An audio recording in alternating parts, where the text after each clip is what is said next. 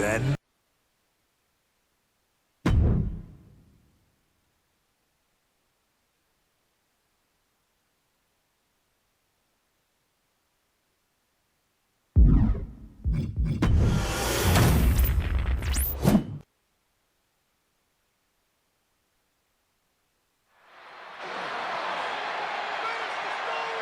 Solo Sikoa lifting Cody Rhodes up. Spear from Roman. Cover, hook to the leg. Cody somehow survives. Are you kidding me? How? How did Rhodes survive? Desire is how, Corey. Grit is how, Corey. This is how bad Cody Rhodes wants to finish his story. What the? It can't be! It is! John Cena's here! Cena's in WrestleMania! A saving grace for Cody Rhodes. John Cena here to fight off Solo Sikoa. Solo sent crashing to the outside, courtesy of the franchise. And an attitude adjustment! The tribal chief has been dropped.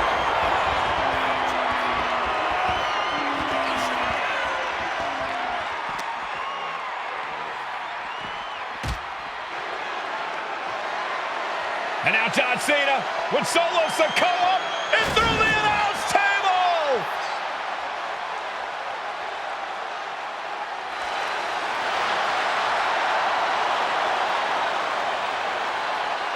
Oh, hold on, guys. Hold on. You gotta be kidding me! The final boss is at WrestleMania. What a moment this is. Brings back memories from WrestleMania over a decade ago.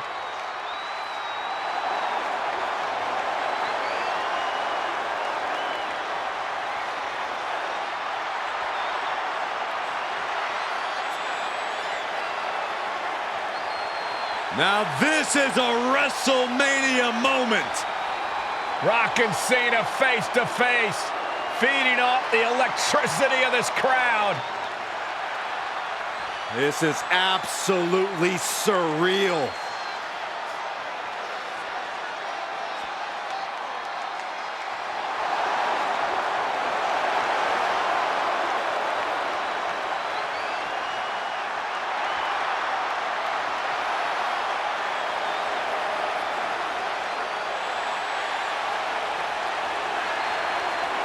Oh, and Rock with a rock bottom!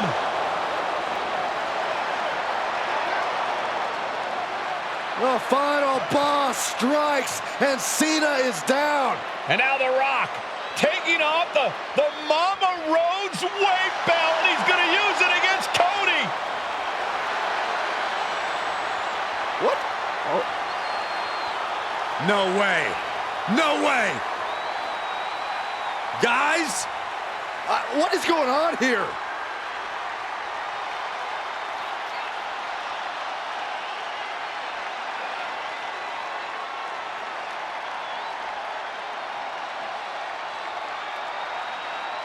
We know that music all too well, but It's Seth Rollins. And a Superman punch by Reigns intercepts Rollins, who's out here in the old Shield gear.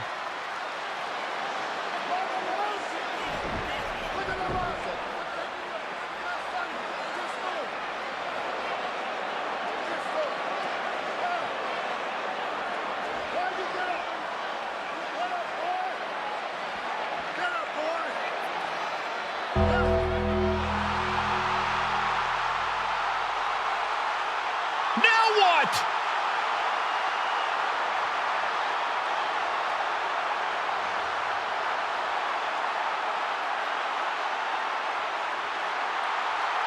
Oh, Undertaker's in the ring! oh my gosh!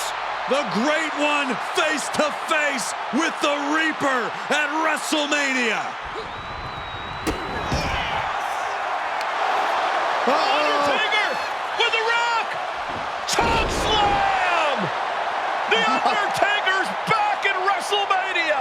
Unreal!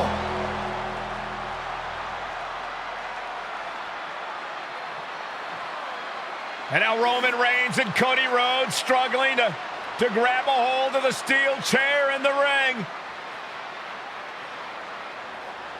Both men struggling to their feet. Roman beats Cody Rhodes. And this could be disastrous for the American Nightmare.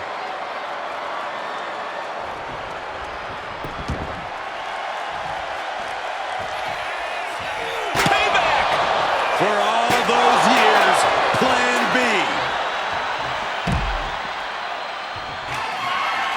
Roman Reigns setting up, looking for the spear to put Cody away. No! Cody catches Roman. Crossroads. And another crossroads. Looking for the trifecta now. Finish the story. Everybody seems to think that WrestleMania 40 was the night the Bloodline ended. But anyone who knows us knows that it's going to take more than one bad night to bring us down. If anything, we're just getting started.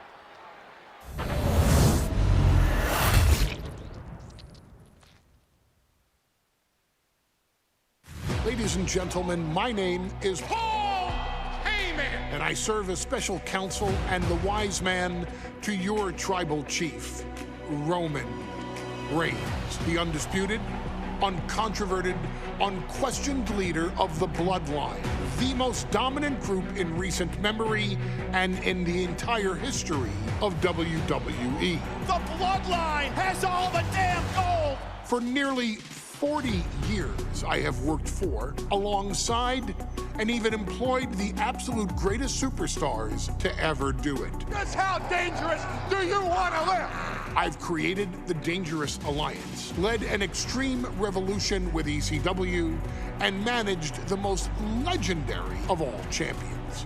And for me, none of that compares to the relationship I've built with the Anoa'i, Fatu, and Maivia families, the triumvirate that composes this dynasty that we know more colloquially as the Bloodline.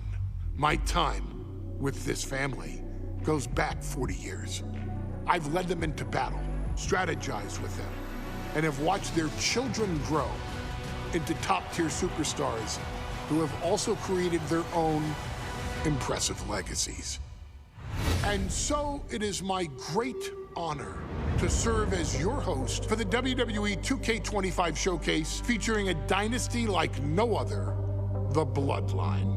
When you look at this incredible family tree, this is proof that there is only one royal family in professional wrestling, bound by blood. A blood bond forged between High Chief Peter Maivia and Amatua Anai Anoa'i, the father of Afa and Sika, the wild Samoans, created a force that has dominated professional wrestling for over 5 decades. An elite collection boasting names like the Wild Samoans, Afa and Sika, as well as The Rock, Rikishi, Umaga, Yokozuna, Nia Jax, Jimmy and Jey Uso, Solo Sikoa, Jacob Fatu, and of course, your tribal chief, Roman Reigns. They've owned championships, filled arenas, packed stadiums, broken box office records, years and decades of dedication to the craft, perfecting their art with each passing generation, ultimately leading us to right here, right now, with the Bloodline having dominated WWE for the last half decade. As your humble wise man, it is my duty to take you through some of the most ferocious battles featuring the greatest warriors in the family. Not everything goes according to plan, and this year we're going to give you a chance to right the historical wrongs and change history to bring more glory to the Bloodline. It's our showcase, after all. Honestly, their only real competition is themselves. Acknowledge me! All of this fighting amongst each other, this constant power struggle, no, I won't let all of that ruin this moment.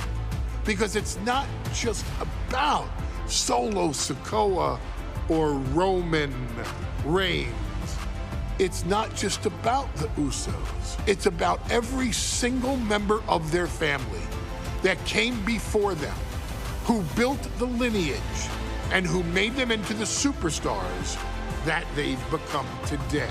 It's been said elsewhere that wrestling has more than one royal family. That's undeniably true.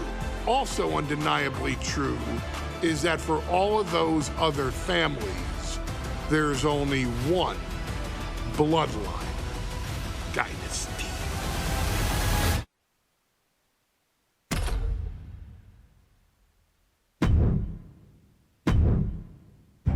In a family that specialized in brute force over the years, perhaps no one better personified this than Rodney Anoa'i, nephew to the Wild Samoans, better known to the WWE Universe as the mighty Yokozuna. Bloodline!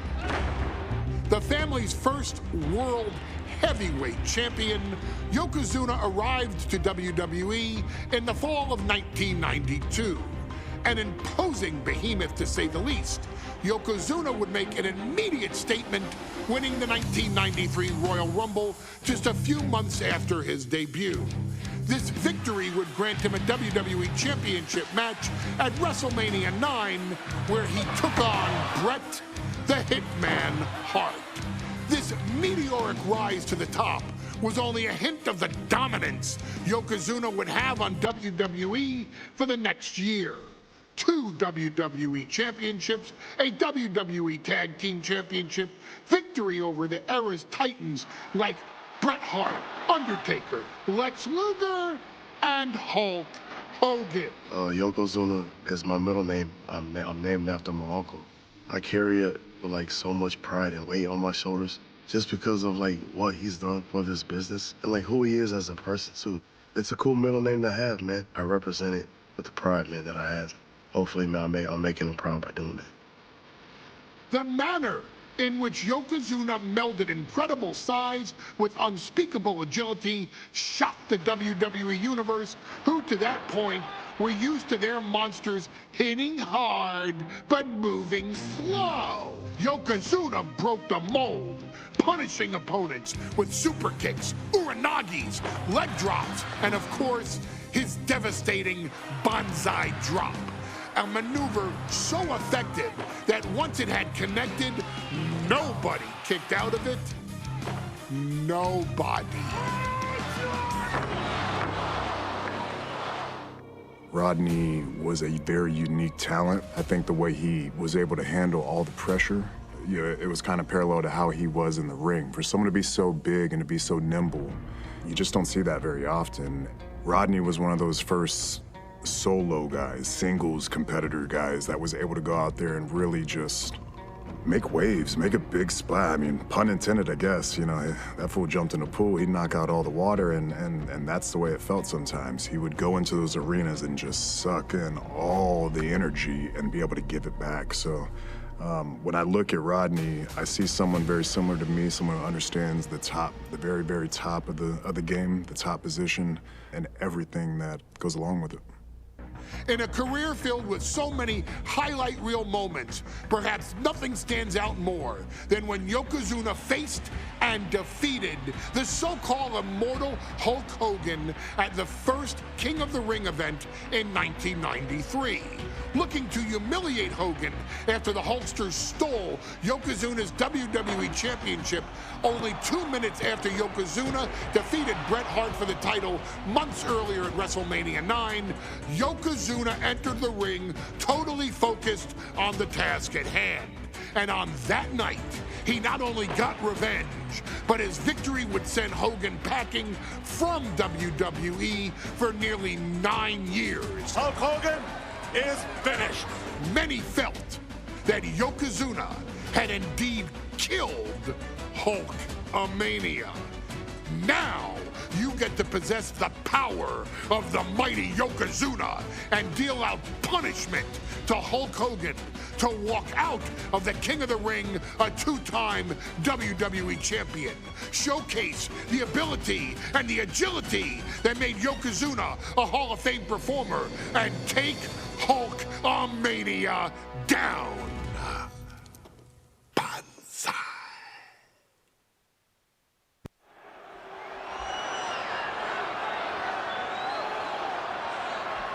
Ladies and gentlemen, this is an event of international magnitude.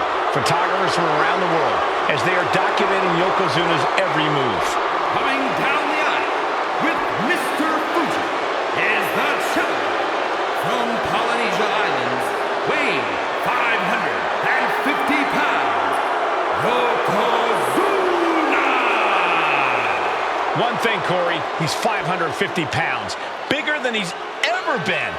And I understand Hulk Hogan trimmed down so he can have more speed, more endurance. But I'll tell you something, Hogan's got to take him out early. This is going to answer a lot of unanswered questions from WrestleMania 9. A lot of pressure on the president of WWE for what he did. But this is Yokozuna versus Hulk Hogan. Let the winner be the winner. One thing's for sure, Hogan will be quicker. He will be faster than he's ever been in any previous title defense. Well, this is going to be interesting because he's wrestling a fresh Yokozuna this time. Not a man who's already wrestled a 15-minute match with Bret the Hitman Hart.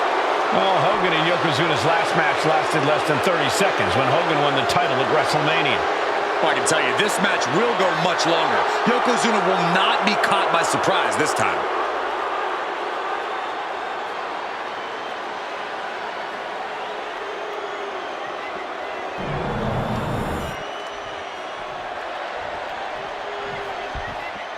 Listen to this. What a phenomenal ovation for the WWE Champion. His opponent, coming down the aisle with his manager, the Mouth of the South, Jimmy Hart, from Venice Beach, California, weighing in 302 pounds, the WWE Champion, Hulk Hogan. You can feel this facility shake, literally moving. The rafters shaking with the ovation of the WWE Champion Hulk Hogan. Hulk Hogan thrives on these people. He thrives on the Hulksters, the little Hulksters. This is what keeps this man going. Hulk Hogan's relying on the fans. He wants to hear them cheer. He wants to draw strength from them. But Yokozuna's focused. He has not taken his eyes off Hulk Hogan. He is ready, believe me. The Hulkster ready for war, and you can bet, ladies and gentlemen, it will be warfare here. Well, he's been saying for weeks that he is going to be the first man to slam Yokozuna. Oh, nobody slams Yokozuna. Well, we'll see. Hulk Hogan wanted to prove it was not a fluke that he beat Yokozuna. And now, we're going to find out if it was a fluke or not.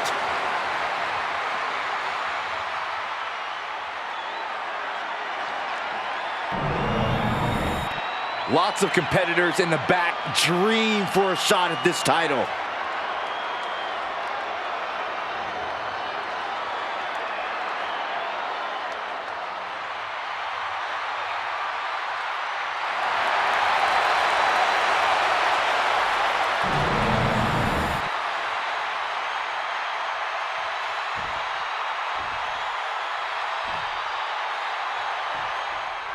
Michael Cole emanating from King of the Ring 1993 alongside Corey Graves and Byron Saxton, where Yokozuna hopes to regain the WWE Championship he lost in record time to Hulk Hogan.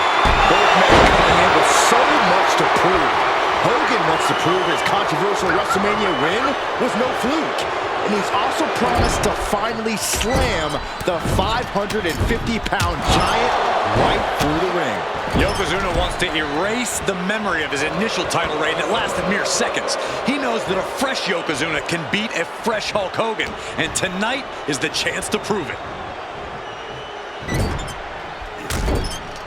Trapped in the corner. Non-stop blows. still so much more action to come after this amazing matchup. Of course, we have the King of the Ring finals later, but before then, there will be an 8-man tag team match with the Steiner brothers and the Head Shrinkers on... Oh no, bear hug applied. This is not good for the Hulkster. Bear hug! Well-placed elbow will get you out of it. That might be enough. Yes, it is.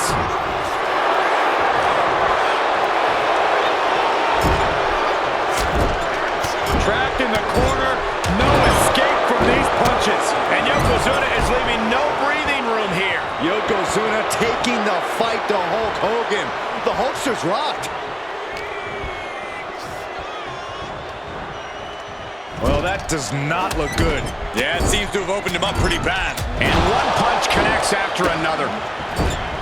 As we get deep into this match, you have to be impressed by a man the size of Yokozuna exhibiting this level of stamina. Everything about Yokozuna is impressive, Cole. He's gone from 505 pounds at WrestleMania to 5... Yoko now, belly-to-belly slam. That's got to be the end of Hulkamania. Jimmy Hart trying to rally. And a kick out by Hogan with authority. Hulk Hogan's not done yet. Hulk Hogan is coming alive. Yokozuna back to his feet. Big chop to Hogan. And Hogan's starting to hulk up here. How many times have we seen this over the years? These massive strikes from Yokozuna having absolutely no effect on Hogan. Hogan fired up. Hogan's ready to go. Hogan feeding off the energy of all the Hulkamaniacs. And here comes Hulk. And Yokozuna being backed up to the ropes. Big boot. I can't believe Yokozuna's still standing. Hogan continuing to pour on the offense. A second big boot, but Yoko still on his feet. Don't let up, Hulkster. Keep swinging, keep firing away.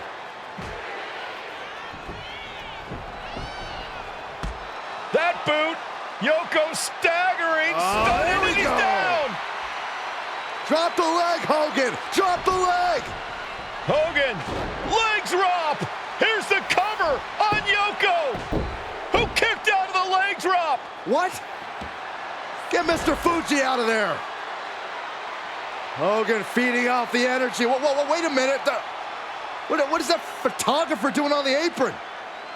There's a match going on. What the heck? What was that?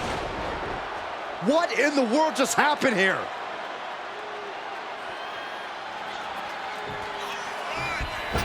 Oh, no. World's strongest splash. Yokozuna demonstrating his full power. Hogan's in trouble. Big splash. There's that agility and ruthlessness on display from the Hall of Famer. That kind of combination is why Yokozuna is so unique, even among big men.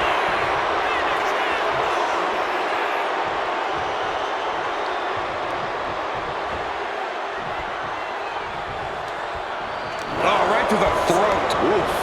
An overbearing assault on Hogan now. Yokozuna making Hogan regret wanting this match. I love it. Yokozuna in full control. I hope the ropes hold up. Bonsai drop. Can the champ recover from that? They kicked out. The champion kicked out. We knew it was not going to be an easy task to put the champion away, and that's being proven right now. More like the champions proving that sooner perish than lose their title. And absolutely no idea how that didn't work out in Yokozuna's favor. You can tell he's shocked too. Yokozuna with a massively jarring headbutt. But it appears Yokozuna with more destruction on the mind from the middle rope. Bonsai drop. We might be moments away from crowning a new champ. And Yokozuna is once again champion. I can't believe it. The winner of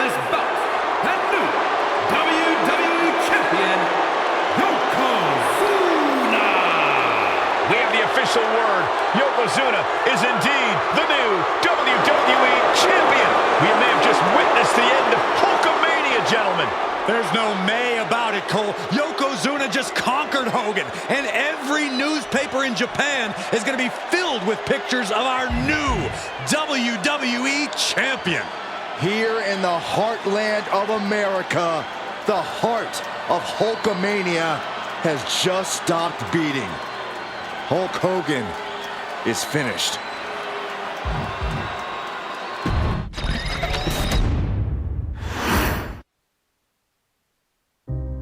Our next chapter sees the showcase spotlight shine on an area in which the family built their legacy: tag team wrestling. Starting with the Wild Samoans, Afa and Sika, all the way through to more recent champions like the Usos or Tama Tonga and Tonga Loa. This dynasty has always excelled in tag team competition, consistently showing an ability to dominate the division with a wide variety of looks. And the first team that we will look at, accompanied to the ring by Afa himself. Fatu and Samu, the Head Shrinkers. They put the fear in people's hearts. That's what the Head Shrinkers did back in the day. Second to none in that ring. You know, hard-nosed, battle-tested. They went for it every single night. More astute fans may also know that early in their journeys, Samu and Fatu were managed by me, Paul Heyman, then known as Paul E. Dangerously, and the SST, the Samoan SWAT team. The Samoan SWAT team is here. Vengeance is mine. Already an imposing force that early on, their future greatness was obvious to so many industry experts. Afa, more than anybody, knew he had the team on his hands, with Samu being his son and Fatu his nephew. The tribal elder was able to mentor both, instilling in them the same unrelenting approach to competition that made the Wild Samoans world famous. The team toured through regional promotions before a quick stop with me in WCW, but WWE was always their goal.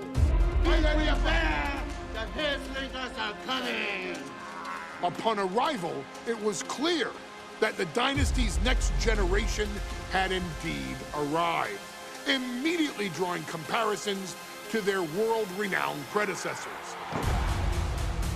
10 years before it became cool to say, Samu and Fatu displayed ruthless aggression in the ring, overwhelming opponents before the bell and continuing the non-stop attack until their hands were raised in victory.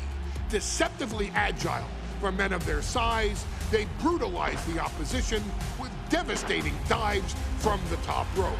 The duo would eventually go on to capture the WWE Tag Team Championships in the spring of 1994, fulfilling the promise and carrying the legacy to even greater heights.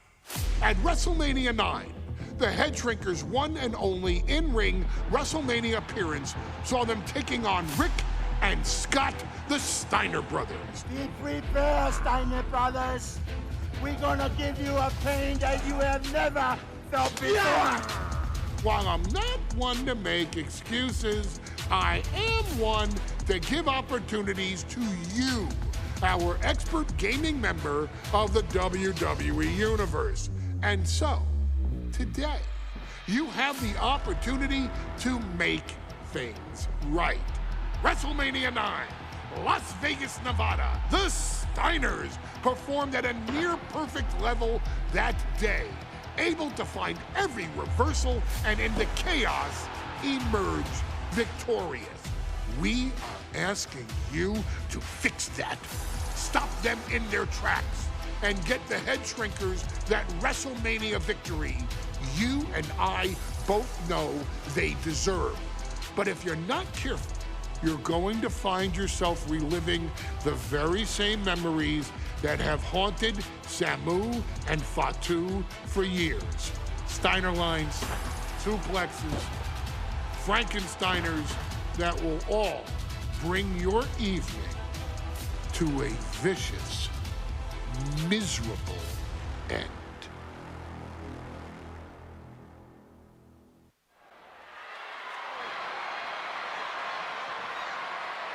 One of the toughest teams in WWE history. Nearly 600 pounds of pure savagery. As a tag team match set for one fall. On the way to the ring, accompanied by Alpha at a combined weight of 565 pounds. Samu and Fatu, the Head Shrinkers. Fair warning, this one may not be too pretty, guys. You talk about rugged individuals. These are two tag teams that can really bring the fight to anyone that steps in their path. Yeah, there's about to be a seismic collision in the ring.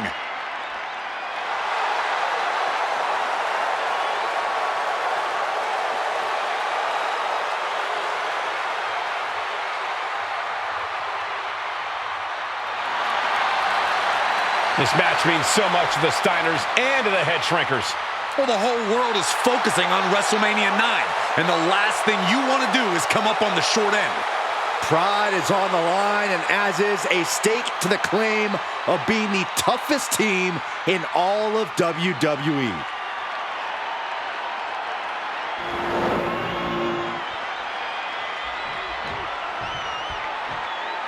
The Steiner brothers getting a tremendous ovation here in their first WrestleMania, and we'll see if they can carry on Michigan's winning ways. And their opponents, at a combined weight of 531 pounds, Rick and Scott, the Steiner Brothers. The Steiner brothers are one of the most promising tag teams we've ever seen in WWE. But Samu and Fatu are looking to stomp out any of that promise right here at WrestleMania. Let me warn the WWE Universe right now. This is going to be a brutal match. Just two heavy-hitting tag teams going at it. Physical, smash-mouth wrestling. And like Saxton said, it won't be pretty at all.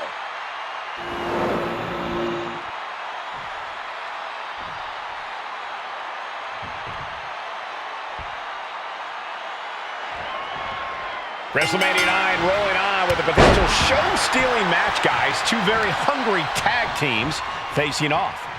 Indeed, Michael, the Head Shrinkers and Steiner brothers are both new to the tag division in WWE, but both teams are off to an amazing start so far.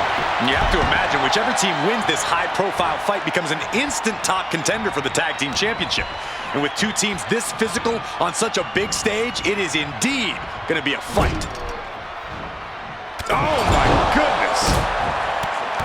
WrestleMania 9 shaping up to be a big night in the tag division, guys.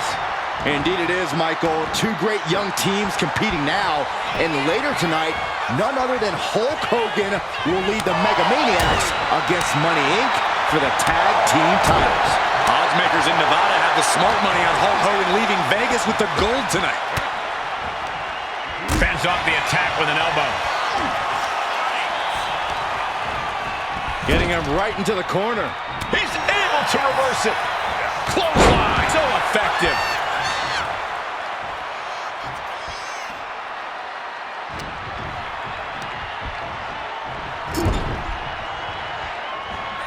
Oh, vicious headbutt. Oh no, he just got busted wide open. The official needs to take a look at that. Just ruthless. The Head Shrinkers and Steiners are two of the brightest young teams in WWE, but they both come to this match with a few years of experience in WCW. The Steiner brothers earned many tag accolades in WCW, but Rick and Scott have their share of singles titles too. Meanwhile, Samu and Fatu were never quite able to break through before WWE. You know that has to serve as motivation for the Head Shrinkers tonight.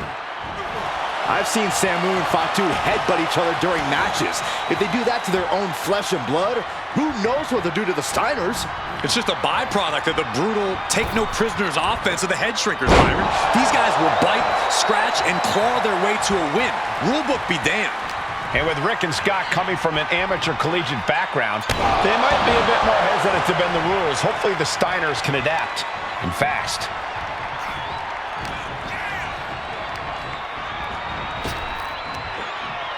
Back body draw. You see the height on that?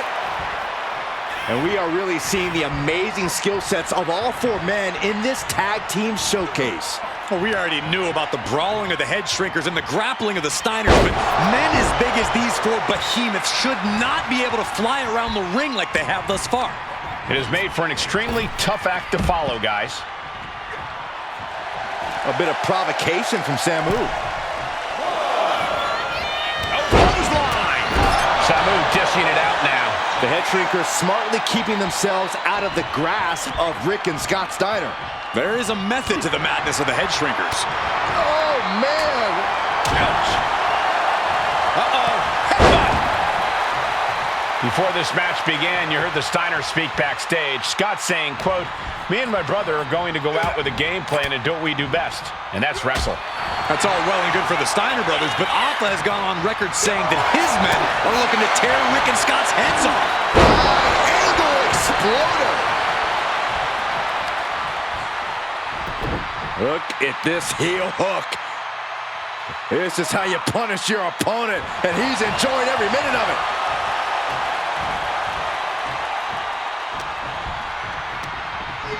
Leaning on the turnbuckle here. Gets the reversal. What a counter. Clothesline.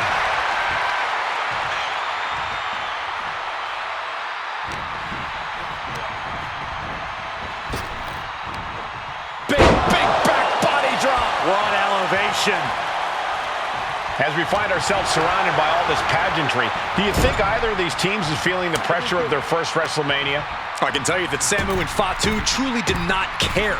Alpha has turned these men into brutal fighters who simply want to destroy their opponents no matter where the fight takes place. And as for the Steiners, we know they have big match experience, tons of amateur championship bouts in college, and some of WCW's biggest... And there goes Steiner sent outside the ring. Fatu like a one-man wrecking machine right now, cleaning house. Oh, look at this, the power by Scott Steiner. But the tag was made and Scott not aware. Big kick. Scott Steiner did not see the blind tag made by Samu. Oh, this is not looking good for Steiner. And this is what the head shrinkers do. Top-tier tag team wrestling. Steiner didn't see the tag, decided to hot dog around, and got a foot in the face for it. Shot to the chest. Boom, running STO plants him. Nicely done.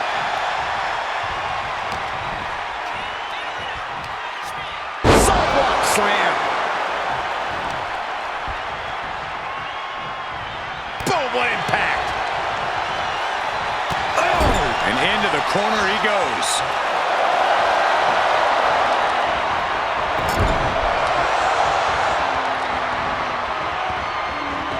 And they're not finished yet. Spine first again. And now Scott is getting beaten down. Seeing some high-impact offense from Samu and Fatu thus far. I'm not sure the head shrinkers are even going for the victory. They just want to destroy the Steiners. Ref needs to check on that fresh cut on Scott. Headbutt! Oh, what impact! Then a knee right to the throat.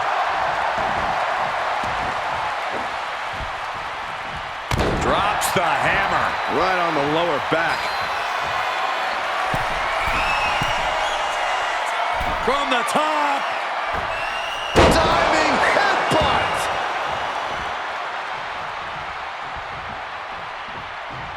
Oh my God! Momentum, double A takedown. Gonna stack that up here. Look at Pin. Better hold off on the victory parade. Oh man, he is fired up now. a quick reversal by Samu.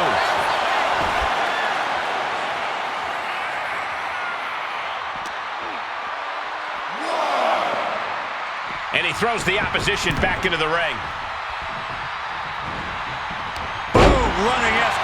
plants him. Nicely done. And now placed in the corner. Headbutt. And he stonewalls Samu. And Steiner is finally changing the tempo with that attack. Yeah, Steiner able to stop that surge dead in its tracks. Caught with a punch. That'll put Samu's toughness to the test. And Steiner attacked like a corner dog there.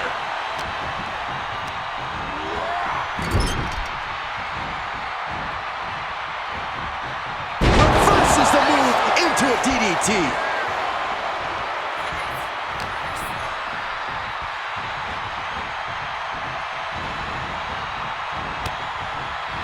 Oh, man.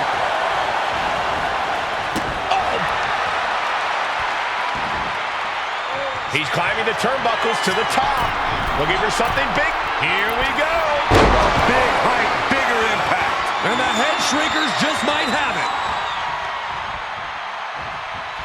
Roundhouse kick.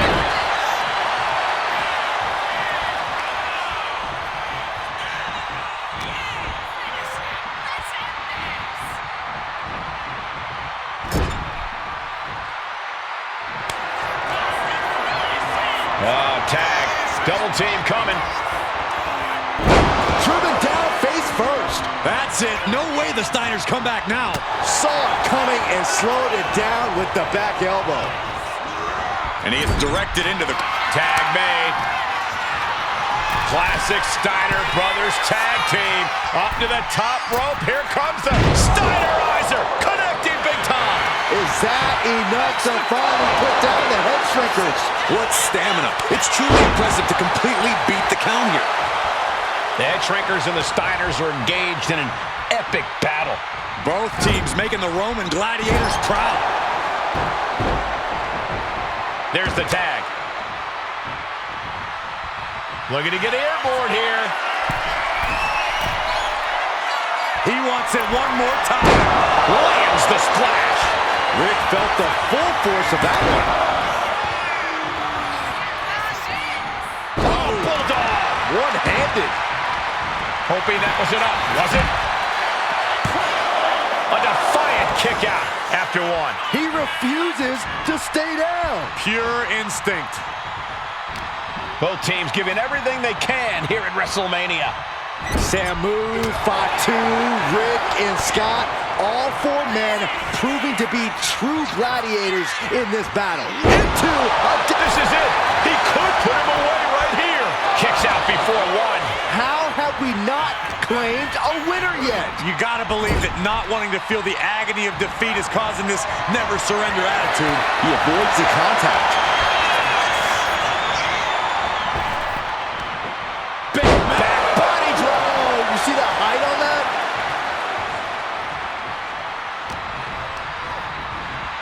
In the corner, has to find a way out of there.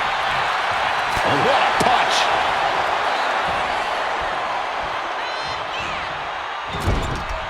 A reversal. He saw that coming. Single arm back body drop. That takes power. He tags out.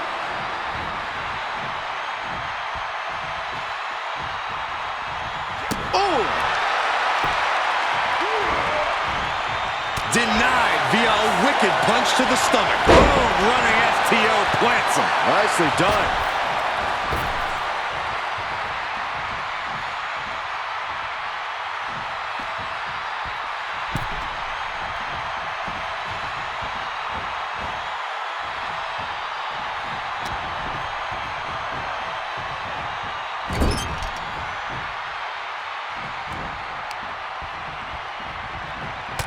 Short arm lariat.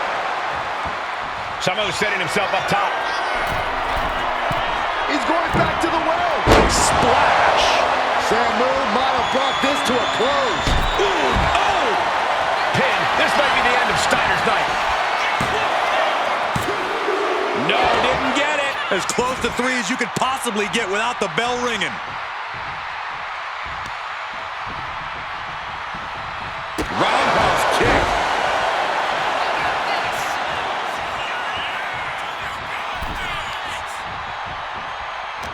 The admiration for these superstars is echoing throughout this arena right now. Waistlock, able to counter, look at fighting out. Manages to fight out with a series of punches. Oh, Steiner anticipated that. And a well-timed counter, clothesline. Good Lord. So effective. Steiner looking powerless to every attack. And Steiner needs to find an opening fast. Got him in the corner now. Oh, man, jarring headbutt. Then a knee right to the throat. Up the rope he goes. Are we about to see it again? Splash! That could bring an end to Steiner. Ooh. Oh, man. Sama with the leg cover. That might be it. And the head shrinkers get the win. Here are your winners, Samu and Fatu, the Head Shrinkers. And what a huge win for the Head Shrinkers tonight. Samu and Fatu making their family proud and proving themselves as top contenders in the tag division.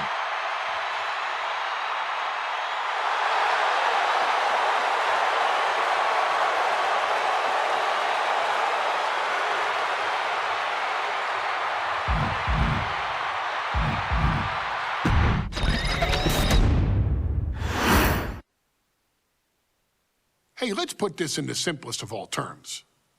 Dwayne "The Rock" Johnson is the biggest celebrity on the face of the planet today. Now, whether he's a blue chipper, the people's champion, or as we know him right now, the final boss, The Rock has always commanded all of the attention in the arena since the very first moment he made his WWE debut at the 1996 Survivor Series. Born into this business, The Rock would become WWE's first ever third-generation superstar, following in the footsteps of his father and grandfather.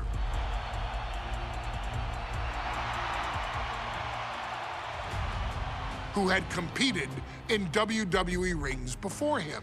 Dwayne had the huge responsibility. There's a legacy, and you have to take it so seriously. Even with incredibly high expectations, the Great One surpassed them all, along with the usual achievements if your name is The Rock: 2 Intercontinental Championships, 5 Tag Team Championships, 8 WWE Heavyweight Championships, a Royal Rumble victory, not even to forget the fact that The Rock once led an entire nation. The Rock has one of the more noteworthy feats in WWE history, earning WrestleMania victories over Hulk Hogan, Stone Cold Steve Austin, and John Cena. Each of these men are known as the faces of their respective era. Each of these men found out what happens when you go one-on-one. Oh, you know the rest. Of course, The Rock rivaled Stone Cold Steve Austin's popularity during the vaunted Attitude Era, tearing opponents down with rock bottoms and people's elbows while tearing them apart on the mic with cutting one-liners and catchphrases that are still recited to this day. If you smell, know your role and shut your mouth. He ended CM Punk's 434-day title reign as WWE Champion at the 2013 Royal Rumble as well, after having only competed twice over the previous 9 years, displaying the always-ready mentality and physical conditioning on which he has built his global brand. But you don't need me to rattle off The Rock's resume to you, now do you? Of course not. The man is an occasion unto himself. he has headlined the biggest events against WWE's most iconic superstars and has always found a way to, how does he put it?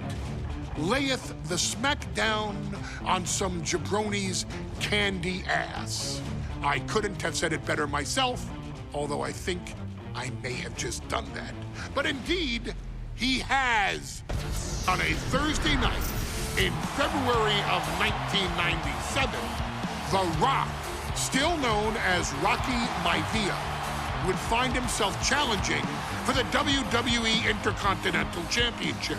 Only a few months into his tenure, he would be matched up against a face that would ultimately become one of his most familiar and hated rivals, Triple H, Hunter Hearst Helmsley. Seemingly overmatched by a more seasoned opponent, a youthful Rock would demonstrate all the traits that have come to define him in the years since. Tenacity, high IQ, and that legendary Samoan strength to ultimately surprise Helmsley and kick off the first championship reign for Rocky Maivia. It would be the first step of a journey that has ultimately led The Rock into the pantheon of WWE's elite. So now it's all in your hands. It's up to you to showcase the undying drive that makes The Rock the hardest worker in the room to deliver a shocking upset against the Greenwich snob himself. Guide The Rock to victory over Triple H at a very special Thursday, Raw Thursday, to give the first jolts to what would become the most electrifying career in sports entertainment.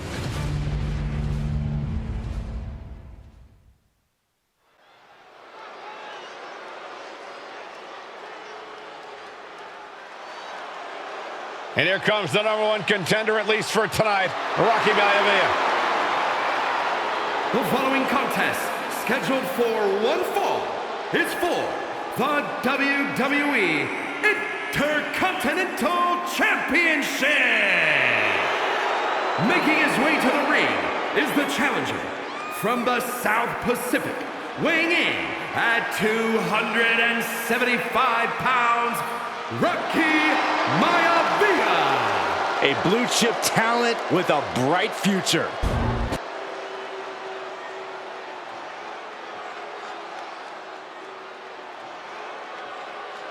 On his way to defend the Intercontinental Championship, Hunter Hearst Helmsley.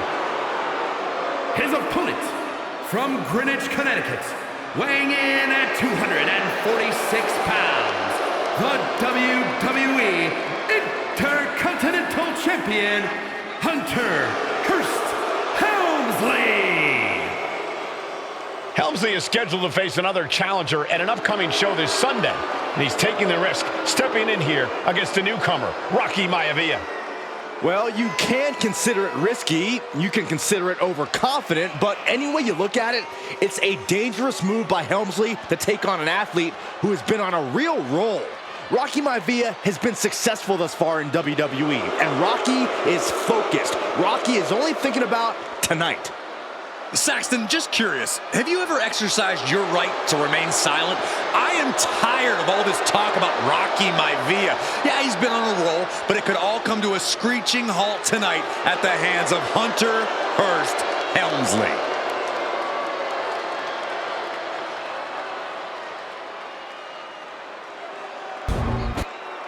You win this title, you are a top name in this industry.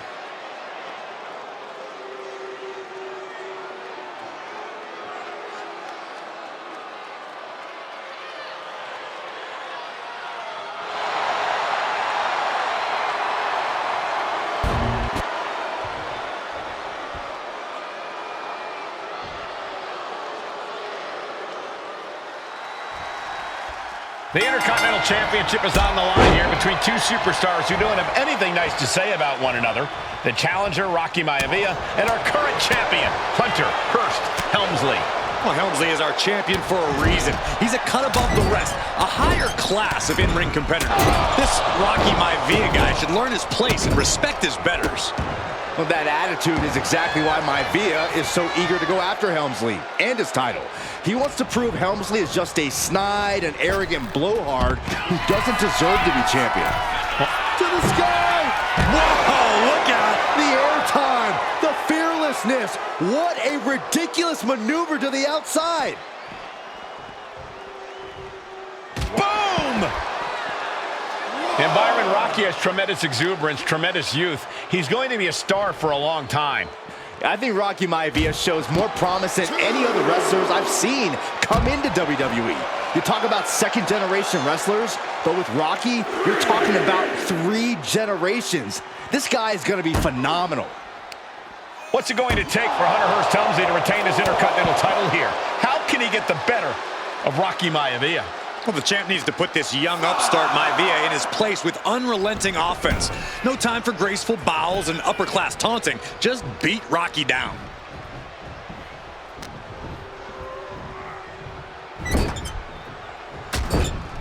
Trapped in the corner. Those non-stop blows. Well, Hunter has certainly seen better days. Endless stomps in the corner. And conspicuous by his absence is Cobra clutch cinched in. torturing their opponent. He's in a bad, and he breaks his own submission. Maybe his plan was just to soften his opponent with that hold. Helmsley has the momentum against him here. The power of Rocky Maivia is too much for Helmsley right now. Sleeper hold, getting to the ropes in time and forcing the break. And able to beat Helmsley to the punch.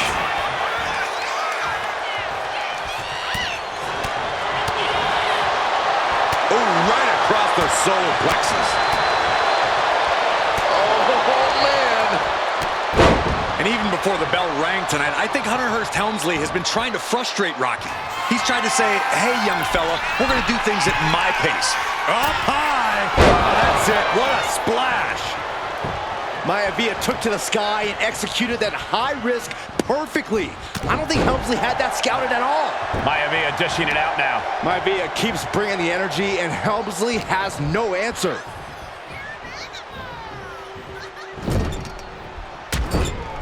Trapped in the corner, no escape from these punches. Over and over.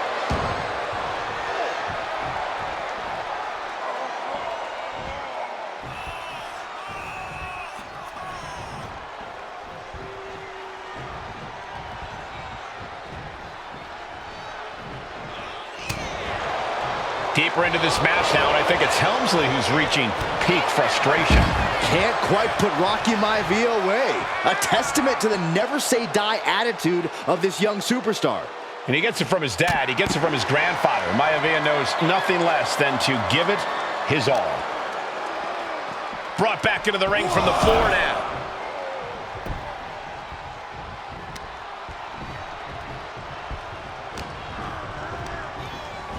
Launched right out of the ring.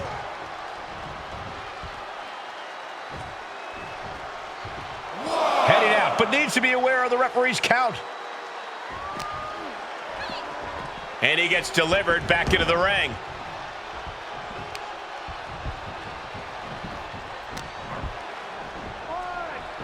Hunter whipped into the corner, nobody home. Rocky hit hard. And now Hunter looks to take over this match. Helmsley muscling Maivia up to the top turnbuckle and a big right hand. Helmsley with something big in mind here for his challenger tonight.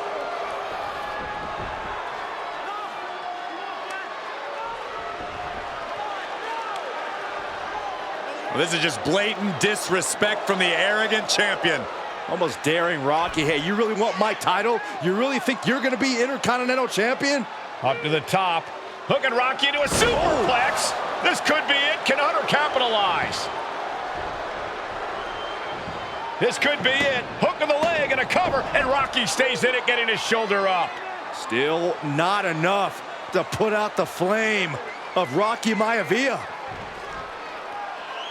Hunter has to be asking himself, what else do I have in my arsenal? And I think we may get our answer, gentlemen. Yeah, it's just a matter of time, I believe, before this one's over. Hunter hooking Rocky, taking his time, looking to put him away. Maivia just collapsed. This just shows you how much damage Hunter Hearst Helmsley has inflicted on the challenger in this matchup. I think Maivia's done. Official might want to step in, call this one. The official checking on Rocky. Hunter Hearst Helmsley believes this is close to being over. Lifting him back up again. Rocky rolls through. Shoulders down. Rocky wins the title. Rocky Maivia has shocked Hunter Hearst Helmsley. Here is your winner and the new Intercontinental Champion, Rocky Maivia. We have a new Intercontinental Champion.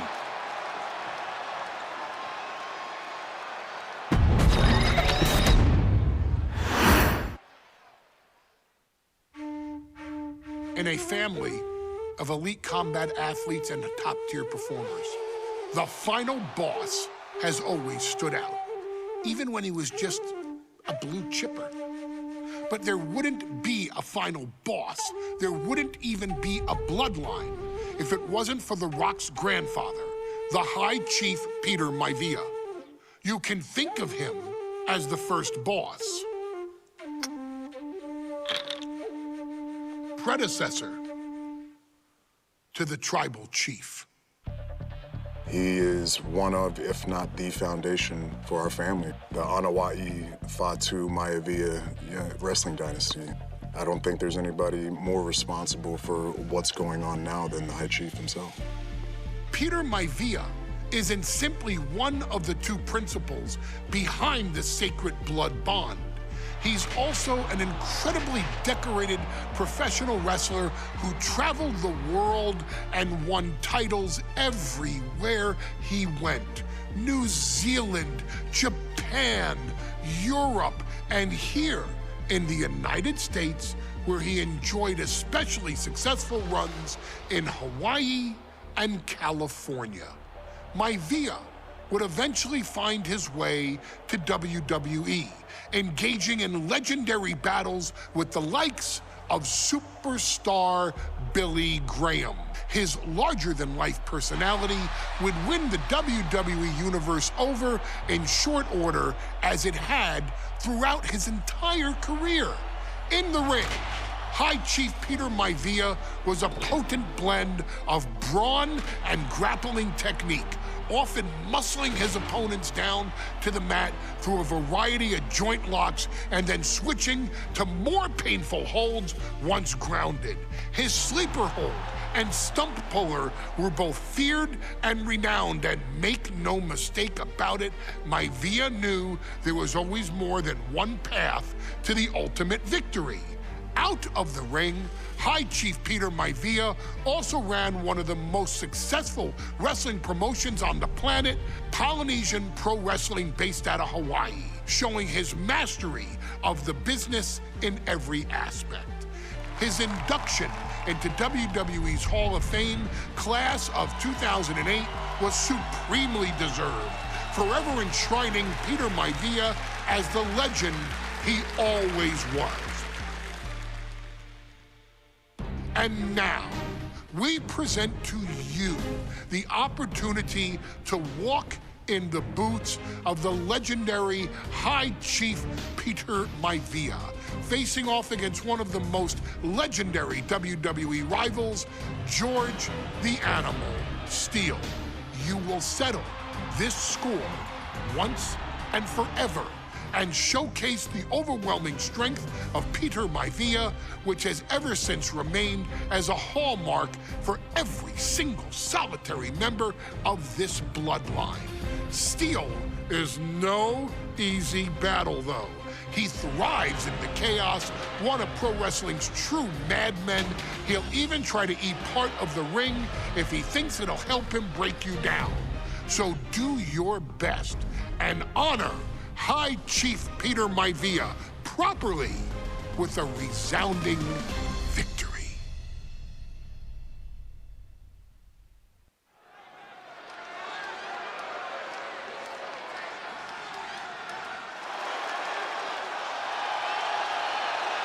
Uh-oh, somebody called the local zoo. The following contest is scheduled for one fall and is a steel cage match. Introducing first, from Detroit, Michigan, weighing in at 275 pounds, George the Animal Steel. I'm not even sure the cage can contain this man.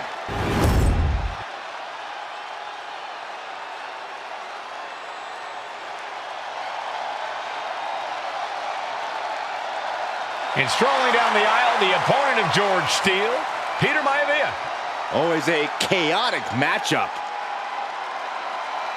His opponent from the Isle of Samoa, weighing in at 275 pounds, High Chief Peter Maivia.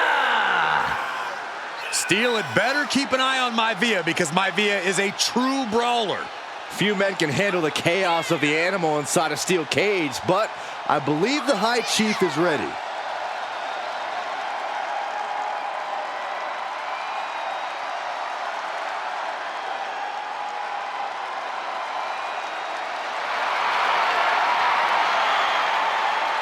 Maivia carrying such pride into the ring.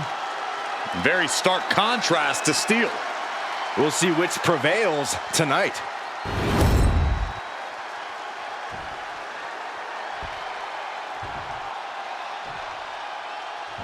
High Chief Peter Maivia taking on George the Animal Steel in a steel cage match. Quite a heated history between these two guys. Yeah, Michael, and I think it's because Maivia is one of the few superstars brave enough to take on the animal. Most of their contests have ended in countouts or disqualifications. Thanks to the cage, we'll get a decisive victory in this one. Well, that really depends on if a cage can even contain them. The High Chief Peter Maivia really making a name for himself at WWE, but he's had plenty of experience on the way up.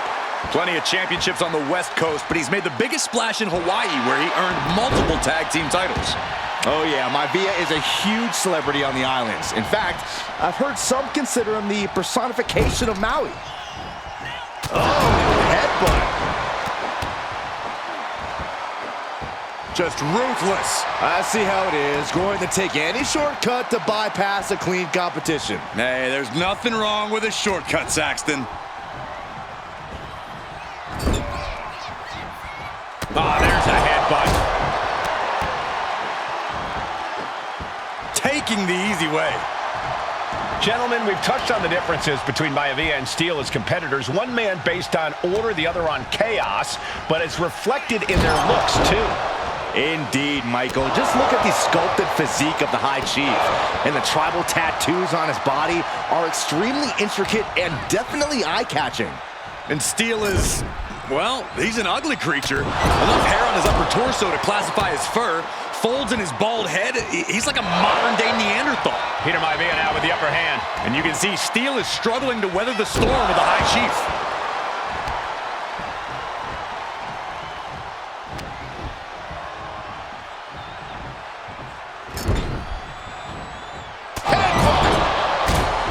George the Animal Steel is not a wrestler by any stretch of the imagination, guys. He's a true brawler.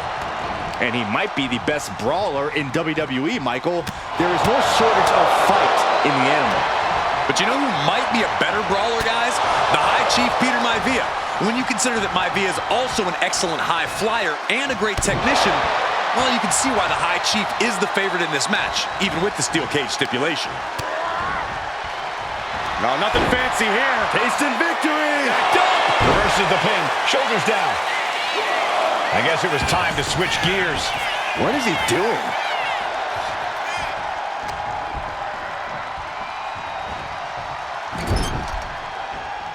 Ooh, whoa. George the Animal Steel might be a bit of an underdog here. In fact, he lost a match by countout to the High Chief. In Steele's defense, I'm not sure he knows how to count exactly or how to read a rule book. So he's got to be happy to be in this cage. Well, Maivia is called the High Chief in part because of his commanding presence in the ring. He's more than ready for what the animal will throw at him, even inside a cage. Peter Maivia is looking unstoppable now. Yeah, and Maivia has really figured the animal out here. We've seen that Steele isn't above using a foreign object to gain the edge against Maivia. So he's got to have the advantage in a match where they're surrounded by one huge weapon, right? Well, you'd think that, Cole, but think about how these men prepared for this match. The High Chief is a consummate professional who's game planned for this stipulation. And Steele, well, I think he just shows up to the arena and asks who he's fighting. Unleashing a barrage of chops. The animal has to be elated to be in this steel cage against one of his biggest rivals, no less. Yeah, Byron, we've seen the animal brandish a weapon against Peter Maivia before when it was against the rules. The High Chief better be prepared for Steele to get even crazier. Oh, Maivia's prepared, all right. The man is extremely tough and agile. In fact, the High Chief's entire body can be considered a weapon. George is tied up here. What a backbreaker. Maivia can taste it now. Oh, my God. Kicking out at one after that is unheard of. I've lost count of how many times this match should have ended by now.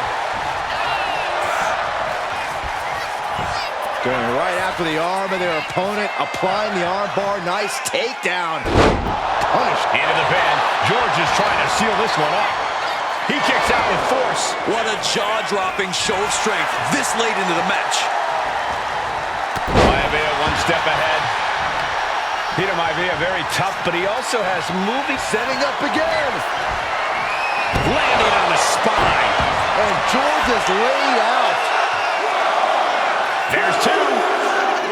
And the High Chief defeats the animal. Here is your winner, High Chief Peter Maivia. Anytime these two have faced off, it's been eye for an eye. But the steel cage has finally delivered a decisive victory for the High Chief, Peter Maivia. George Steele is one tough animal, but the way Maivia faced him in the cage tonight just reinforced what everyone already knew, that the High Chief is one tough Samoan.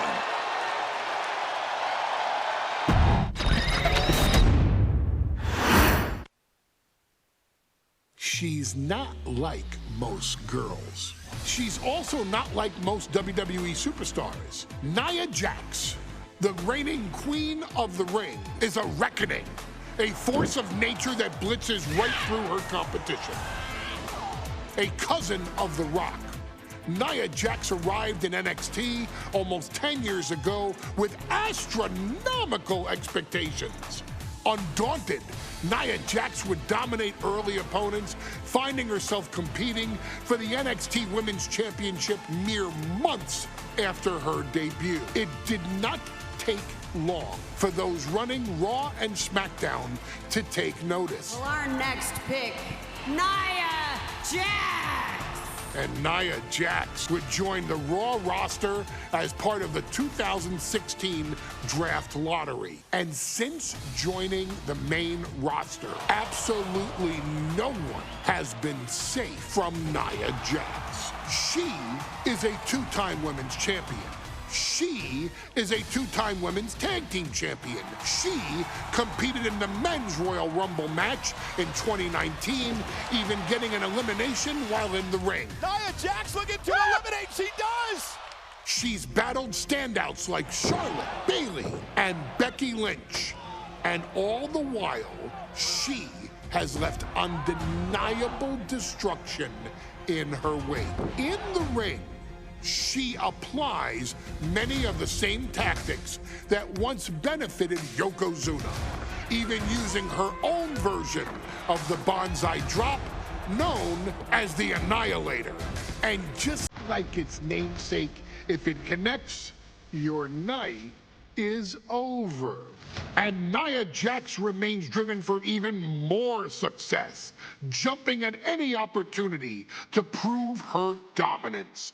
This last year, that included entering into the 2024 Queen of the Ring tournament after earning victories over Naomi, Jade Cargill, and Bianca Belair. Nia Jax would fight her way into the finals, taking on former NXT Women's Champion Lyra Valkyria. Valkyria built a lot of momentum, defeating Dakota Kai, Zoe Stark, and Io Sky to punch her ticket into the final at the Queen and King of the Ring. With an obvious game plan, Lyra would look to stick and move, avoiding the colossal attacks of her opponent. Unfortunately, as often happens when competing against Nia Jax, Lyra made one miscalculation. And that error in judgment provided Nia Jax with the opening she needed to annihilate her competition.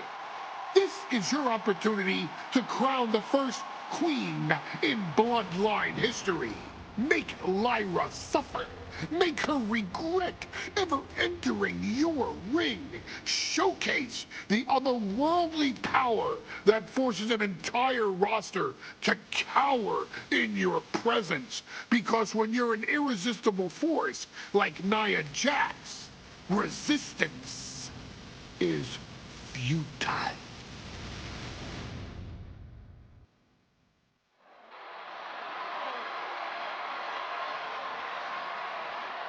And now a dark horse will face an unforgiving titan in hopes to don the crown.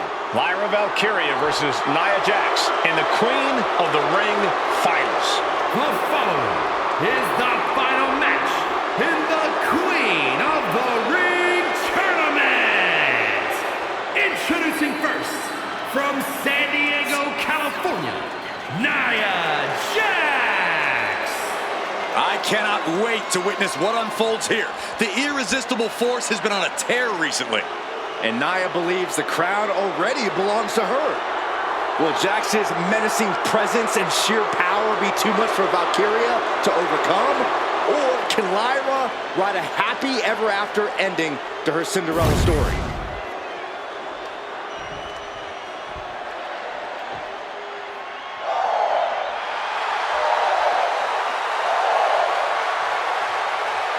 Lyra Valkyria fancies herself a Morrigan, which is an Irish goddess of war. As they were on the battlefield, they used to take the shape of ravens to fly around and decide who would live and who would die.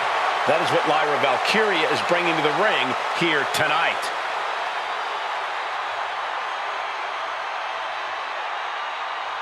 And her opponent, from Dublin, Ireland, Lyra Valkyria.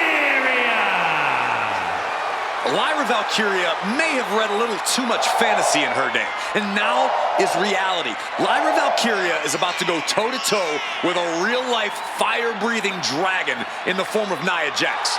Nia Jax, who's in the best physical condition of her career, tonight will make someone. Will it be Lyra? Will it be Nia? We'll find out in a matter of moments. And guys, you win the crown. Guess what waits for you in August? A date with the champion of your respective brand at SummerSlam.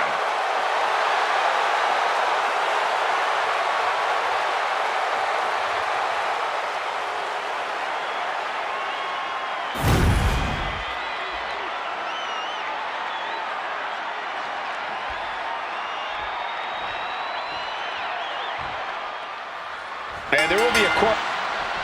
And Nia now misses wildly. Lyra goes up over the top. Nia's got it caught, though. Lyra trying to rely on her technique to bring down the irresistible force, but having no luck at the moment.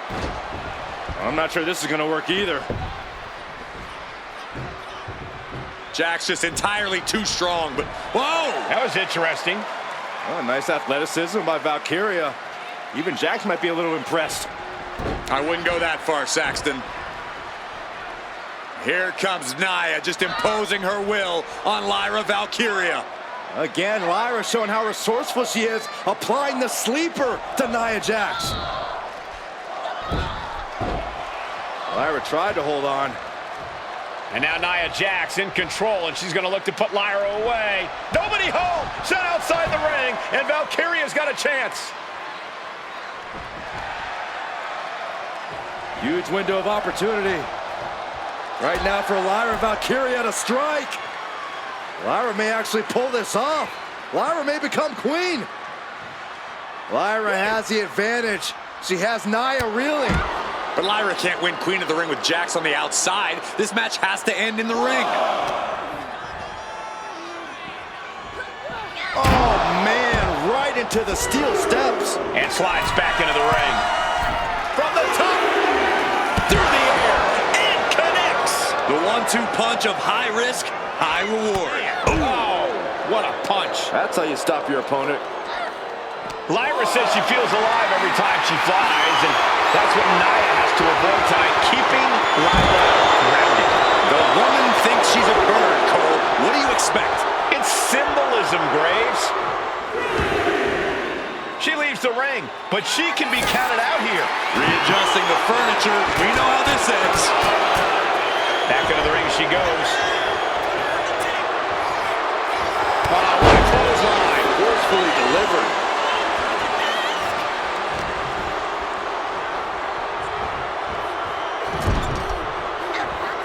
Just a nasty headbutt. And Lyra only finds herself on the defensive. Yeah, Nia is just buzzing right through Lyra here.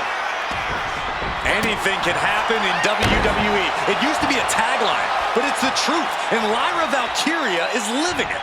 Over the last 12 months, Lyra has already knocked off the likes of Becky Lynch and Io Sky, but she's never faced anyone the size of Jax. This is a first for her career.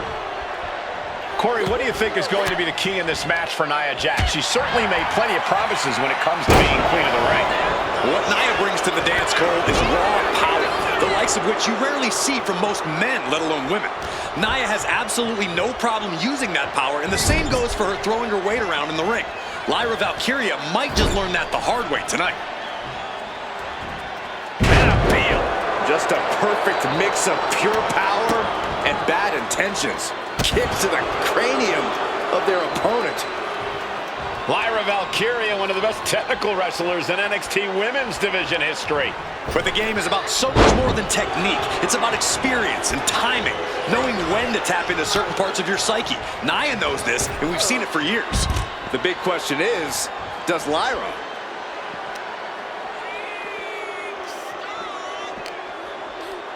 Oh, the face has been planted. Annihilating offense from Nia Jax. And the irresistible force is really keeping Valkyria grounded here. Perfectly aimed strike from Nia Jax. Nia Jax is just begging for a fight.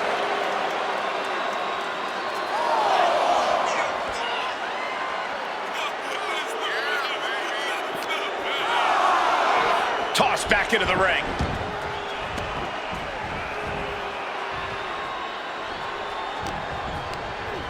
Well, there she goes.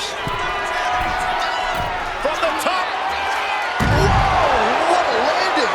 Soaring through the sky and crashing onto their opponent. And now she delivers her back into the ring. In just a matter of minutes, we'll have our second Queen of the Ring. The first, of course, being Zelina Vega. But you've got to believe that Zelina will want a shot at whichever woman wins this. She beat the woman now known as Piper Niven that night, so you know Queen Zelina can strike down an enemy of any size. Leg drop! Nia just dominating Lyra. This could be all over any minute now. Forced to the outside. Not a good predicament to be in.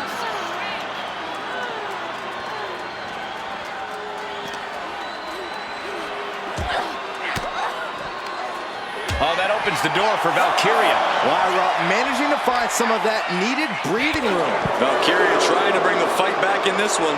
They're getting a little too close for my comfort, guys. Oh, look at her. Oh, this is going to be nasty. Guys, this is going to be nasty. Someone send help. Someone would drop through the announce desk. An unbelievable scene here. The table crushed. Insane amounts of damage dealt. Good golly. Who knows if this match can even continue after that?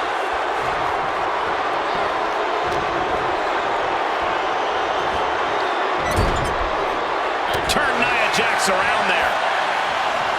Many in the WWE Universe getting their first look at Lyra Valkyria. She's only had 3 main roster matches so far, and they were all in this tournament.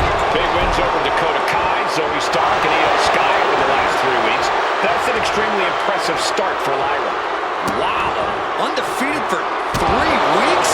When Nia Jax joined the main roster, she didn't lose a match for over 7 months, and Jax has stayed that dominant for years. And Lyra is brought to a disadvantage now. Just brutal attacks coming from Nia Jax. I think Lyra Valkyria's face took the brunt of that shot. Oh, what a headbutt. Golly, Nia is just cornering Valkyria. Jax abusing Lyra, showing no mercy. I think it's a preview of what kind of queen Nia Jax would be. The kind of queen that will happily send victims to the guillotine. Sent into the corner. Look at this. Placed in the tree of woe. Stuck in the tree of woe. They are doing whatever they please. Confidence is always a key for Nia Jax. She comes into every match thinking she hasn't won. But when you have this business in your blood like Nia does, that confidence is genetic. But ever since Irresistible Force returned to WWE 8 months ago, her confidence has been on another level. And she's gaining even more confidence as this match progresses. Jax may just be unstoppable now.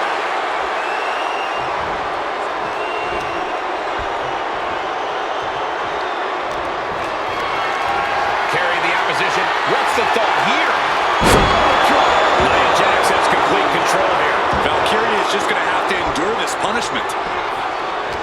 Nia Jax is doing whatever she wants. Each Samoan drop driving all of the air out of Lyra Valkyria. There's so many moves at Nia's disposal that she can end this match with. For Lyra, not nearly as much. Yeah, I can't imagine it'll be easy for Valkyria to pick up Nia Jax and drop her with the Nightwing. Please, let's call the move by its real name. It's a Samoan driver. You think Nia Jax doesn't have the Samoan driver scouted?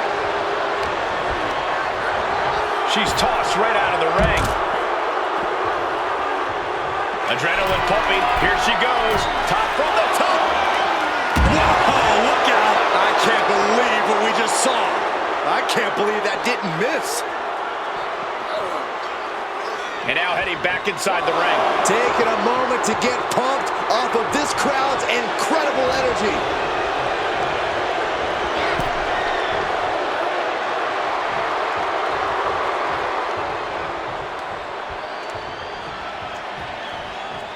And she wisely heads back to the ring.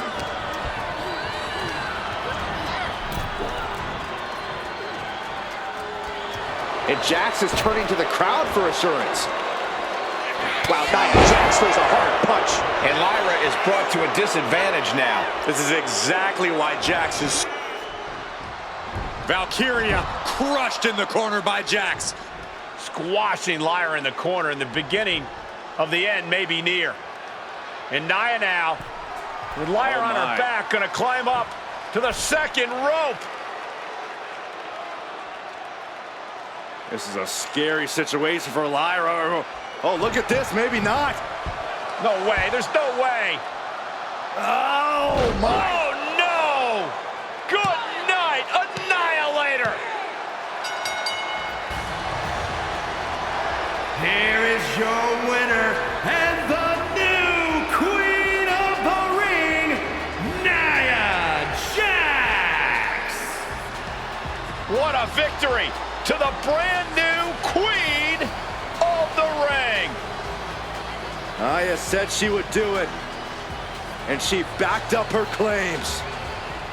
And now the Chief Content Officer of WWE and Triple H going to come in to congratulate Nia Jax, officially crown her the Queen of the Ring. Absolute dominance by the new Queen.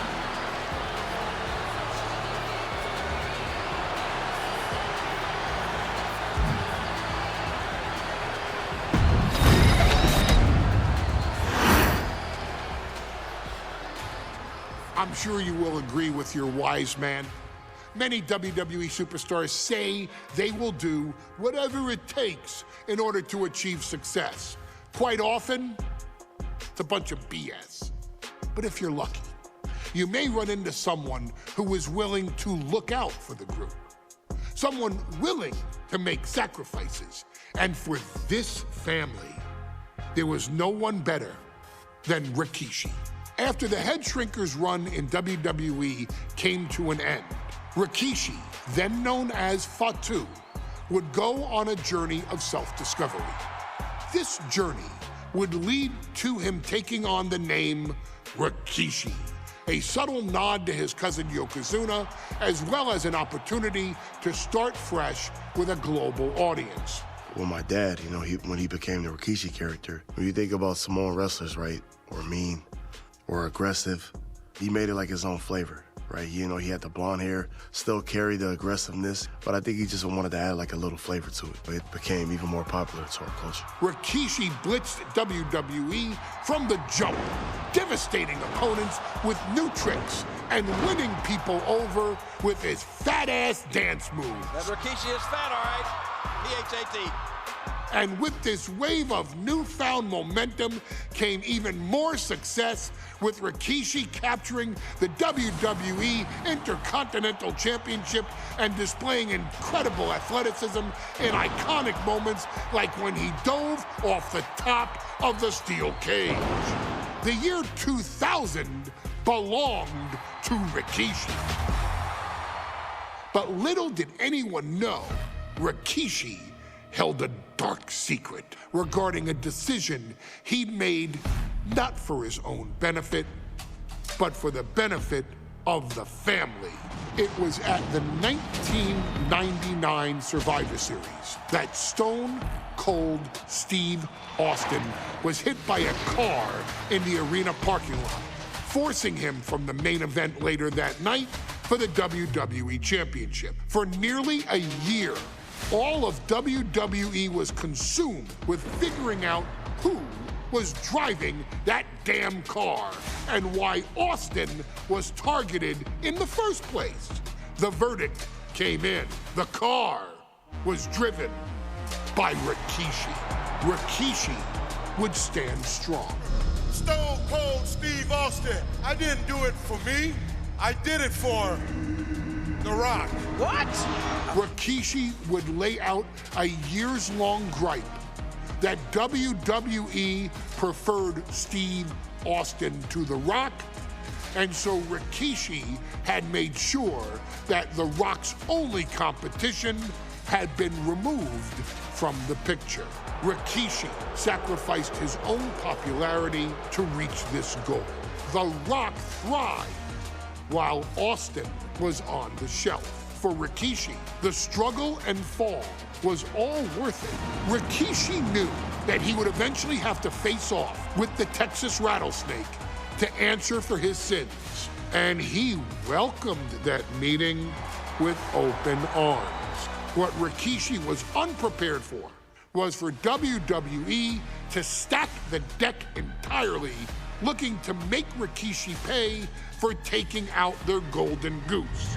Stone Cold Steve Austin was allowed to drive his truck directly to the ring and was generally given the freedom to do whatever the hell he wanted in the name of revenge. We are going to make things right. This time, when Rikishi and Stone Cold Steve Austin lock horns, there will be no stacking of the deck. Someone willing to give of himself so that his family, this family, can succeed, deserves better. So get in there and showcase the never say die spirit that has led this family to victory time and time and time and time and time and time again. Use whatever weapon you can get your hands on and prove to Stone Cold Steve Austin that you will do anything for the people.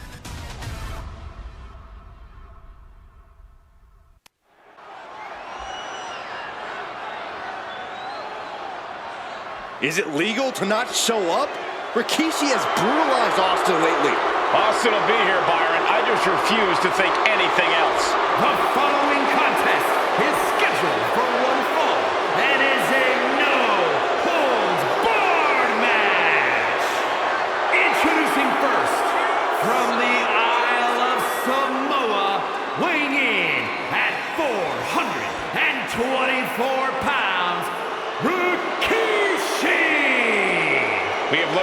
about Rikishi in the last couple of weeks than we knew about him his entire career here in WWE. He said he ran over Austin not for himself, but for The Rock. Right, and now he's coming out here, and I guess if Austin doesn't show up, the general manager is going to have to come out here and declare this is a forfeit, and Rikishi's going to win it. This man makes me sick.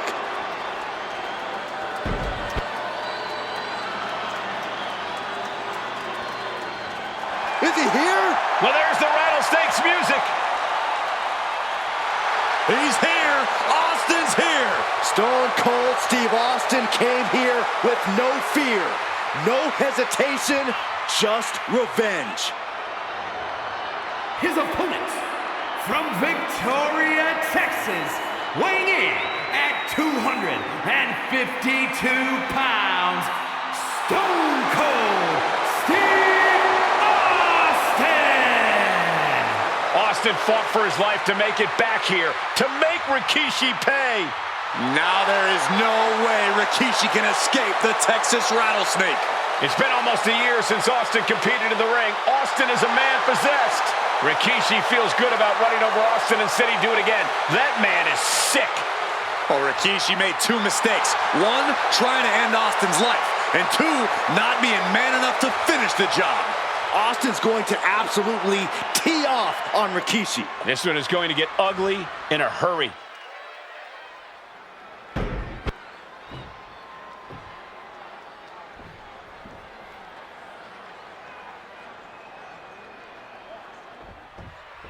It's a miracle Austin survived being run over by Rikishi. Now a pissed off Texas Rattlesnake is on the loose and out for revenge. It took Austin almost a year to recover from the injuries he suffered in that heinous attack. You can't blame Austin for the damage he inflicts on Rikishi tonight.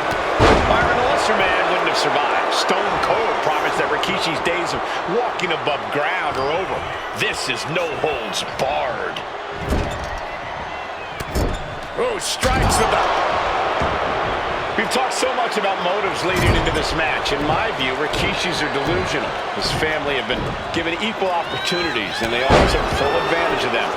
Yeah, my blood boils at the propaganda Rikishi's been selling.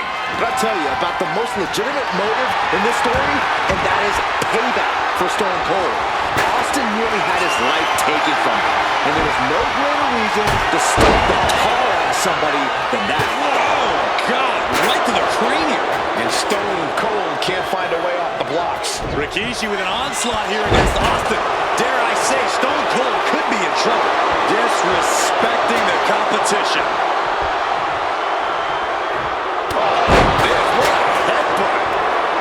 And though The Rock wants nothing to do with this altercation, we have to mention the sadness Rikishi has brought to him. Rock might be innocent in this whole ordeal, but I feel that somewhere inside his soul, The Rock is happy with what Rikishi's done.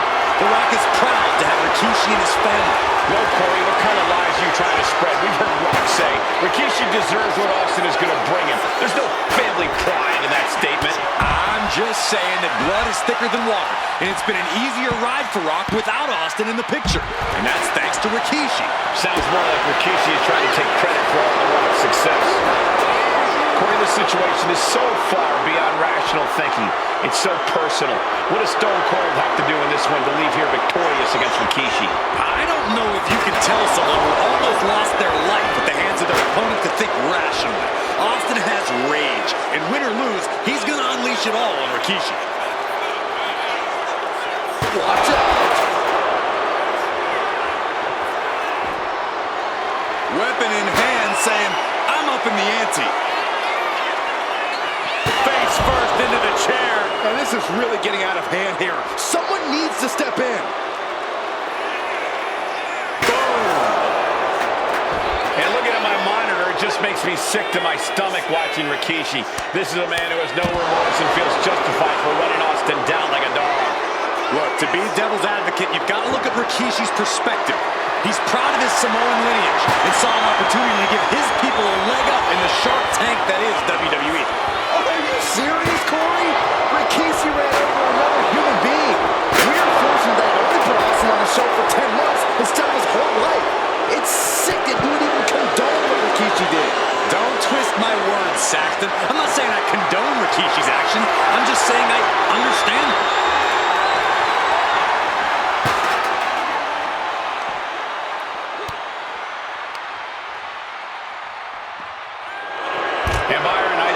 see any legitimate reason to run over Stone Cold like Rikishi did last Survivor Series. I mean, Austin does ruffle the feathers of a lot of people, Michael, but I don't think any of his rivals will go to this disgusting lengths that Rikishi has gone to. We talk a lot about Austin being prepared for a fight. Talk about the rattlesnake preparing to make Rikishi a dead man. Well, right now it's Rikishi doing the brawling. Rikishi's disdain for Austin looks greater than even we anticipated.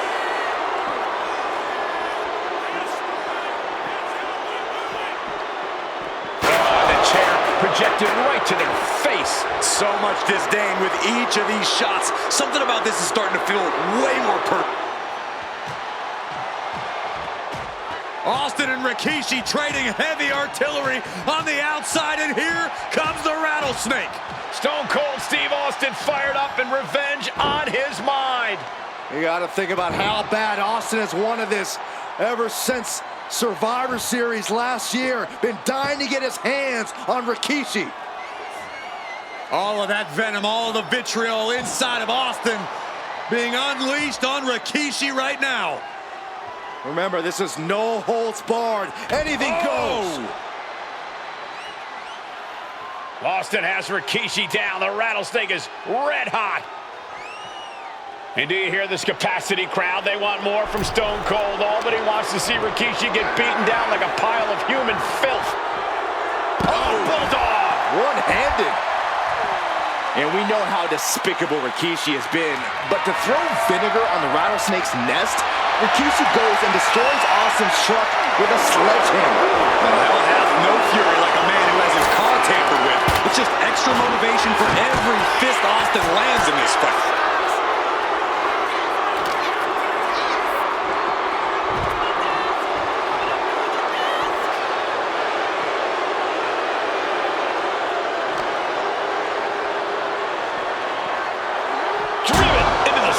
Steps.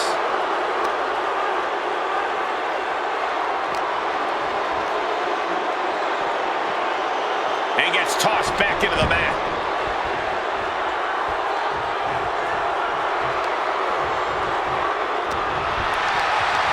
Caught in a bad spot. And Rikishi lately has been calling himself a visionary, a pioneer. All a bunch of garbage, if you ask me. Well, those aren't self-imposed labels, Cole. Those labels are coming from the family, coming from a group of wrestling legends who are proud of Rikishi for standing up and making a change in this business. I have a few labels for Rikishi. Coward, liar, embarrassment. Those fit him well. Dropped him with a big shoulder tackle.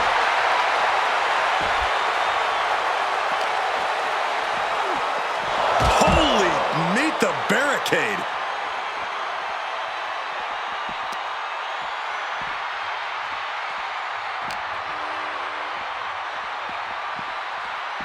He's doing everything he can to fight out of this tough spot. Into the ring again now. Austin just looking to humiliate his opponent. Oh my goodness.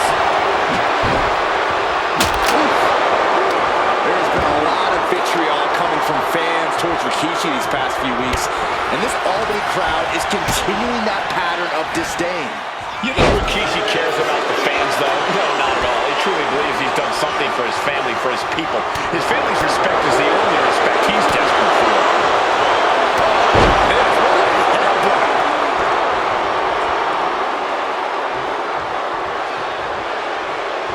Gonna small it back.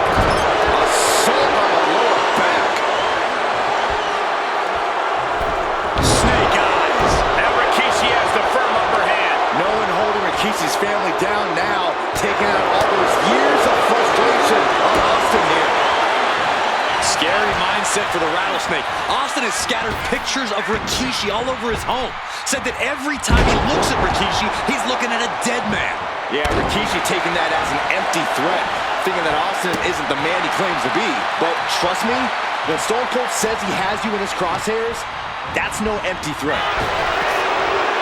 Rapid fire Samoan drop.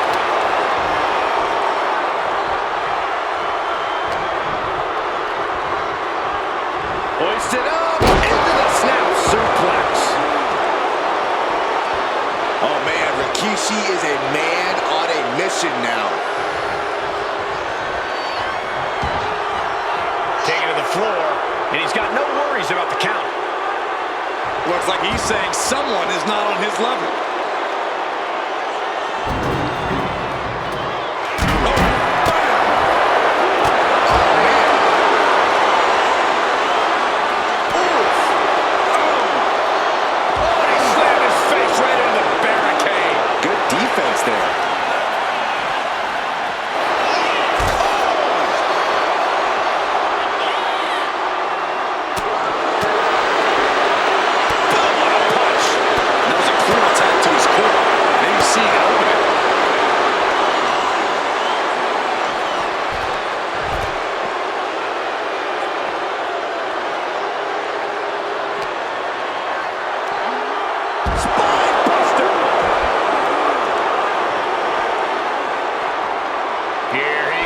Sliding back into the ring.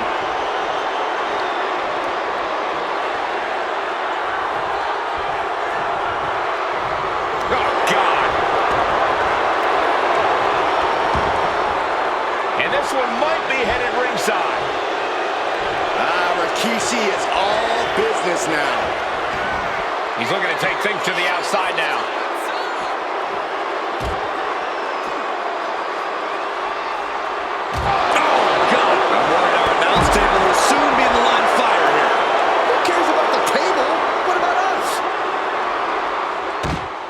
And Rikishi slows Austin down with a thunderous right.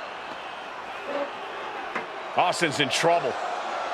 And now steel chair. Oh, and Austin, he just averted disaster there. And now Austin gonna deliver the punishment with the steel chair.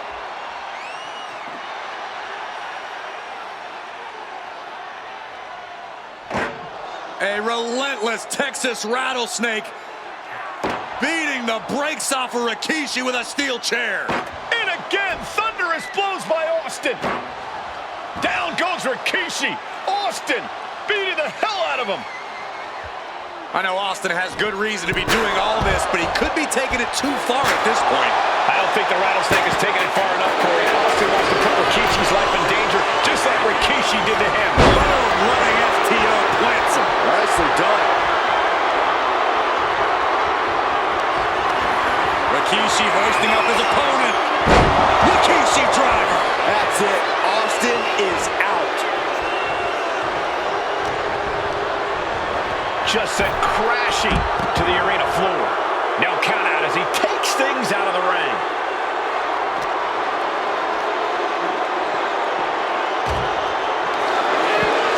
He's setting him up. Oh no, this is gonna be bad. Got it.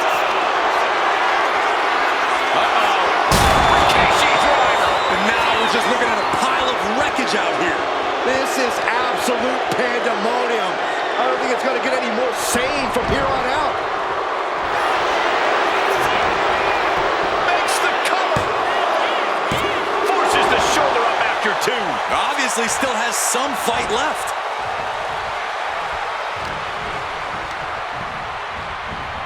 And gets sent right into the corner. Like a pine, a nice short jab to the bridge of the nose. Implanted by the DDT. And staying with it, into the cover. And a kick out at only one. Giving a massive effort to overcome the pin attempt. Austin with Stone Cold Stunner. Nobody recovers when Austin hits that. What? I'm absolutely stunned. A display of near superhuman resilience. After seeing that, it's hard to imagine what it's going to take to keep this competitor down. And Austin is in a state of disbelief. Thought he had this match in hand, but it will continue.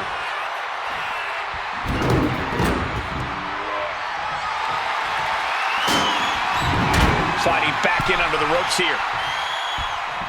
Boom, running FTO plants him. Nicely done. That is hard to watch. And that was just as devastating as a sledgehammer to Austin's truck. Such thunderous impact. We knew tonight was not. Headbutt by Kishi. Rikishi getting his opponent in position. Turn out the lights. The party is over. Shaker. And Austin is out. 2 count. Rikishi somehow defangs the rattlesnake. Damn it. The winner of this bout, Rikishi! This is not what many of us expected to see. We wanted to see retribution, but Rikishi was too much of a monster for Stone Cold tonight. The vitriol that consumed Rikishi powered him to finish the job and leave a battered Austin in his rear-view mirror.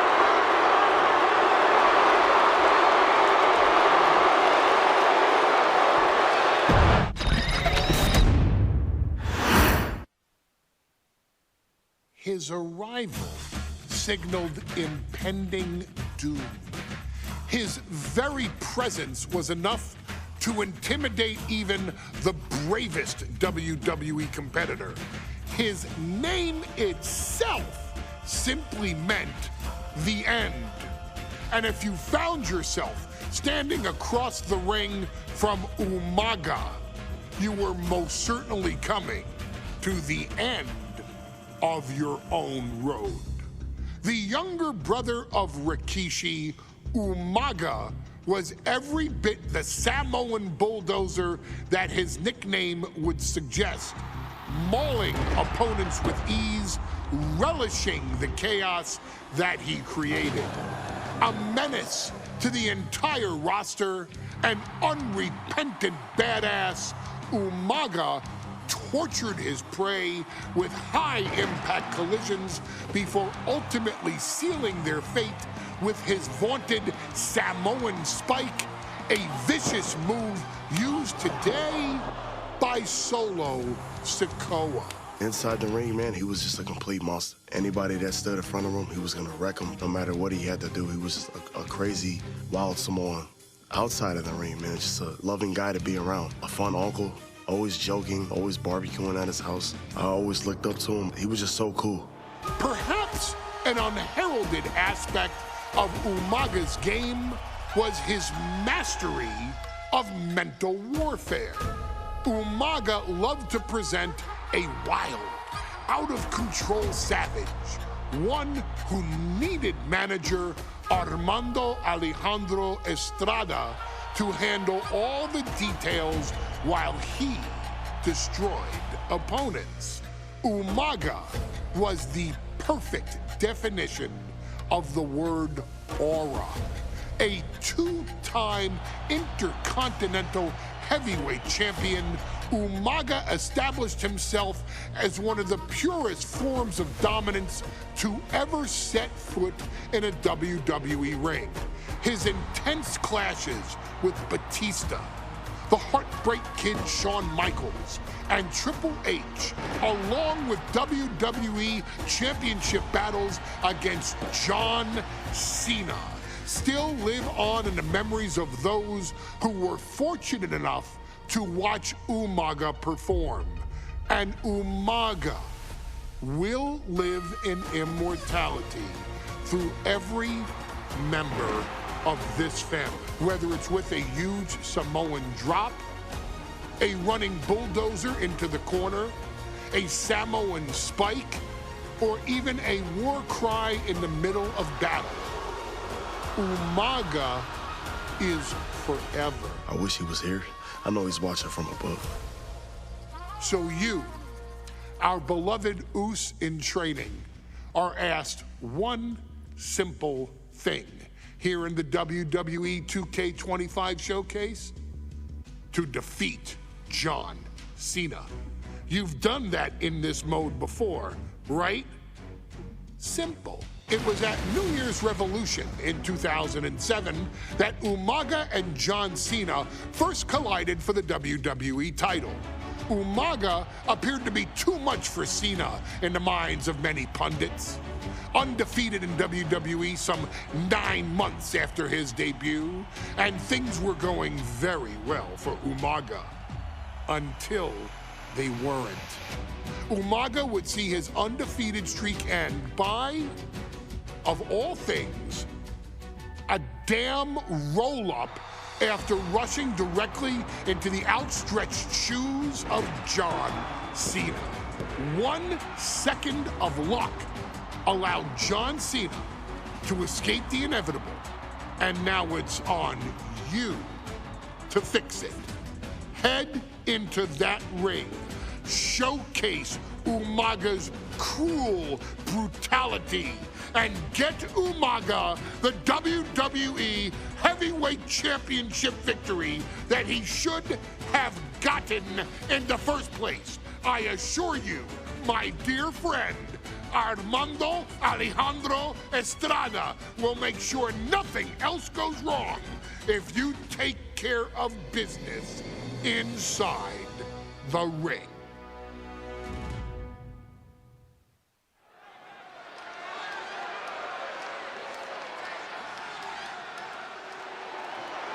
Well, ladies and gentlemen, here he is. He could be the next WWE champion, the near 400-pound Umaga.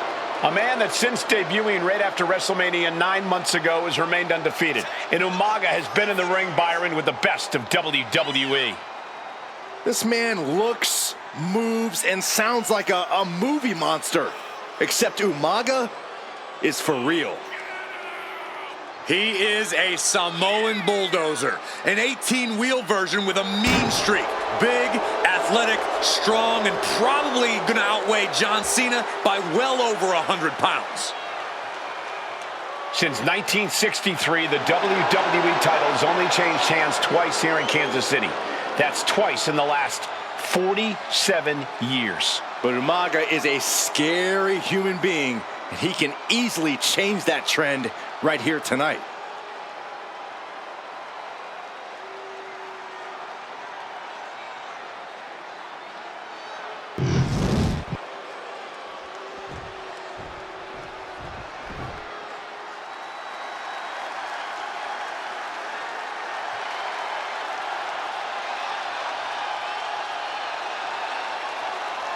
A phenomenal ovation in this arena because the champ is here. John Cena has a gigantic challenge awaiting him in the ring, but Cena doesn't have a reverse gear. Absolutely not. The champ only goes one way, and that's straight at you.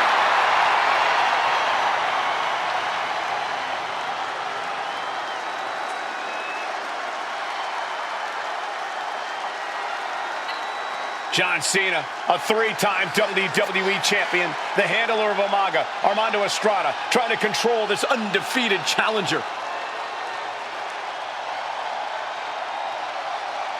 Once the bell rings, these two are going to go at each other full force.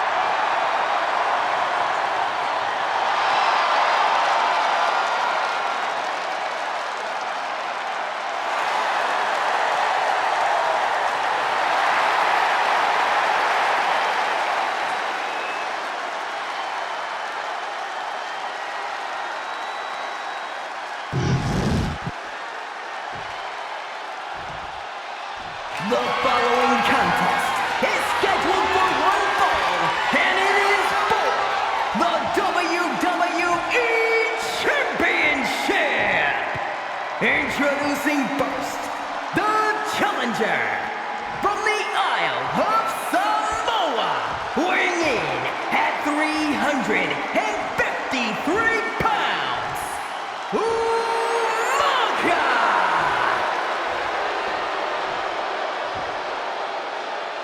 And from West Newbury, Massachusetts, weighing in at 248 pounds, he is the WWE Champion, John Cena!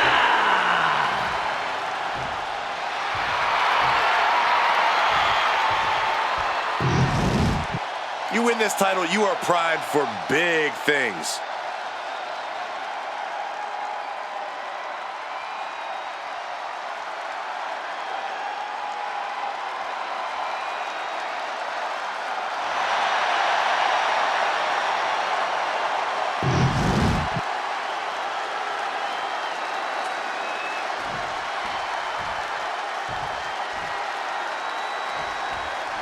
Here we go with the WWE Championship on the line. John Cena versus the Samoan Bulldozer Umaga. Big fight feel here in this building. The undefeated Umaga has set his sights on Cena, and there's nothing left standing in. Umaga's gonna fly! All the way to the outside. That was just incredible hang time. Was willing to take the high risk to the outside, and it paid off big time. Not choosing your head.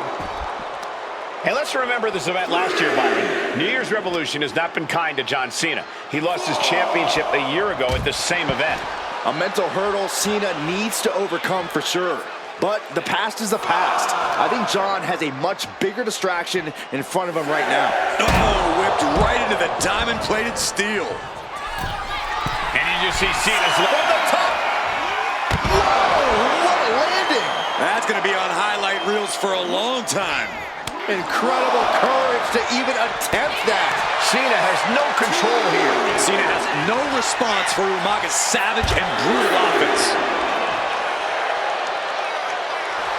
The intensity of Umaga. Oh. Cena tonight attempting to do something no one else has been able to do. Be it HBK, Triple H, takeoff. Oh, God, terrible landing on the outside. Crashing and burning in maybe the worst way possible.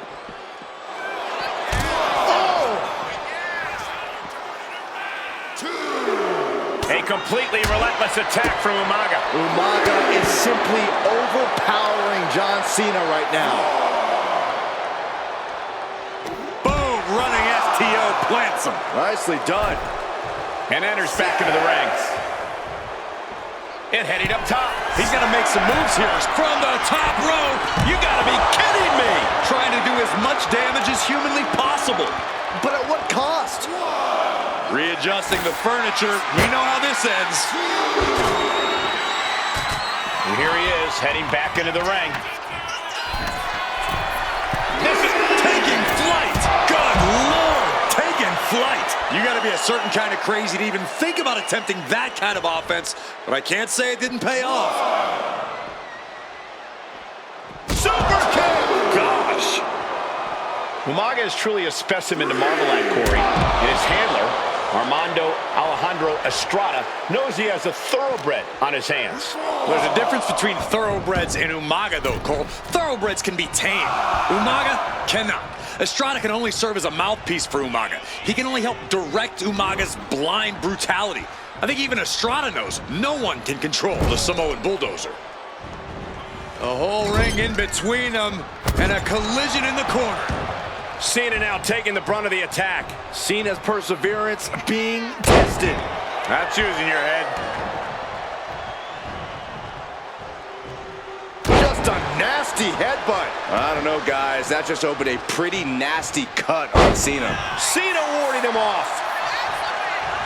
And Umaga, of course, coming from a very rich heritage. Some of the greatest. The champ with the cover. Shoulders up before two. Kicking out now sends a very clear message. Super kick. Super kick. Good night. And with the attacks Umaga has been delivering. Yep. From the top rope. What a Samoan splash. Not choosing your head. What a headbutt.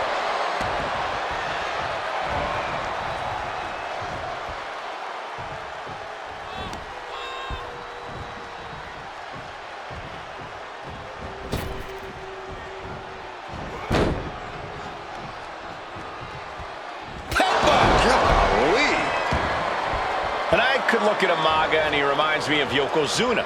His unmatched thickness and size, his unorthodox offense. Look at Umaga's thighs, his calf. And Cena flattened in the corner. Umaga's just overpowering him. Look at the strength. Into the corner, just setting Cena up. You have to start to ask yourself, is the end of John Cena near? I think so. Look out! What a headbutt. No one has been able to stop Umaga. No one. You are seeing why Umaga is undefeated. Why? No one has been able to stop the Samoan bulldozer. Here comes Umaga, and Cena catches him with a boot. John Cena from behind, rolls him up, shoulders down, and a kick out by Umaga. And Cena immediately back into the clutches of Umaga. I'm not sure what else Cena can do here. I'm not sure John Cena knows how to stop Umaga. And Corey, you know there's no force equal to being on the receiving end of a headbutt from Umaga. It's in Umaga's DNA. Generations have perfected the art of using their own skull as a weapon that could stop an elephant. Sometimes I look at Umaga and it just scares me. I think he forgets that he's even in a championship match. Estrada is very aware of it, but Umaga sometimes looks oblivious to what's going on, other than the fact that he knows he's supposed to hurt his opponent. Having no conscience is what has set Umaga apart. If he gets confused and the bloodthirst takes over, that's where Estrada becomes useful by directing Umaga back to the ultimate goal. I think Umaga just doesn't know when to stop attacking. He has no sense of what it means to pull back on the reins, so to speak. A bone-rattling knee. Able to slip out of that one. Super kick! Gosh!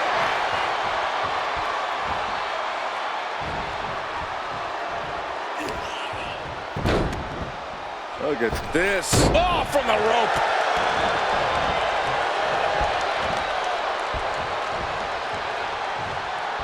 Umaga! Pop-up Samoan drop. Brutal attack from Umaga. He smells Cena's blood in the water. Now trampling the opposition.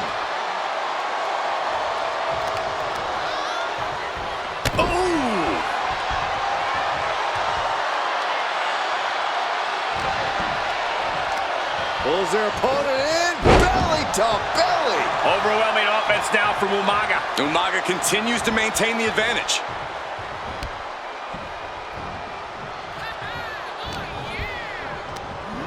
Sent out of the ring the hard way.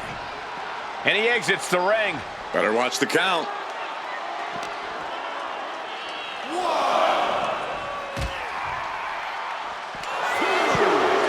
He has got something destructive in his mind. Oh, you gotta be kidding me. There's no way. No way. Yes way. Samoan drop. Unbelievable impact. Shattering the table and shattering the opposition. And he slides him back to the mat.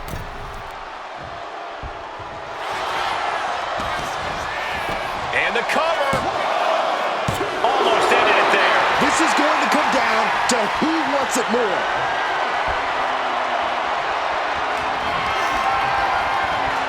He counters with a great reversal. Cena doing what he can to halter the beatdown. Could be what Cena needed to ignite a rally. Slam Down. Cena is unable to stop this string of offense. Cena's just trying to weather the... Here it comes! Samoan split! The challenger clearing a path to the title. New champion! An undefeated champion! Here is your winner, and the new WWE Champion, Umaga! This proves it. Truly no one can withstand Umaga. The Samoan bulldozer has wrecked his way straight to the WWE Championship. Cena's title reign is over. An incredibly impressive showing from Umaga tonight, absolutely leveling John Cena in a savage display of dominance. Will Cena come looking for a rematch? Only time will tell. But for now, this is Umaga's moment. He is your WWE Champion.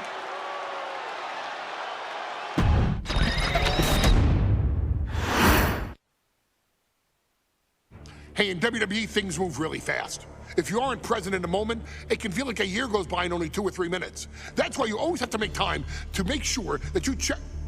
Hold on. Did I just hear myself say 3 minutes? Stop. Can you believe I'm actually doing Eric Bischoff's shtick?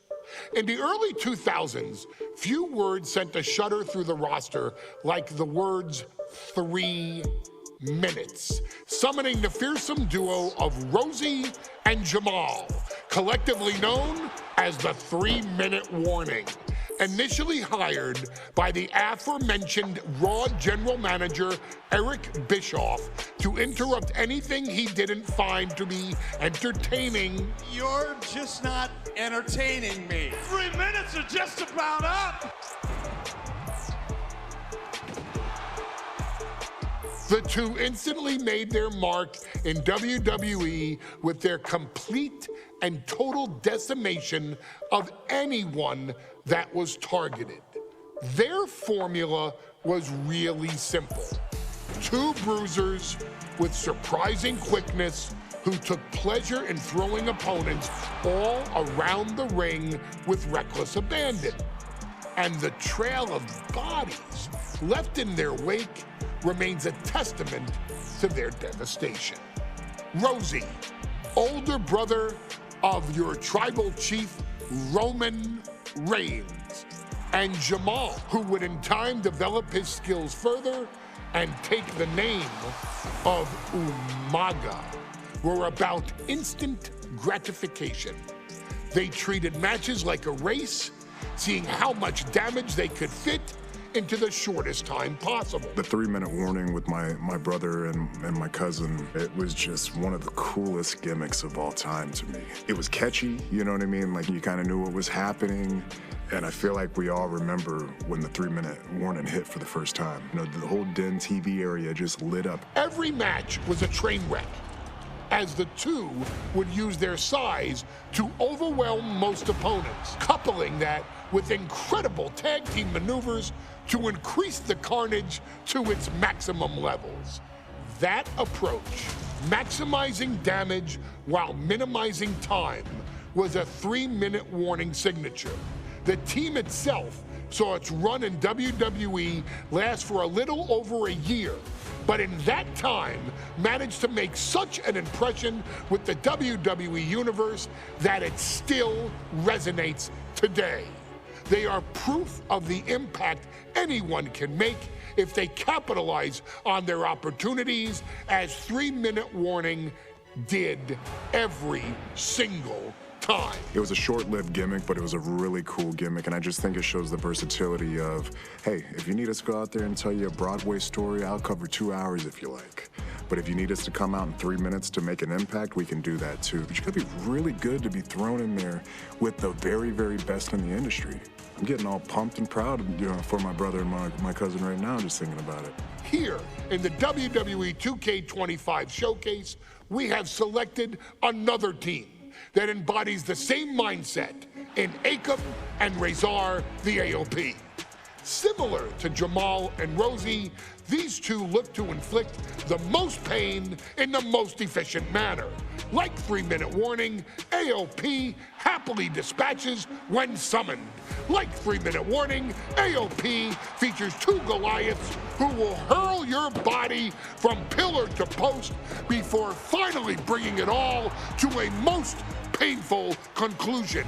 It's up to you in this Extreme Rules contest to beat the AOP to the punch and showcase the Wrecking Crew approach that made 3-minute warning the premier bruiser squad in all of WWE.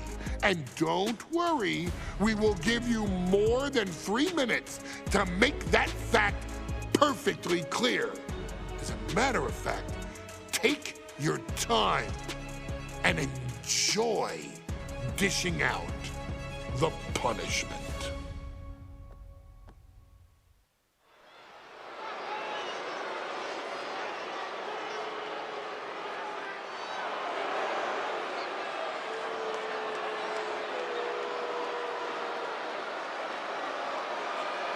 AOP is here, ready to wreak havoc.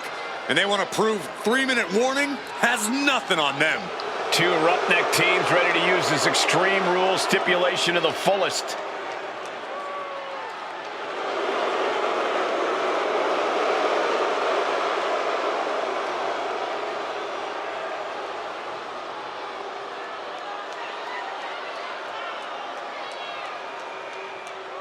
The following contest is a tag team Extreme Rules match and accompanied by Paul Ellering at a combined weight of 620 pounds.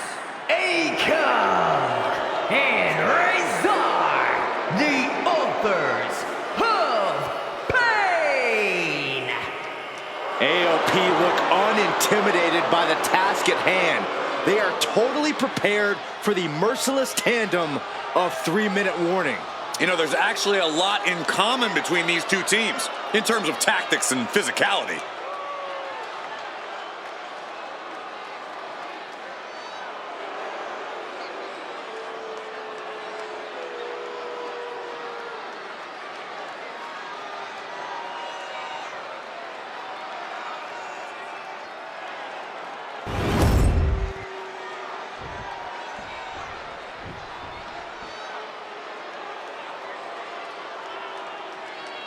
And guys, the authors of pain now have 3 minutes.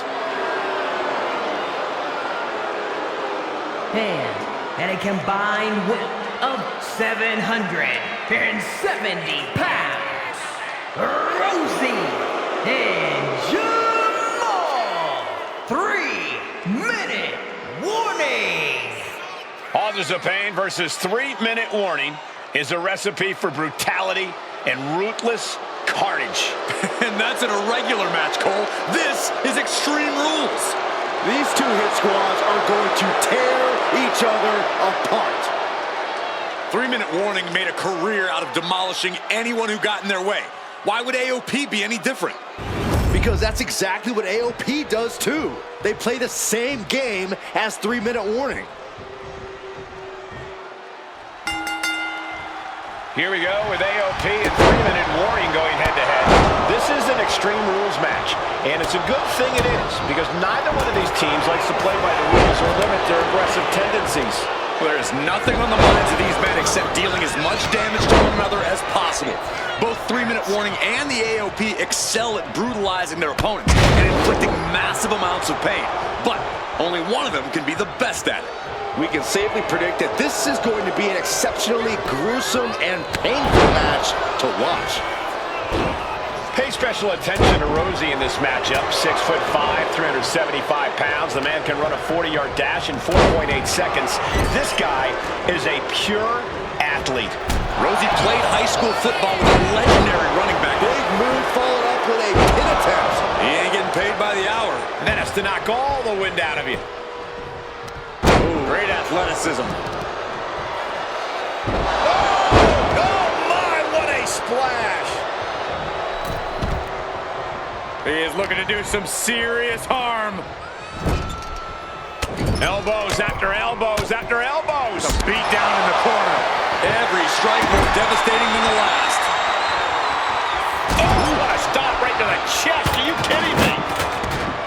Just look at the size of all these superstars. The ring had to be reinforced before this match. Over 1,300 combined pounds colliding.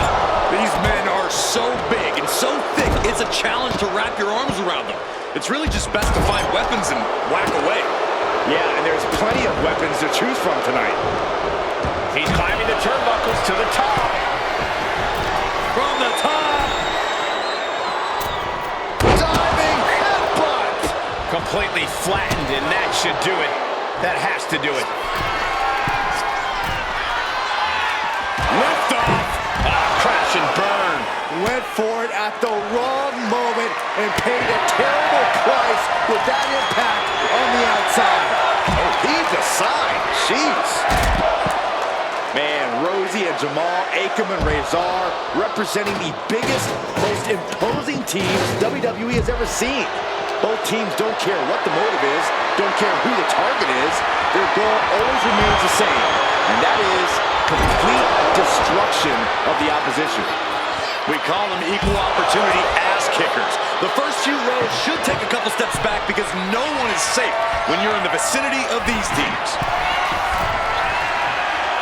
From the top, through the air, and connects. Completely throwing self-preservation out the window. I don't know how your mind would even think about doing that. Oh my, what a splash! Rosie and Jamal tell their victims that they will feel the 3-minute warning. What does that mean, Corey? Well, it means a lot of superstars will get run over by the pain train, and it's only going to feel like the longest 3 minutes of their lives. When you're as big and strong as Rosie and Jamal, that's how... Here's the cut. Hook of the leg. Wait a minute. Wait, feet on the ropes. Wow, I thought this was over. Lands an elbow. Lift it up. What's next? No, someone call a dentist. Oh, God, the crimson is flowing. He's seriously hurt now. Wow. Elbow. Oh, did you hear that? Thunderous club comes down. Very effective. Watch for the hardcore style of 3-minute warning. Both of these men are from the hood, so to speak. Grew up in the streets, brought up to be tough. Rosie and Jamal have a rough tenacity. A duo that couldn't care less about headlocks. They're just all about beating the hell out of you. 3-minute warnings, thug-like tactics need to be respected. Rosie and Jamal only care about one thing, and that's the winner's purse. Vice-like grip on the trapezius muscle. This is terribly painful.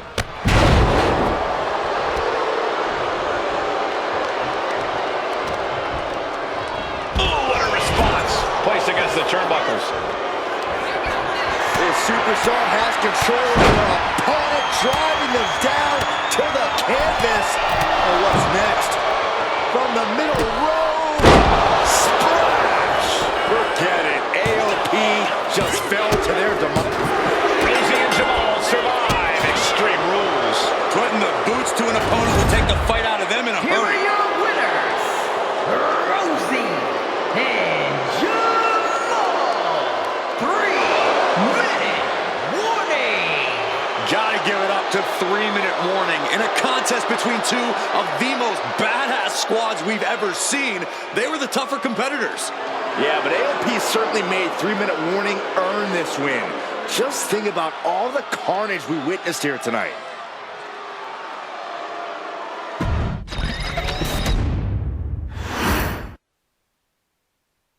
We've come to the part of the showcase where we get to talk about Tamina.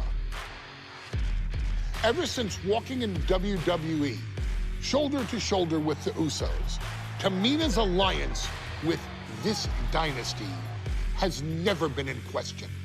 I remember watching Monday Night Raw and I seen Tamina debut with my brothers. It was a pretty cool, dynamic, right? Two of my brothers and Tamina. Together, Tamina and the Usos helped each other navigate through a trial-filled first year in WWE, making sure they all survived together. In later years, Tamina has formed alliances with both Naomi and Nia Jax, honoring this family's connection.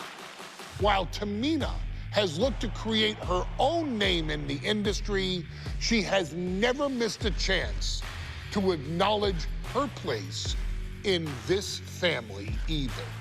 Trained by Afa and Sika, the wild Samoans, Tamina was instilled with the same instincts that have carried each member of this family to wrestling glory.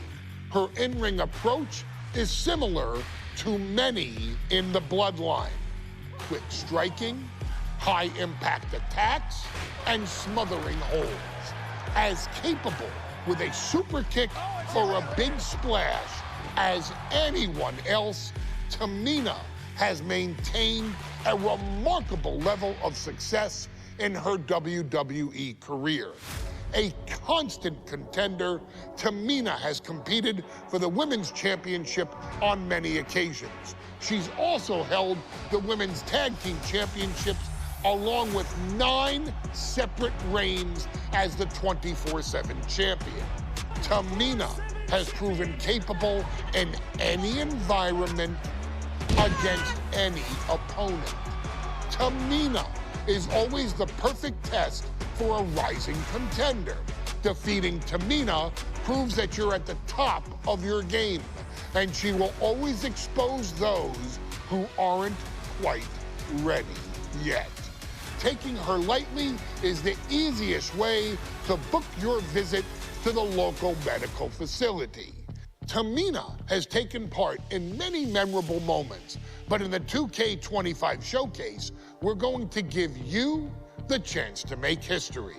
In the first ever women's Money in the Bank match, Carmella, of all people, would walk out victorious after letting someone else do all the work. Tamina, Becky Lynch, Natalya, and Charlotte Flair were all robbed of a great opportunity that night by Carmella. So this is your chance to make it right. Showcase Tamina's grit and take out the other 4 ladies in this ladder match to become the first ever winner of the women's Money in the Bank. Carmella might still sneak out with the win, but if she does, she's doing it on her own because we're not allowing anyone else at ringside for this match in our showcase.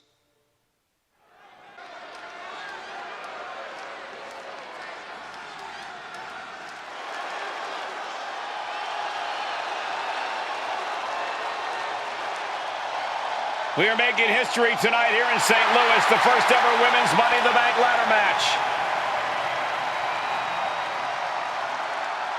The following is the first ever women's Money in the Bank ladder match. Introducing first, from the Queen City, Charlotte Flair.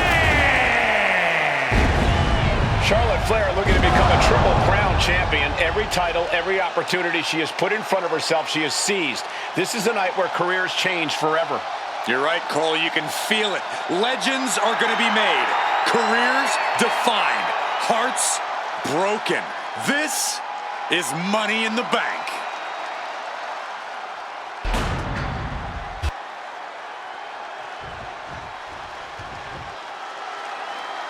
And Byron, Becky Lynch with a very astute point. I rip off arms. You can't exactly climb a ladder with no arms.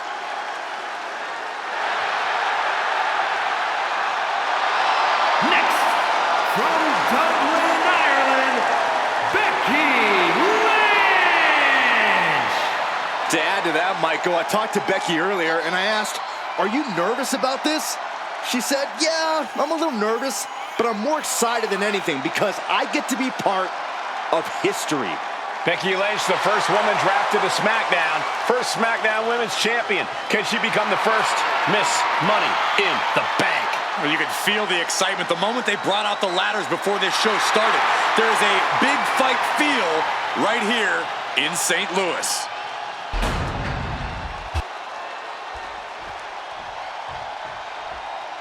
There's a big fight coming. Tamina, perhaps the most dominant superstar in this match. And I guarantee she is not fazed by taking on 4 different opponents in a ladder match. From the Pacific Islands, Tamina! This is a milestone moment that is being watched all over the world. And Tamina is hoping to live up to her family's legacy. She wants that briefcase. She wants that title. It's in her blood.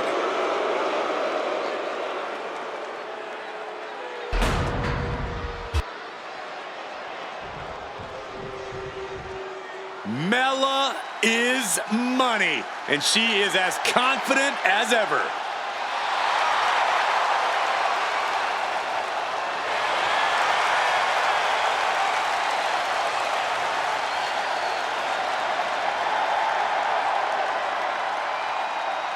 Making her way to the ring from Staten Island, Carmella! Byron, Carmella's made a couple of good points recently, saying, "I was the last woman drafted in the WWE draft last summer." How big of a chip is on her shoulder? Oh, she's got a huge chip on her shoulder. And also, don't forget, Carmella has had some major victories lately, so she has all the fuel you could need heading into a match of this type.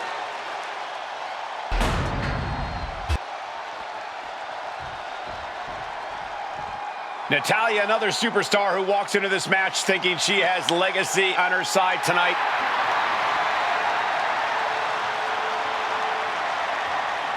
And from Calgary, Alberta, Canada, Natalya! Every last woman in this match has chased this opportunity so fiercely. They have chased the championship, perhaps none more so than Natalya.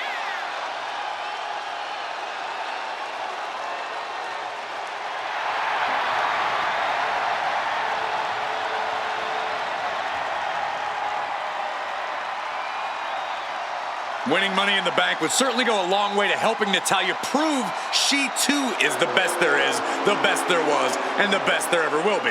Winning that briefcase is like taking the proverbial express lane to success. This new generation of female superstars are providing yet another milestone moment here. Tamina, Charlotte, Carmella, Natalya, and Becky Lynch are going to climb the ladder and retrieve the briefcase, become the first ever Miss Money in the Bank. No safe haven in this match. Sky high! Good Lord! Taking flight! Completely flattened, and that should do it. That has to do it. Such a dangerous setting for all these superstars. Ladders are everywhere. Each competitor is only limited by their imagination. Your head has to be on a constant swivel. Ladders will be used as weapons. Anything can happen to get that briefcase. Quick takedown there. Goes right for the takedown.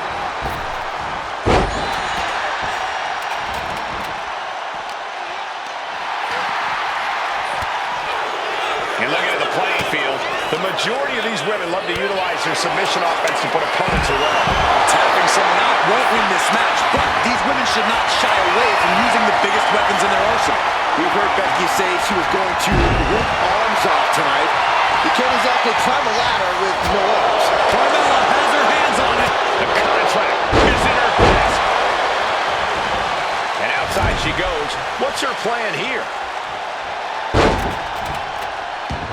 Clearly hoping something nefarious is beneath the ring. She's grabbed the ladder and she has just made this match that much more dangerous.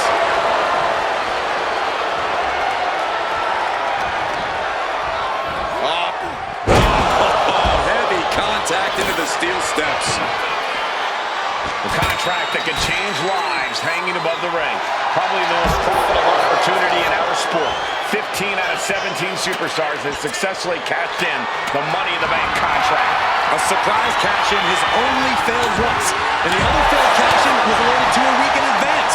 You are almost certain to become the next SmackDown Women's Champion if you grab the contract tonight. That attack might have diminished Charlotte's sense of superiority. Natty putting some old-school know-how behind that maneuver. Becky's reaching! Catching a hook, getting it closer to reclaiming her championship.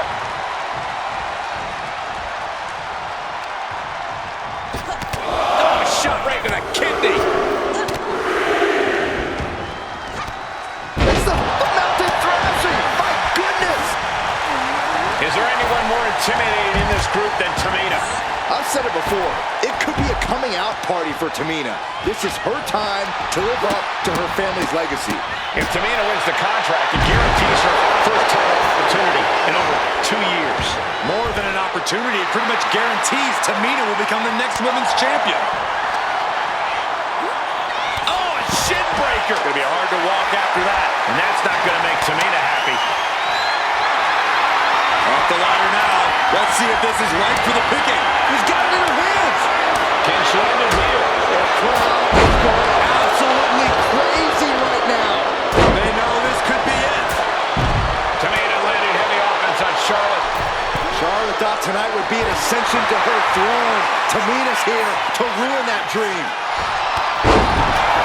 She goes under the ropes, back inside. 3 second-generation superstars competing in this match. Carmella, Charlotte, and Tamina. And Natalya, of course, a third-generation superstar. Women bred for these kind of moments. Any of these women will add a significant chapter to her legacy if she can become the first Miss Money in the Bank. Flapjack, impressive. Neck breaker, excellently executed. And the boat struggling struggling a bit to stay afloat there. Yeah, Charlotte was really showing off her unmatched skill. Trying to put the ladder in the middle of the ring. This is where you want it. Right place. Is this the right time? Climbing up. But is there enough time to go for the win? Trying to reach it. Trying to win. Victory is literally within her reach here. All eyes are glued high above the ring.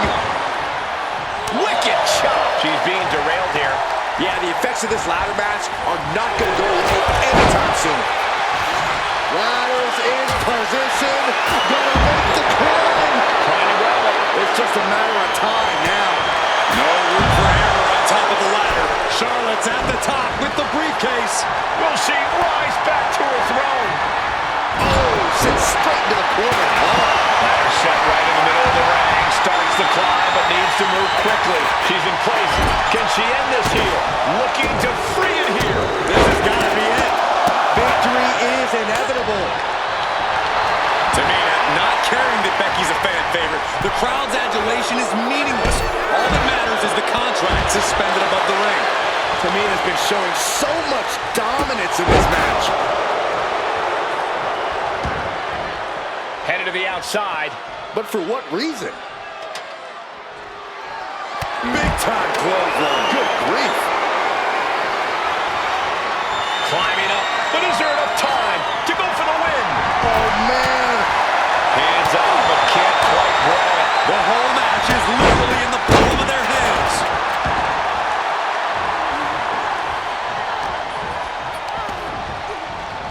Sent flying out of the ring here.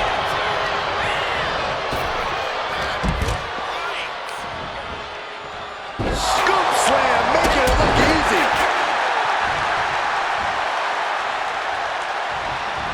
The Thomas strikes with natty by nature. Money in the Bank briefcase. Nice reversal by Charlotte Flair. Charlotte driving Tamina, and both tumble to the floor. Both women crashing down hard. The Queen, Charlotte Flair, the first to her feet, surveying the situation. Oh, my blimey, Tamina into the steps. Well, you are seeing a heightened level of aggression, heightened level of intensity from all these competitors because of the stakes involved. Guys, where's Charlotte going? Flair looking to up the ante now from the top. Oh, my goodness, taking out everybody. The Queen rising to the occasion. What you just saw is why we say Charlotte is genetically superior. Yeah, undeniable athleticism from the Queen. Can it pave her way to the top of the ladder? Legs up.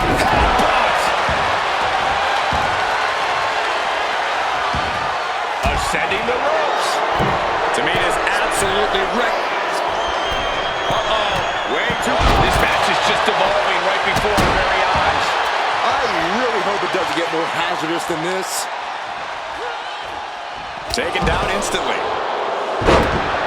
And here we go, returning to the ring. And now she's making it to the top rope here. She has her lined up. This might be the end here.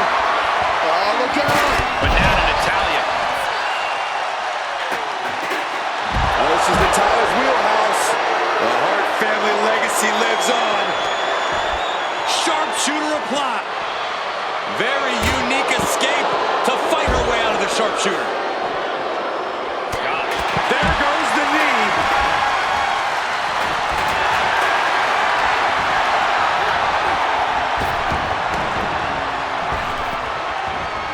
Overhead with the German. Good night. Oh, just grinding the edge of the chair into their body. And she heads out to the floor. Obviously was in need of a breather. Yes, press! Sent into the corner. She set the ladder up dead center. Oh, her eyes are on the prize now. Mudhole stomping. And the core taking on some damage. Super kick! Ouch!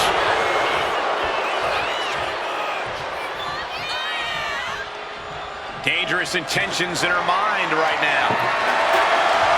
History on the line. Guaranteed championship opportunity. Nothing but carnage happening in this one. 5 women fighting for their key to destiny. Willing to go through hell for it. I assure you, this is even harder than it looks. Trying not to fumble around too much here. Oh my God. Pendulum backbreaker. Becky Lynch rolls through, and she's right into the disarmer. She's gonna tap. She decides to just let go. Why let go of the submission? Not a strategy we often expect to see. And she's fine taking this to the outside. what a slam. Oof.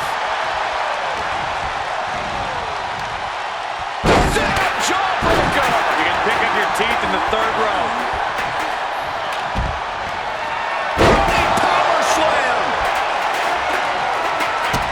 Kick to the gut. Ooh, brutal forearm. Punishing power slam. And she looks like she's struggling for air here. Yeah, those focused attacks to her core are going to do that. The table carefully being placed in the corner. Bad intentions, no doubt. Stomping away.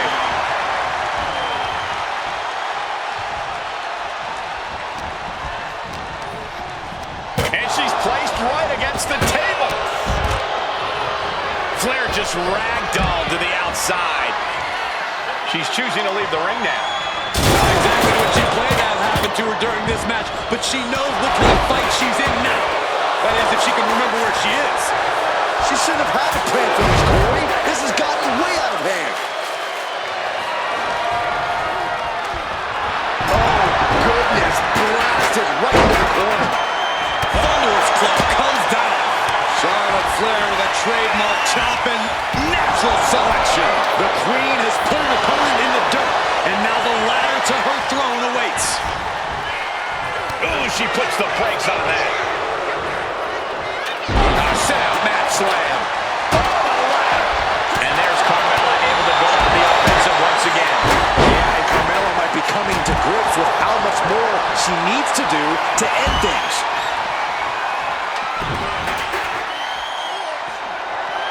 And now applying extra pressure. This is agonizing.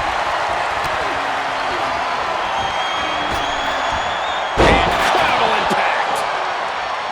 She goes back into the ring. Becky Lynch, manhandle slam.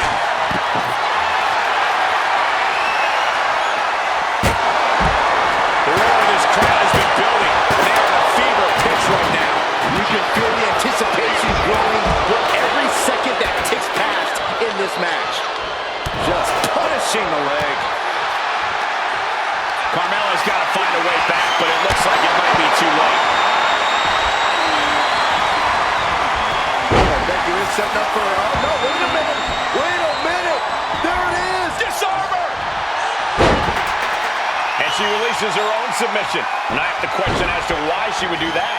This looks like she's setting the very unique escape to fight her way out of the sharpshooter. Oh, chop. She's launched out of the ring. Oh, and meanwhile, Tamina. Now heading outside. Now bringing the fight back into the ring. Clothesline to the back of the neck. Ladder set right in the middle of the ring. Starts to climb, but needs to move quickly. The prize was in sight, but is it in reach? Is this the right time? Is this... That's it. Tamina has the briefcase. Tamina is Miss Money in the Bank. The winner of the Money in the Bank contract and the first ever Miss Money in the Bank, Tamina!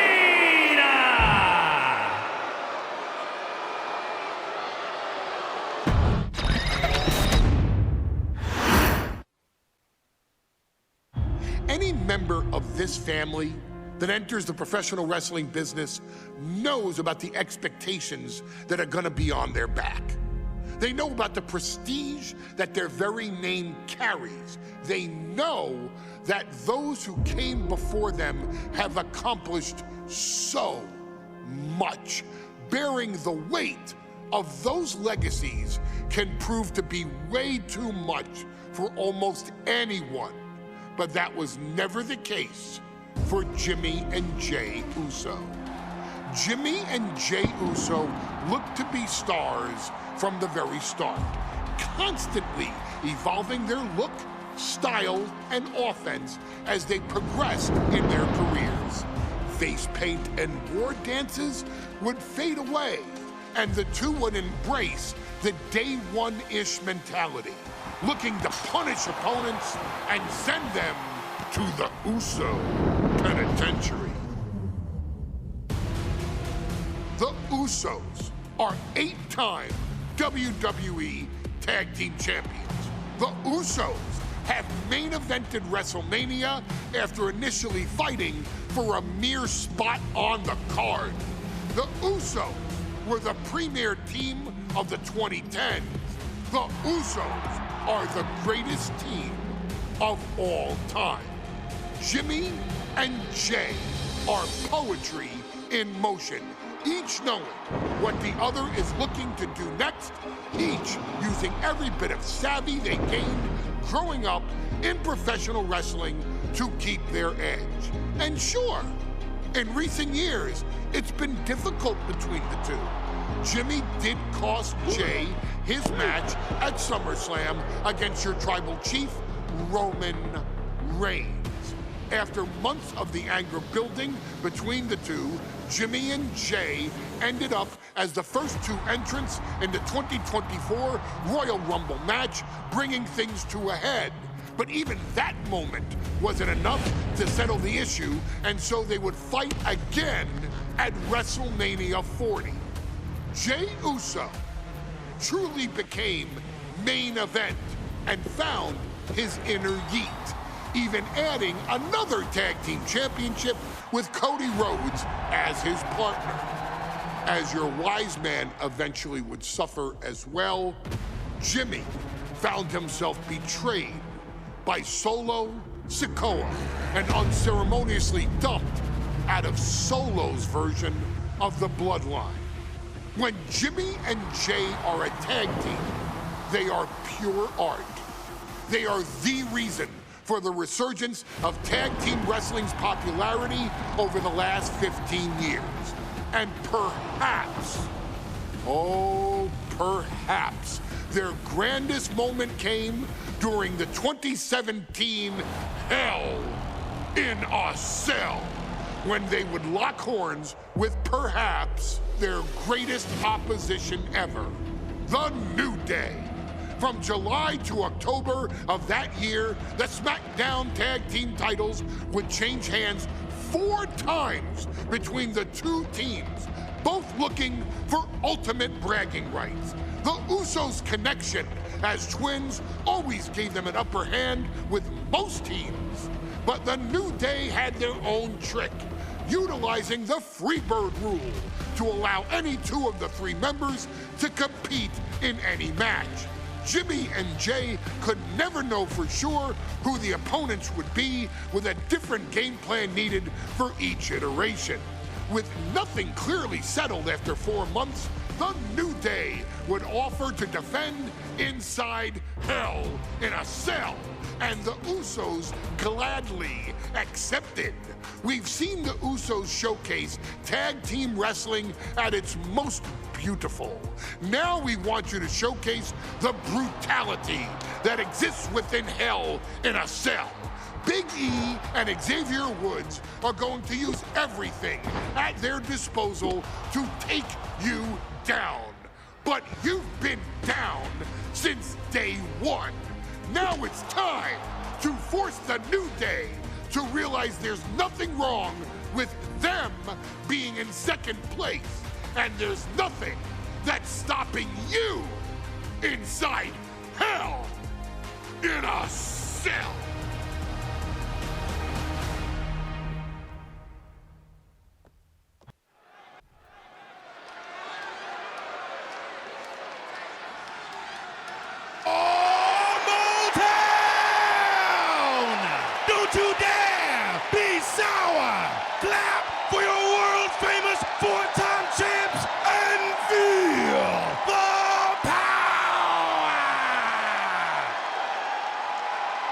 Are you prepared to kick off Hell in a Cell with the 4-time Tag Team Champions?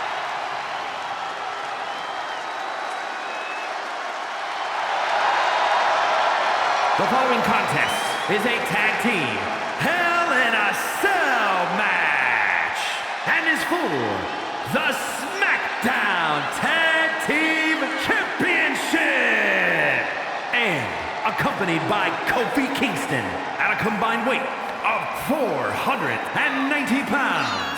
The SmackDown Tag Team Champions, Xavier Woods and Big E, the New Day. Well, I can't say that I'm ever prepared for a man swiveling his hips and playing the trombone on the way to the biggest fight of his life.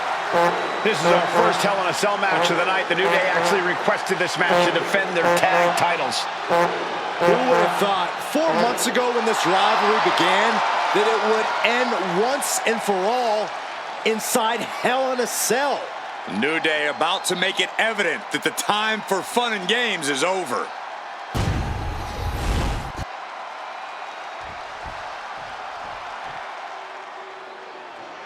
This is the first time that tag titles will ever be defended inside Hell in a Cell. And at a combined weight of 493 pounds, Jimmy and Jay, the Usos. Tonight in Detroit, the Usos welcoming New Day into the penitentiary. This is going to be like a Chow Hall beatdown.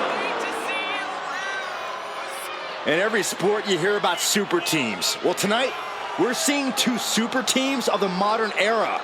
This is going to be special.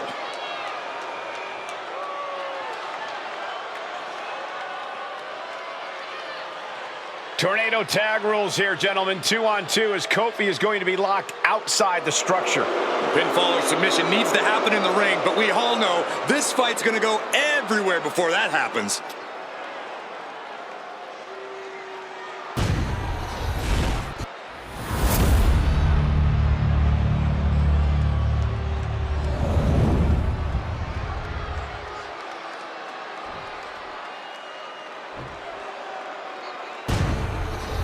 Matchups like these are why I love tag team wrestling.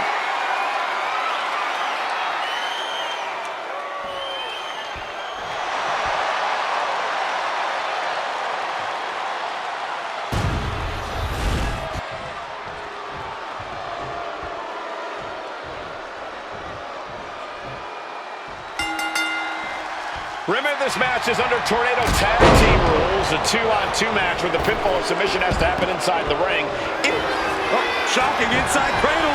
Small packages could be it. And the challenge interrupts the pin before 2. Already having to expel so much unnecessary energy this early on.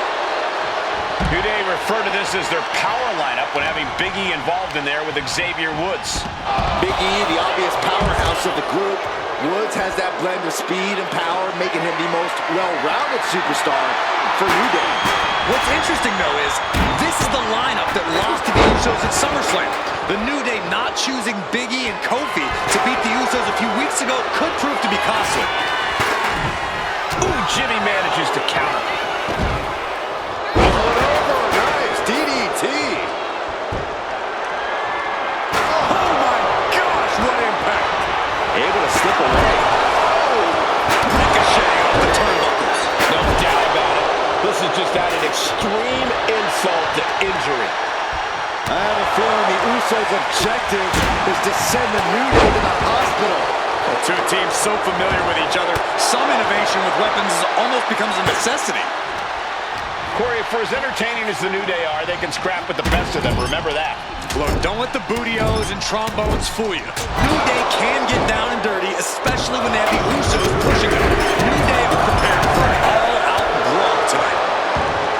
The Usos and the New Day have had such a back-and-forth competition within the tag team division.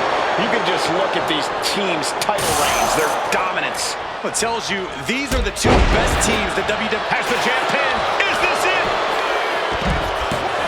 He's got something else in mind, I guess. Gosh. Military press.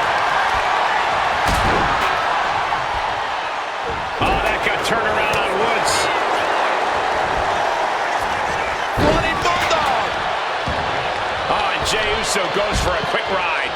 Oh, man, the neck breaker. The champ struggling to stay on the defensive there. The effects of the cell come for everyone. You can only stay safe for so long.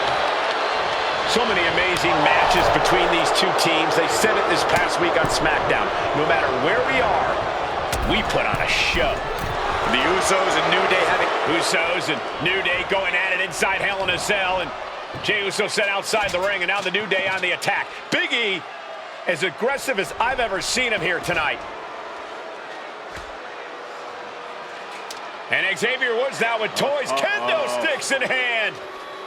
And it's about to get more aggressive, more vicious, more barbaric.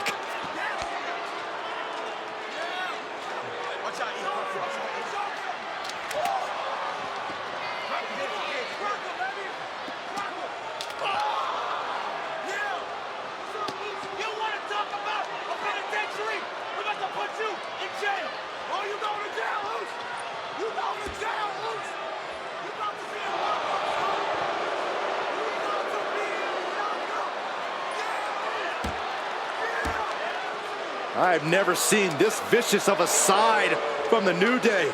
It's what Hell in a Cell does to you.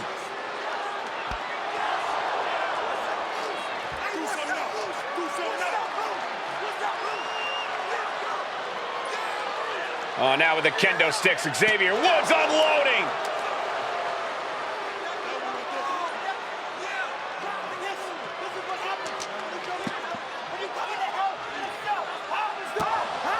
Well, you're saying it, Byron. Hell in a Cell makes you do some awful things. Just attempting to survive, attempting to win. Do whatever you want, punish however you want. Right now, that seems to be the mission statement of the New Day in order to retain the SmackDown Tag Team titles. And that's what it's about, proving you're the best in one of the most insane environments in WWE today. The New Day have just changed the whole complexion of this match. I don't know if I've seen New Day go to these lengths before. Well, no time to be a jovial bunch when you're in a cell, Michael. Tonight, it's not about entertaining. It's about putting your sworn enemy to rest for good. Sliding back in under the ropes here.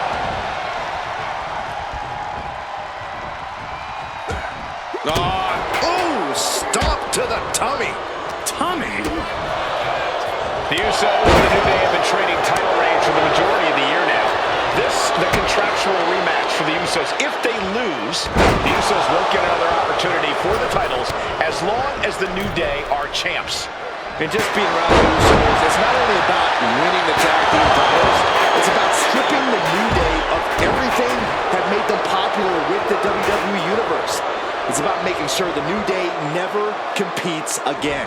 It's never been just about the title, Saxton. It's about these two teams wanting to claim supremacy for themselves. This is the dance.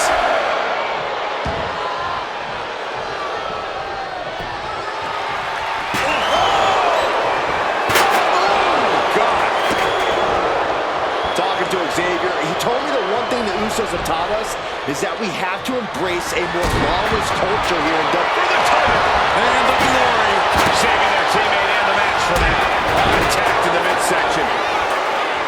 Oh, that chair shot delivered. Uso splash!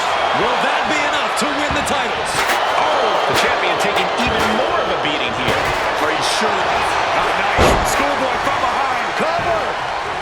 And the champ can't keep the shoulders down. We are this far into the match. Where is this energy coming from? Followed up by another to the chest. Followed by a stomp. Stomp to the gut. The finishing touches could be coming Jay's way here. Looking at the powerhouse of the New Day has his opponent up. With the big ending. Could be game over for the Usos. What? You've got to be kidding me. Unbelievable. Kick out at one. Unbelievable. More like inhuman. There's no smile on Big E's face right now after that kick out. He knows he has to be all business. Challenger looking fairly run down at this stage. This is how it goes in Hell in a Cell. The match keeps going whether you can handle it or not. Face buster plants it.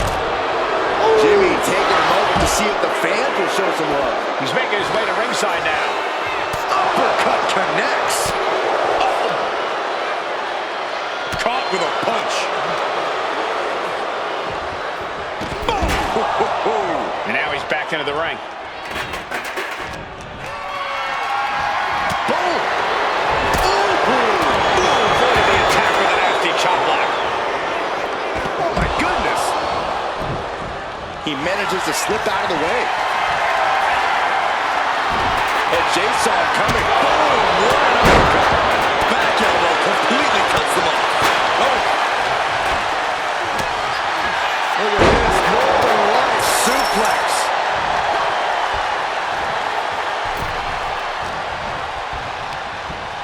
Just sent crashing to the arena floor. Huge burning lariat. He's headed to the top now. Top rope. Uso splash by Jay. Innovative cover to be crowned champion. He just might regret this decision. Catches an uppercut. The champ holding on by a thread. These are the moments professionals train for. When you are at your breaking point. Super kick! He counters with a great reversal. Top rope. Uso with the Uso splash. Can the champ recover from that? Taking this fight back into the ring. From the top. And Jimmy and Big E slugging it out middle of the ring. This has been a vicious, brutal match between two of the great tag teams today. Here comes Jey Uso into the fray alongside of his brother. Bang! Double super kick. And the Usos now looking for that patented Uso splash from the top rope. Uso splash! The cover to win the tag team titles, and Woods handcuffs it all, breaks it up. At the last possible second, Xavier Woods saving this match for his team. Yeah, credit to Woods for his never say die attitude, but Xavier Woods is outgunned right now. And look at Woods still fighting back. Yeah, with the handcuffs, using the handcuffs as a weapon. That's smart.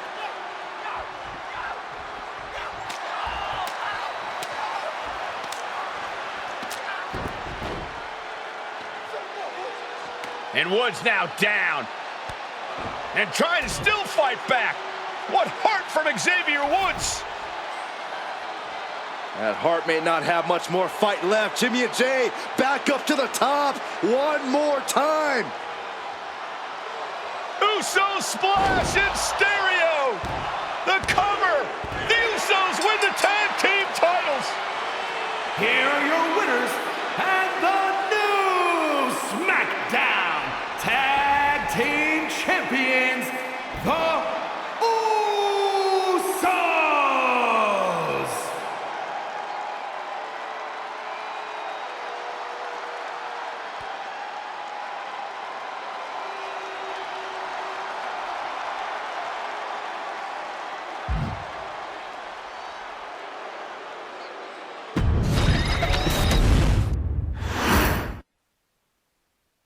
Next on our showcase is someone who wasn't born into this family, but has put in the time and more than earned her spot. She's always happy to leave haters in the rear view, and when she enters the room, you will undoubtedly feel the glow.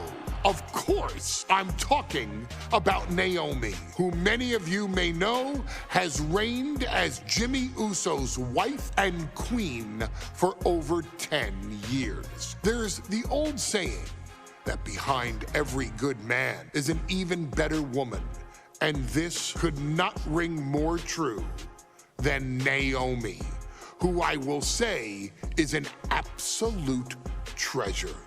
Jimmy will frequently speak during old bloodline planning sessions about how much her support and love drove him to improve as a superstar, always stressing her importance not only to the WWE Women's Division, but to his career and his life as well.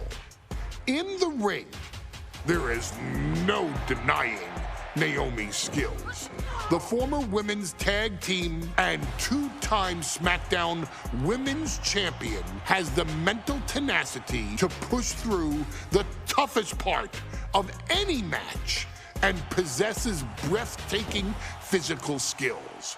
Naomi uses her dancing background to constantly innovate with her offense, resulting in some of the most beautiful moves you will ever see, unless you're on the receiving end of them. Naomi is an inspiration to so many of our younger members of the WWE Universe, showing a new generation that anything is possible if you just put in the work and never stop believing in yourself.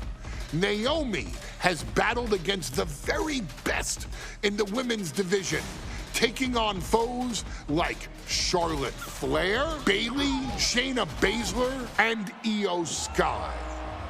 My favorite moment of Naomi was when she won the title in her hometown, Orlando, at WrestleMania.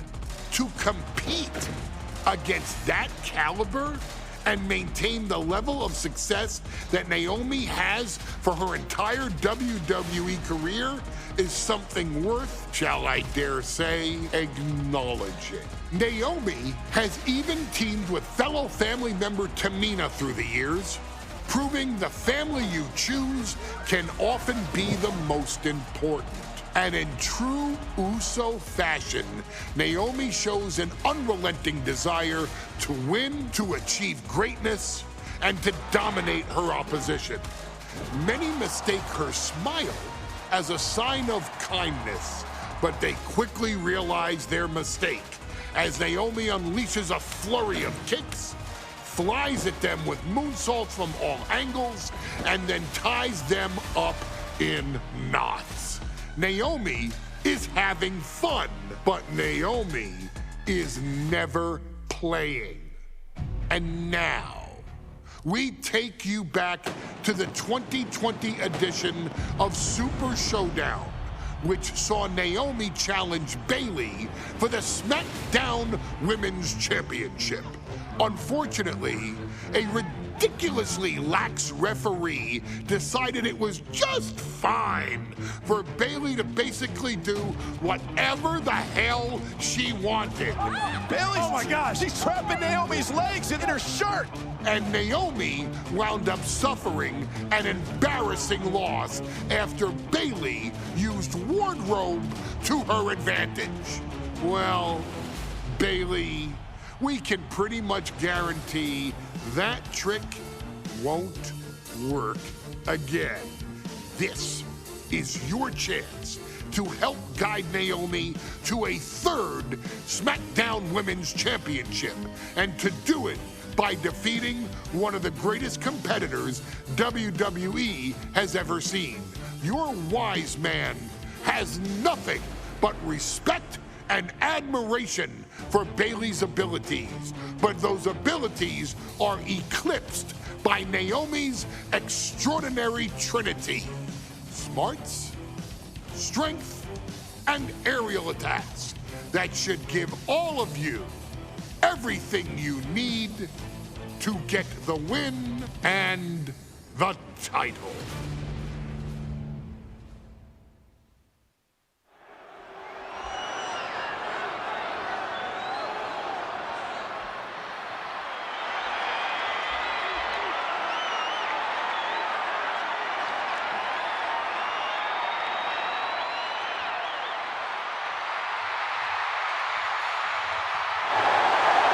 Gentlemen, it's glow time!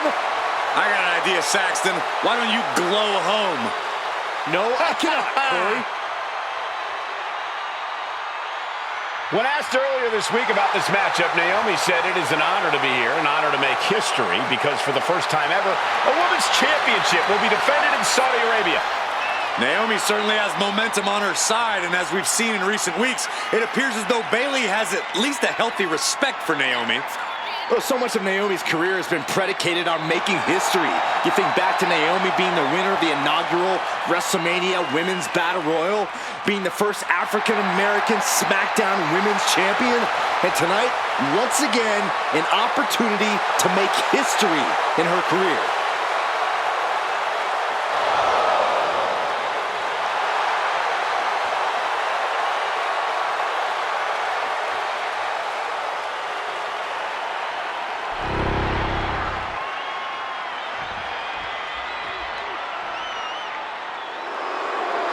And gentlemen, when Bayley was asked about this history-making match tonight, she said, of course I'm part of this, because history is made by winners. And I'm going to become a role model for everyone here tonight in Saudi Arabia and for everyone around the entire world. I asked Bayley her thoughts on this match, and she said, new country, same sheep. Bayley is nothing if not confident headed into this match. Oh, and everything you just said is indicative of the new attitude, the new personality of Bayley. Bayley has been SmackDown Women's Champion for a record-setting 279 days. She's won every title available in WWE. The NXT Women's Championship, the Raw Women's Championship, the two-time SmackDown Women's Champion, a Tag Team Champion, a Money in the Bank winner. Bayley's accomplished it all. But the one thing Bayley has never done in her career, she's never beat Naomi. And believe me, that is a huge point of confidence for Naomi and a huge pressure on the champion. What an exciting moment for both of these competitors tonight, but once the bell rings, it's down to business. The SmackDown Women's Championship is on the line.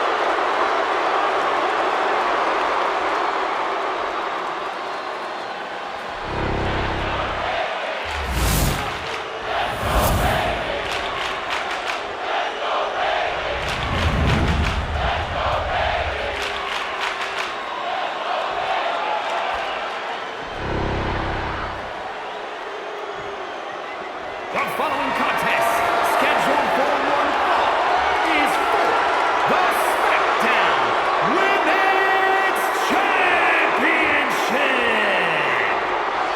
Introducing the challenger from Orlando, Florida, Naomi.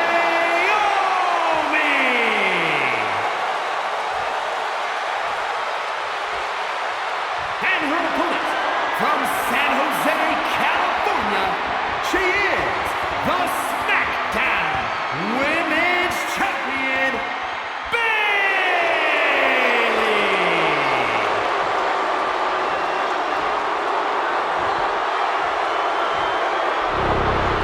For the first time ever, we have a Women's Championship match here in the Middle East, in Saudi Arabia.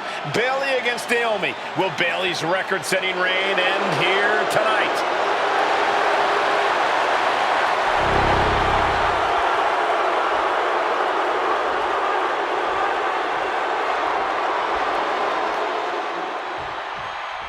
Guys, a very important component of this match. Bayley has won every title available in WWE. Bayley has accomplished it all. But the one thing Bayley has never done in her career, she's never beaten Naomi. And believe me, that is a huge point of confidence for Naomi and a huge pressure on Bayley. Yeah, but Bayley thrives under pressure. Her resume speaks for itself. Man. Naomi has tested her mettle in recent weeks, as the road to this championship opportunity was a difficult one. Needed to defeat former SmackDown Women's Champion Carmella. We know Naomi has a heavy desire to become a three-time Women's Champion. Other superstars say they want the title. Naomi has said she needs her title back. A factor to consider in this match is that Naomi took some time off to rejuvenate herself, to get her mind right, to refocus on her desire to once again be champion here in WWE. So this isn't necessarily the same Naomi the WWE Universe or Bayley is used to. And Naomi says that after taking time off, she's better physically and mentally than she's ever been in her career. Naomi finds her target with that one. Bayley is now under pressure, and Naomi continues to somehow have Bayley's number here. And Naomi has been quick to take to social media lately, reminding everybody that Bayley has never beaten her one-on-one. Yeah, not so subtle reminder to Bayley, who has been very insulting, very humiliating to a lot of people in WWE. And that attitude is why Naomi wants to dethrone Bayley, take the SmackDown Women's Championship away from her, and maybe humble Bayley a little bit. Setting up for something here. Fights out of trouble with a barrage of strikes. Stepping out of the ring here. active as she heads to the floor. What a takedown. Oh, there it is, the captain's hook. Locked in. She's trying to slip out of this submission. No ropes within reach. No mercy need to be shown. And can she break out? Back to her feet. A couple of elbows to the gut and create separation.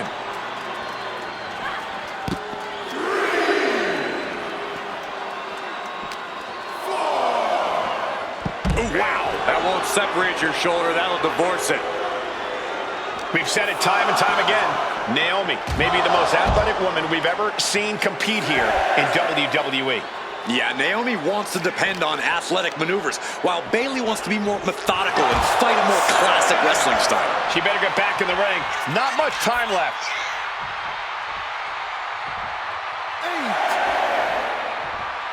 And this one could be moving to ringside.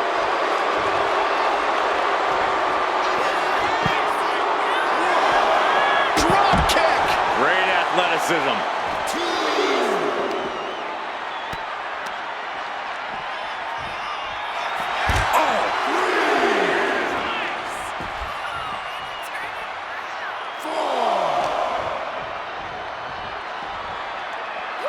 Oh my gosh!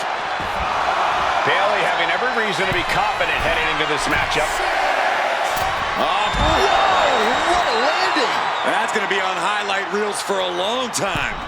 Incredible courage to even attempt that.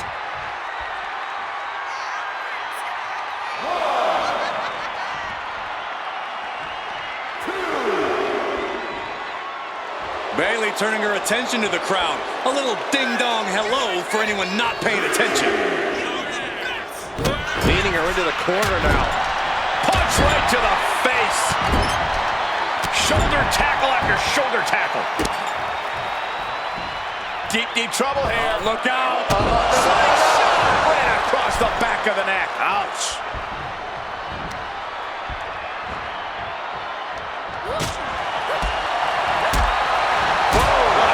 Momentum is really on Naomi's side. Naomi picking up the pace against Bayley and keeping her all out of sorts. Driving her opponent down with a bulldog. Naomi feeding off the WWE Universe, inching closer to recapturing the championship. A striking blow. Bayley's being caught off guard by Naomi. The champ wasn't expecting such a flurry of offense from the challenger.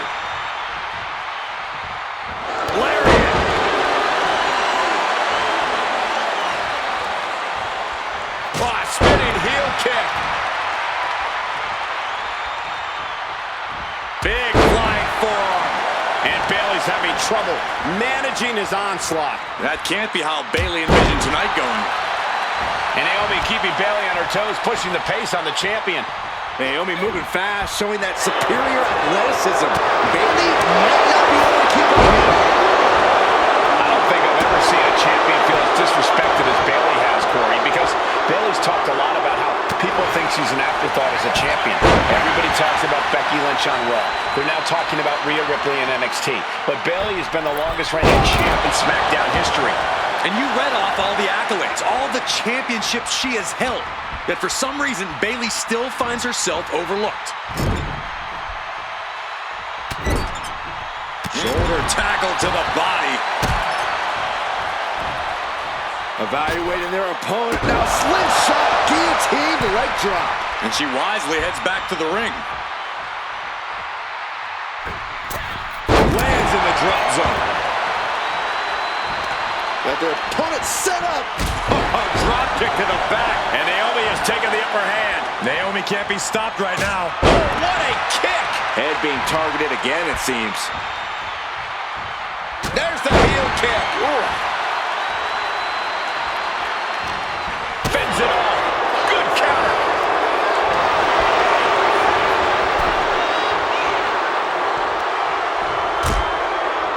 Horse forearm. Draped across the middle rope. And down. Ooh.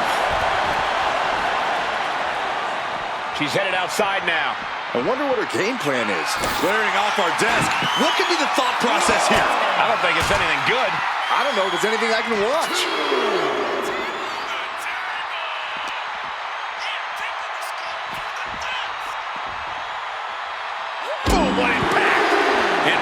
being humbled here. Bayley's got to slow down this assault. She's taking things back into the ring. Taking things to the top rope. Up high. Uh-oh. Look at the power. And the action is getting a little too close for comfort here.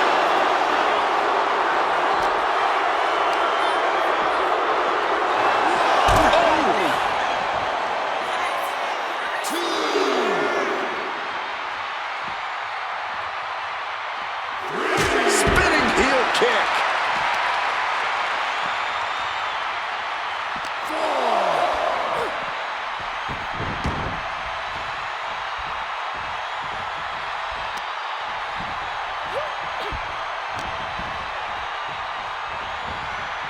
That was brutal, and Bayley has opened up. Shoulder tackle to the body. Deep, deep trouble here. Look out. Leg drop across the back of the neck. And goes back into the ring here. Ooh. Right to the back of the neck.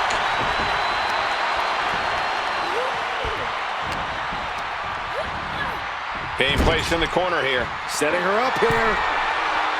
And here we go. Championship's on the line. Naomi's got Bayley in trouble up on the top rope. This could be Naomi's moment. Smart move by Bayley, protecting her title and going to the eyes. Oh, what a kick. Bayley is down and in trouble. Quick thinking by Naomi, looking to close this one out. Nobody home. Bayley wisely moves out of harm's way. What's Bayley trying to do here? What the? I think Bayley's trying to trap Naomi's legs in Naomi's own shirt. A great counter by Naomi. Naomi ducks underneath, and we got a standoff. Great match so far. Well, Bayley thought she had Naomi, but the challenger was ready. Well, the champion has to find a new strategy in a hurry. She breaks the ref's count. She just will not give up, Cole.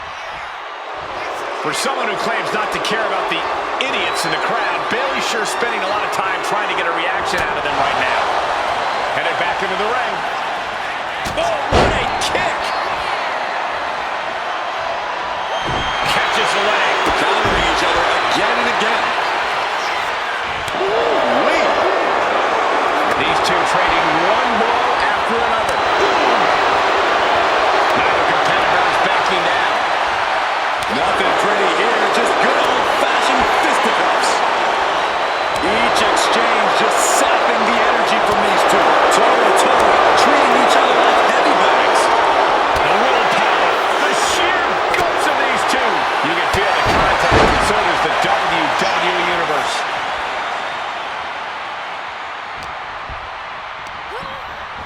Chucked right out of the ring. Headed out of the ring, but the count is looming.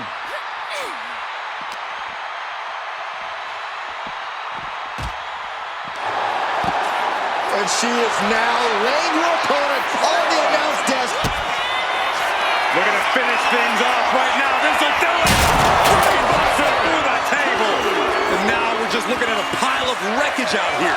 This is absolute pandemonium. I don't think it's going to get any more sane from here on out. Brought back into the ring from the floor now.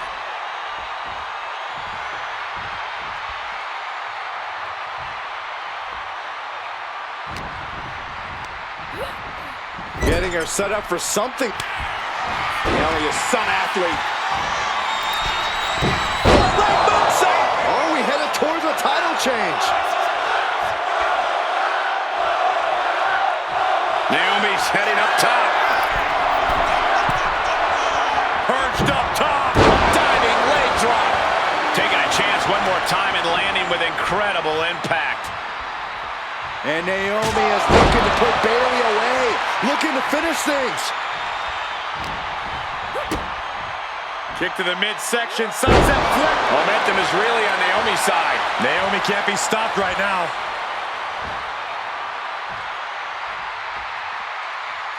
Climbing up. She got something big planned here.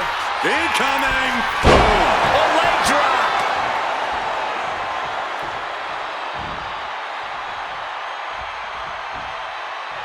Oh, might be moments away from crowning a new champ.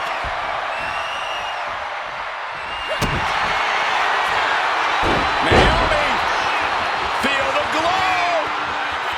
Submission, locked in. Naomi did it. We have a new champion. Here is your winner, and the new SmackDown Women's Champion, Naomi!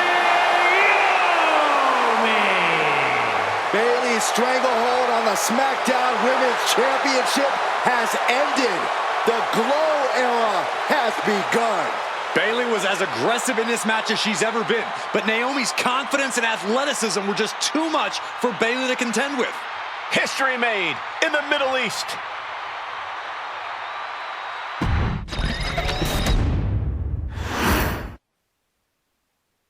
Ladies and gentlemen, if it weren't for the next two superstars in our showcase, none of this would be possible.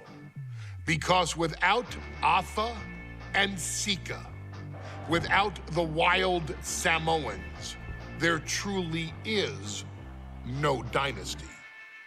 While it was their father who made the blood oath with High Chief Peter Maivia, it was Afa and Sika who built the family up, training generations of relatives, all with the single goal of becoming the best professional wrestler on the face of the planet. And while the two would together be WWE Hall of Famers, based solely on their work as trainers and cultivators of the next generation, their in-ring successes only add to their immortality. Afa and Sika formed WWE's most dominant tag team of the early 1980s, fighting their way to the WWE Tag Team Championship on 3 separate occasions. Opponents were often defeated before the bell even rang to start the match, falling victim to the aura and the intimidation factor of having to step into the ring with the Wild Samoans, accompanied by Captain Lou Albano. The trio formed a masterful group that was able to take all opponents off their game, be it through Albano's devious schemes or the overpowering nature of the Wild Samoans. WWE had never dealt with a team so primal, turning each match into a battle of survival. Most feared, the deadly Samoan drop, a move that has been imitated by many, but duplicated only by a chosen few. There they are, the Wild Samoans. These are immigrants coming from the island, trying to figure it out, trying to find a way. I couldn't imagine being these men. I couldn't imagine taking on these responsibilities of setting the tone in a whole new country. And then trying to break into entertainment on top of that. But they made it work. And that's what we are. We're workers. We make it work. These tribal elders set the standard for all of their descendants to not only follow, but they also taught their descendants how to surpass it. So beloved were the two that perhaps no moment holds more significance to your tribal chief, Roman Reigns, than when he was presented the Ula Fala by his father Sika and Uncle Afa after the 2020 Hell in a Cell event. You see, it was their acknowledgement that gave Roman Reigns the unshakable confidence to continue his journey to becoming the greatest of all time. the utmost respect, love, and gratitude for those men. Because if my father and uncle don't do what they do, we're not here. We now humbly present to you the honor of walking in the famed footsteps of the Wild Samoans, finding a tag team in WWE's long and storied history that we felt would test the Wild Samoans was not an easy task. But then, a thought came to your wise man. Why not give the audience exactly what they want? Why not put the Wild Samoans against one of the greatest tag teams of all time? Why not present Alpha, Sika, the Wild Samoans versus Bubba Ray and Devon, the Dudley Boys? And if we're going to go that far, let's do it in a tables match. Showcase that savage brutality that made both teams the eternal legends we know them to be. No pinfalls, no submissions, no rules. Just be the team that avoids being put through the table, and you will emerge victorious. And with these four men, you better believe that things are going to get extreme.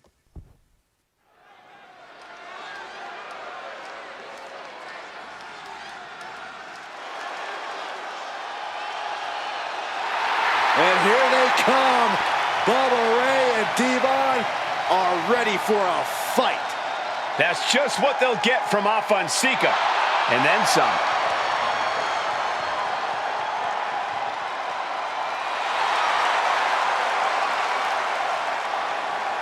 The following contest is a tag team tables match.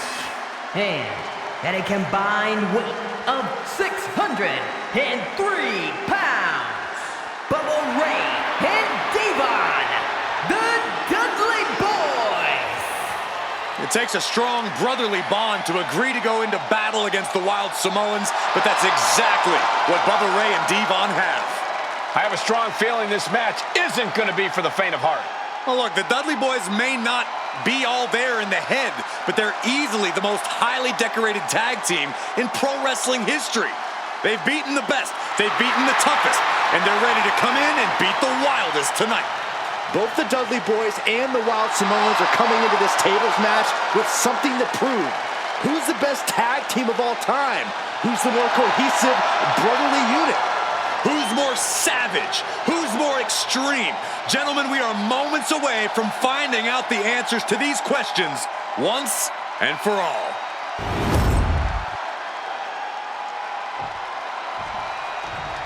Guys, this is going to be a great one. You can feel the electricity already. I feel the excitement and some fear, too. Welcome by Captain Lou Albano and a combined weight of 645 pounds. Alpha and Sika, the Wild Samoans. This tables match might be a dream match for many, but for both the Wild Samoans and the Dudley Boys, this is about to be one team's greatest nightmare. Alpha and Sika clearly not looking to back down here.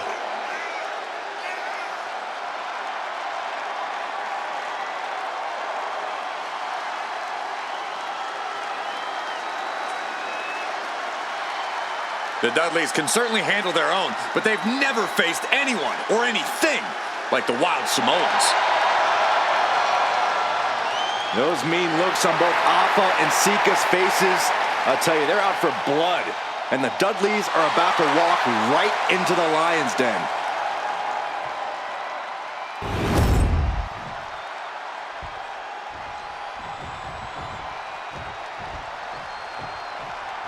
Two-on-two tables match here with the masters of the match, the Dudley Boys, taking on the Wild Samoans. There's always those thoughts in the back of your mind. My brother can beat up your brother. My brother can put your brother through a table faster. Finally, we get to see those thoughts become a reality. Saxton, hear about the inner workings of your mind ever again. I second that, but the Dudley Boys and the Wild Samoans are two teams who also clearly have a few screws loose. This should be intense. And we can talk about how this match was something almost tailor-built by the Dudley Boys. With a famous series of TLC matches they've had, the Dudleys have become synonymous with the T, TLC. And that didn't stand for tender, Cole. It means tables, and it means lots of them. Yeah, and if Bubba Ray and Devon can get the Wild Samoans to a table tonight, it will really add to the Dudley Boys' legacy even further. Oh, ouch! And nothing could save Bubba Ray from that attack. Flying! Oh, the way to the outside. The 1-2 punch of high risk, high reward. And he gets set back into the ring. Totally helpless at the moment. He is looking to do some serious harm. My goodness! And then look at that! A very ferocious demeanor emanates from the Wild Samoans. Like they're part of a pack of untamed beasts. Look out! Oh no, went big and pays for it. Crashing and burning in maybe the worst way possible.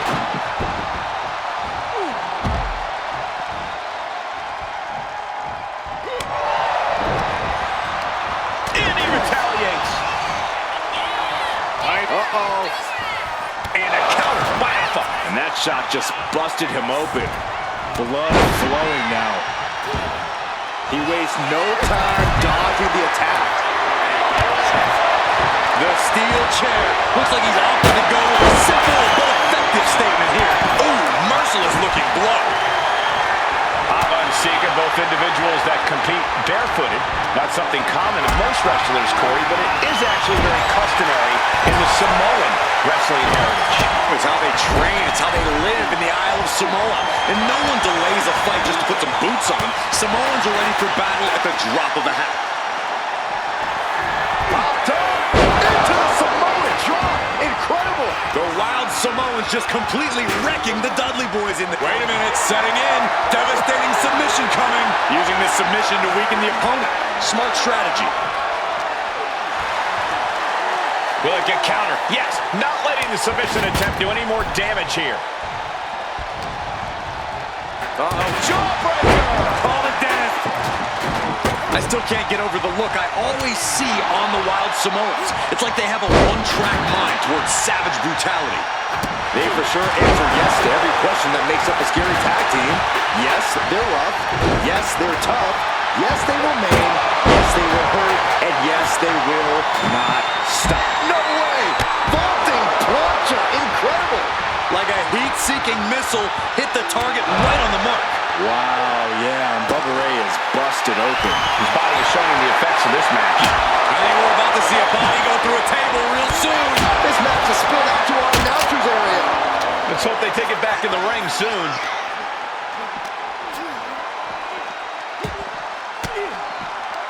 Tossed back into the ring. The Dudley Boys came in tonight knowing they had to turn up the dial. Had to match Alpha and Sika's level of aggression. Bubba Ray and Devon know they have to be extreme as they can be. Yeah, but what the Dudleys call extreme, the Wild Samoans just call regular old Tuesday. Alpha and Sika are just a different breed of wrestler. Look, I don't care who you are. You could be King Kong or Kaiju. It's going to be curtains for you if you're on the receiving side of the Wild Samoan. What on earth? What did they just...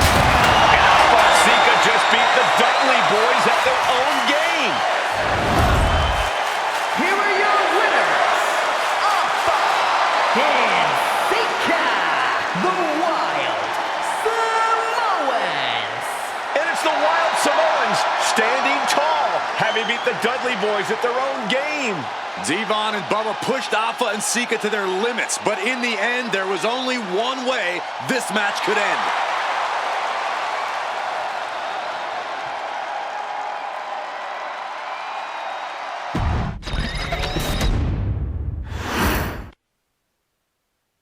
From the very moment he arrived as the enforcer of the Bloodline, Solo Sikoa has taken every brutal, savage element of his predecessors and refined them into a near-perfect smashing machine. Even in the year before his arrival, Solo raised eyebrows and garnered buzz while competing in NXT. But nobody could have predicted just how smoothly his transition to the main roster would go. And before I go on any further, let me make one thing perfectly clear. I'm only saying what I'm saying about Solo Sikoa because I am a wise man. I'm a professional. And because I'm being handsomely compensated for my stellar work as your host of the WWE 2K25 Showcase. I haven't forgotten what Solo Sikoa and his rogue bloodline did to me. But I also know better than to let personal feelings hinder your professional endeavors. So with that being said, since his arrival at Clash at the Castle in 2022, Solo Sikoa has consistently been involved in WWE's biggest moments and biggest matches. He's been victorious in War Games. He's repeatedly enforced the Bloodline's will to maintain Roman Reigns' status as undisputed WWE Universal Heavyweight Champion. I brought Solo in as an insurance policy. Solo was here to protect me. Solo was here to maintain the promised land. He's violent. He's strong. He's fast. He's all those things. And he betrayed me. Any man who would betray me must be a very dangerous man. Solo defeated John Cena. Solo elected to betray your tribal chief, Roman Reigns, in an attempt to bestow upon himself the title of tribal chief. When I refused to acknowledge Solo as my tribal chief, you are not my tribal. He, Tama Tonga, Tonga Loa, and Jacob Fatu put me through a table in Madison Square Garden. And that led to opportunities to compete for the undisputed WWE Heavyweight Championship. It's led to more visibility with Solo's rogue bloodline ruling over SmackDown. Every choice Solo made only furthered his standing in WWE. He has the bloodlust of the wild Samoans, the brutality of his cousin Yokozuna, and the single-minded focus of Roman Reigns, all rolled into one. There is no question the future is his for the taking, and that he will be champion many times over, and that he may set records of his own before it's all said and done. Few men have so quickly served notice to all of WWE in the manner that Solo Sikoa has done. Whether you want to acknowledge him or not is irrelevant. One way or another, Solo Sikoa forces you to do just that, or you will suffer severe consequences. One by one, each and every single superstar on the WWE roster is going to find that out. Solo will make sure of it. I, of course, will simply await any and every opportunity for your tribal chief, Roman Reigns, to teach Solo some manners. Until that happens, though, we are taking you back to the one-year anniversary special for NXT 2.0, which saw then North American champion Carmelo Hayes, and indeed, he is him. issue an open challenge. Unfortunately for the future superstar, it was to be answered by Solo Sikoa. And things went as well for Hayes as you can probably guess. Showcase the unrelenting fury that has made Solo Sikoa nearly unstoppable and defeat Carmelo Hayes to earn Solo his first championship victory. It won't be easy against Carmelo, especially when he has Trick Williams watching his back. And if you make one mistake against the champ, he'll take his shot and most likely hit nothing but net.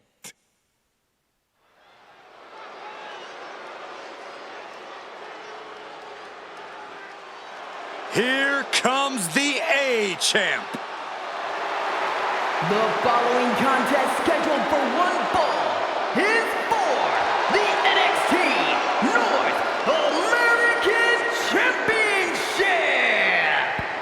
Accompanied by Trick Williams, he is the NXT North American Champion, Carmelo Hayes. Mello and Trick looking so pleased with themselves after attacking Wesley. NXT 2.0 celebrating its first anniversary, all thanks to amazing talent like this man. Hayes has a look right now. He probably thinks he's getting the night off and another day on his North American title reign. Well, after what Mello and Trick just did to Wesley, who's going to have the guts to step up and take Lee's place?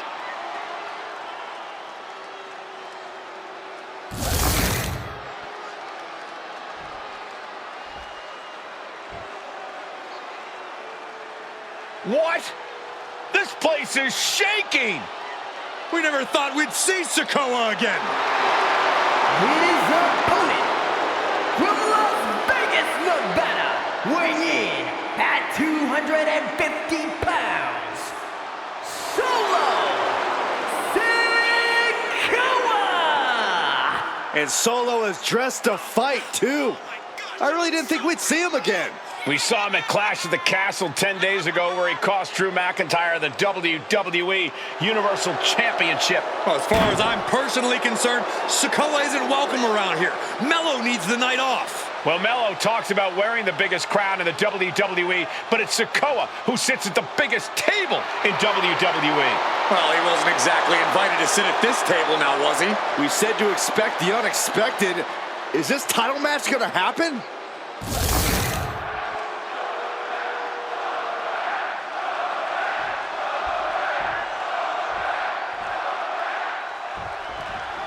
As we say in WWE, expect the unexpected.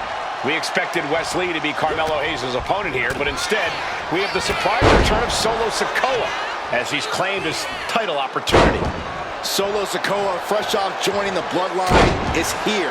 He has answered the call, and we indeed have an NXT North American title defense tonight for NXT 2.0's one-year celebration. The whole ring in between them. Did you see Mello's reaction when Sikoa's music hit? Hayes looked like he saw a ghost. Solo's been saying he got next for the North American Championship, but that was a long time ago. Mello thought Sikoa was in his rearview mirror. These two men took part in a triple threat for the North American title back at Spring Break 5 months ago. But they essentially canceled each other out that night, and neither man left with the title. Tonight, we're going to see who the better man is, and it will be the one who leaves with the title. Solo continues to maintain the advantage. The power of Sikoa proving too much for Hayes right now. Solo Sikoa already with the strategic advantage, taking Hayes by surprise. And Sikoa sent toward the ropes, and Carmelo Hayes with a kick right into the midsection. Mello taking it to Sikoa here. The power of Solo just a little too much for the A-Champ in this instance. What a chop. Trademark viciousness. Lack of mercy. That's what Solo Sikoa is all about. Into the corner. Big splash by Sikoa. Mello in trouble. Sikoa.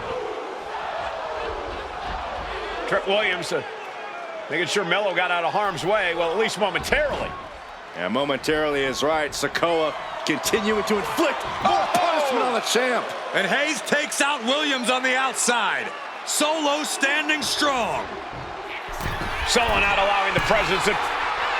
From the top. Good Lord, taking flight. They got all of that. Just taking flight and soaring through the sky. Boom! You gotta be impressed by both Solo Sikoa and Carmelo Hayes. They've taken NXT 2.0 by storm. Oh, schoolboy! Shoulders up here! The ref calls it off. He's on the ropes.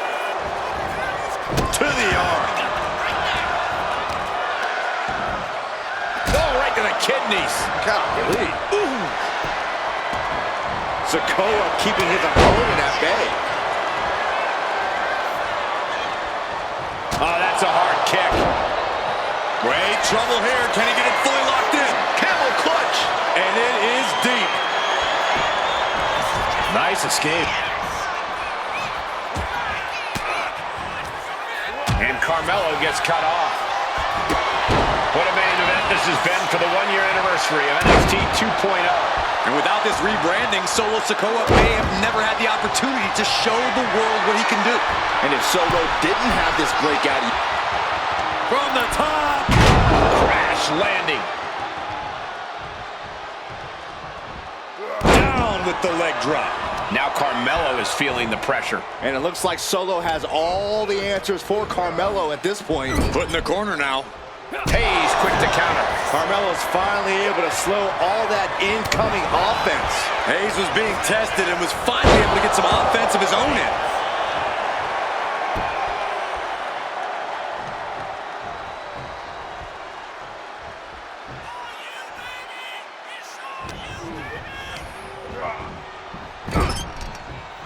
Knife edge chop.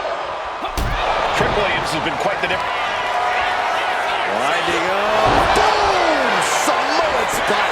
The mark of a champion, knowing when to use the challenger's playbook. Amazing kick out.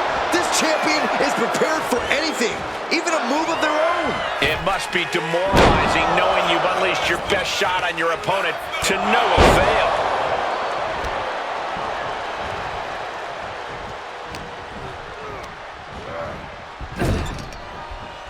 Knife edge chop echoing through the arena. Brutal short arm lariat. That's using your head. And again, the head has been the target here. It's a surefire way to keep your opponent out of sorts. And into the corner he goes. Connecting with a sharp elbow. Trick Williams cheering on Carmelo Hayes. You cannot deny the impact Trick has had since he joined his childhood friend's side. Yeah, that decision to bring Trick Williams into NXT 2.0 changed the trajectory of Carmelo Hayes' career. Big uppercut rocks the jaw of Carmelo Hayes. Ripped out of the corner. Looking to put him away, and now Trick Williams up on the apron, causing a distraction. Trick paying dividends. Ooh. First 48. And that could be the turning point for the North American champion. Oh, Samoa drop by Sikoa. Cover now for the win. Hayes kicks it too. And Williams once again on the apron. You can see how concerned Trick Williams is that Carmelo Hayes' championship hopes, might be fading away. Super kick drops Williams. Hayes picked out of the sky. Spinning solo. Is that it for Carmelo Hayes? Trick is out. Carmelo is dazed. Here's your chance, Solo. The title could be yours. Sikoa. Spinning Uranagi, the spinning Solo. Sikoa just absolutely laid waste to Mello. Can Solo win the title? And Hayes is finally able to mount some resistance with that. Yeah, showing he's got some fight left in him. Winding up. Samoan spike. That might have just sealed the deal on us having a new champ. What the? Sikoa is the new champion. here is your winner, and new NXT North American Champion, Solo Sikoa! Solo is your new champion.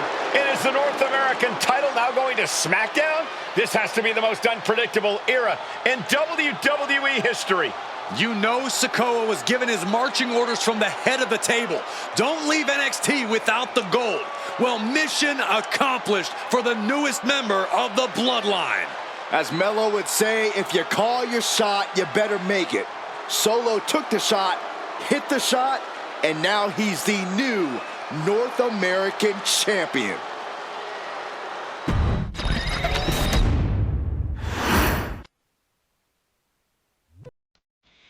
I ain't doing this one. We can have all the fun we want with these video games and this showcase and these fantasy matchups like Alpha and Sika versus Bubba Ray and Diva. I'm not doing shtick about Roman Reigns and Seth Rollins. That's a little too volatile. And it's way too personal for Roman Reigns. Roman Reigns and Seth Rollins came up together in the Shield. And Seth Rollins took it upon himself to disband the Shield by blindsiding Roman Reigns with a chair.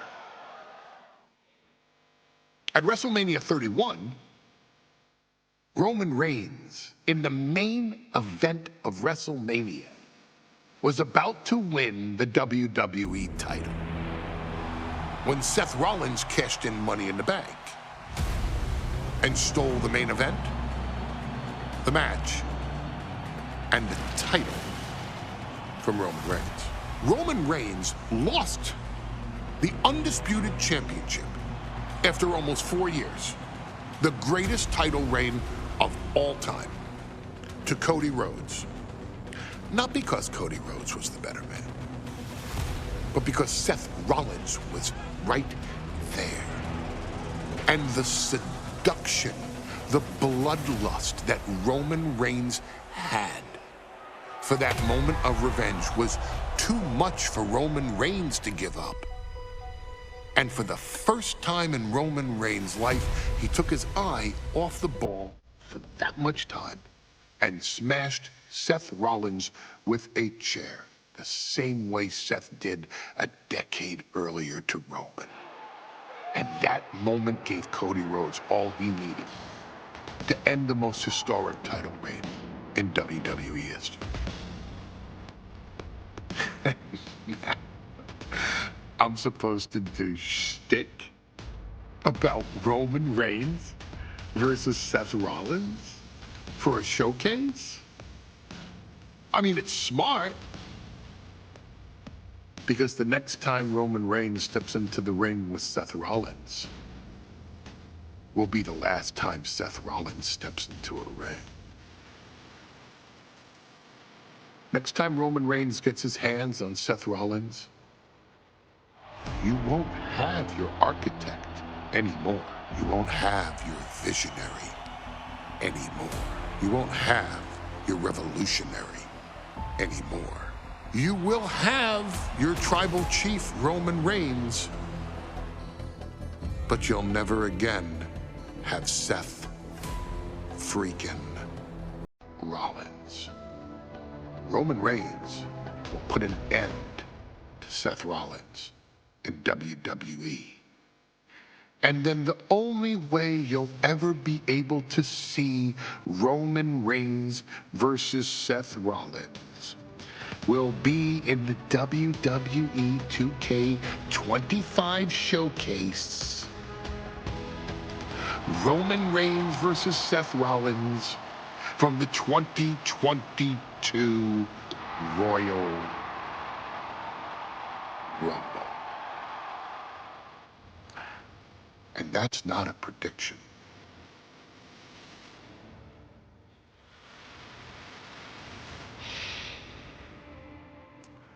That's a spoiler.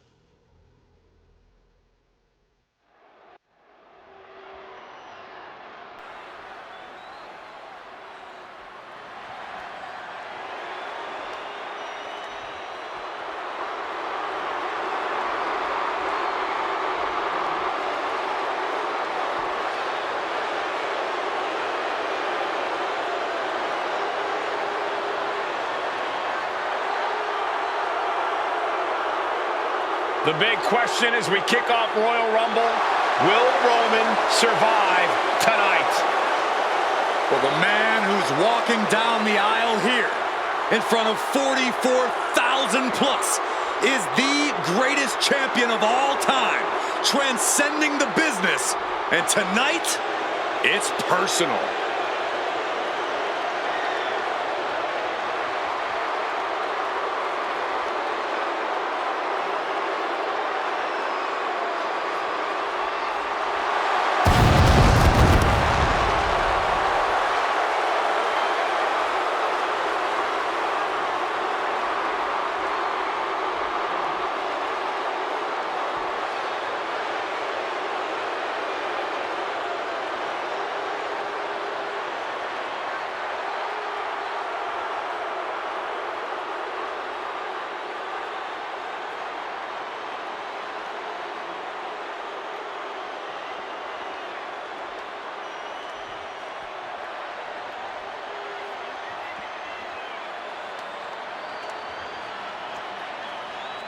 For 17 months, Roman Reigns has dominated everyone. And luckily for Roman, he's had a special counsel and his cousins to help him keep cool, keep focused, and concentrate on the business at hand. Now Paul Heyman is gone, and the Usos are barred from ringside. And without those calming forces, Corey, cracks started to form last night in Roman's armor. No telling how Roman's going to handle things on his own. It's been years since he competed on his own. But that's the situation we're seeing right now for the Tribal Chief.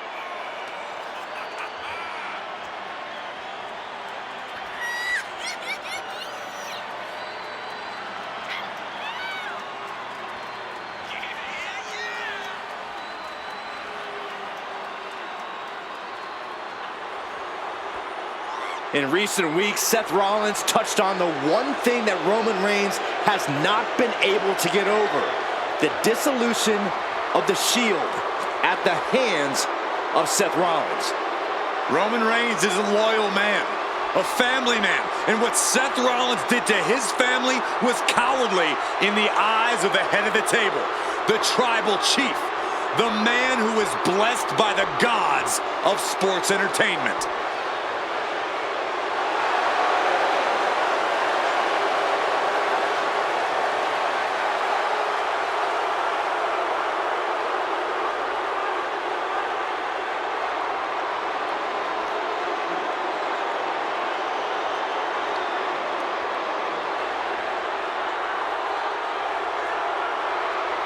Corey, on SmackDown last night, we saw one thing that we haven't seen out of Roman Reigns. We saw Roman Reigns lose his cool.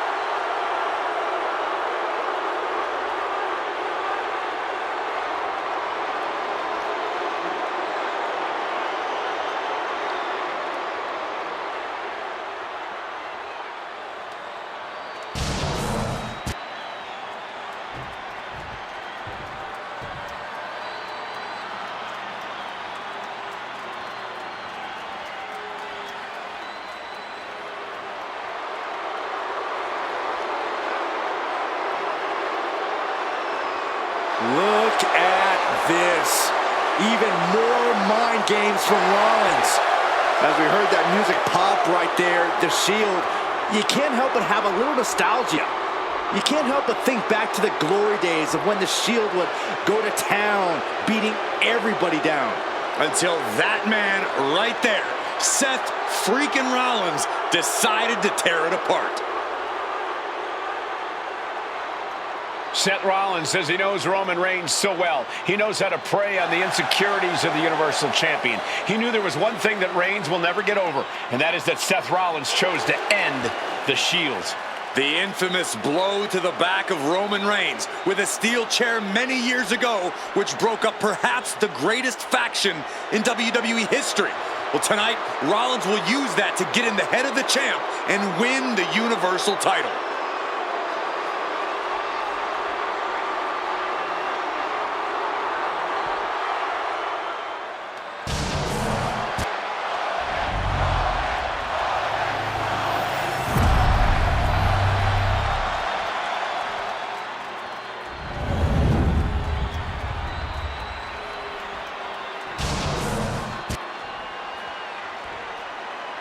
The following contest, scheduled for one fall, is for the Universal Championship. Introducing the challenger from Davenport, Iowa, weighing in at 217 pounds, Seth freaking Rollins.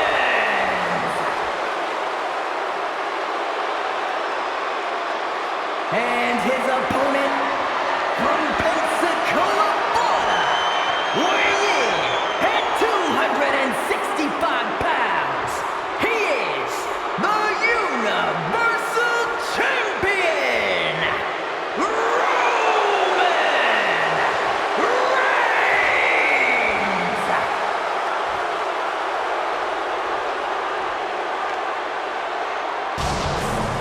And that title, the WWE Universal Championship, has been in Reigns' possession for a record-breaking 516 days. Can he extend the reign even further tonight?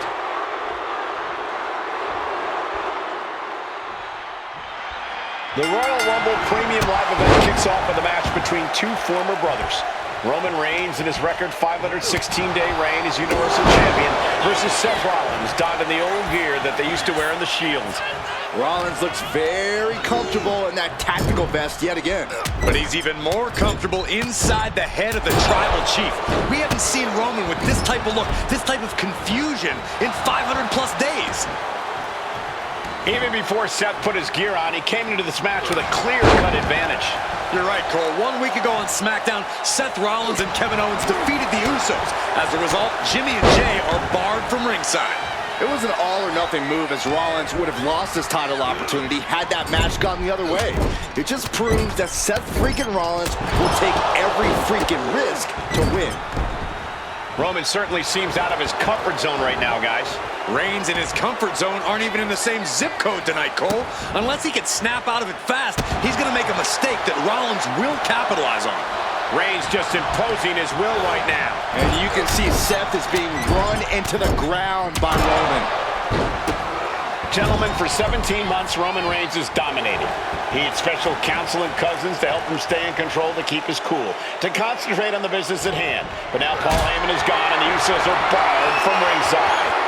Without those calming forces, cracks have started to show. Every comment Rollins has made about their past cuts deeper. Every mind game breaks Roman's spirit even further. This might be the toughest physical battle the Tribal Chief has faced, but it definitely is his toughest mental battle. Neckbreaker! Rollins getting worked on here. The power and rage of the Tribal Chief is just overwhelming Rollins here.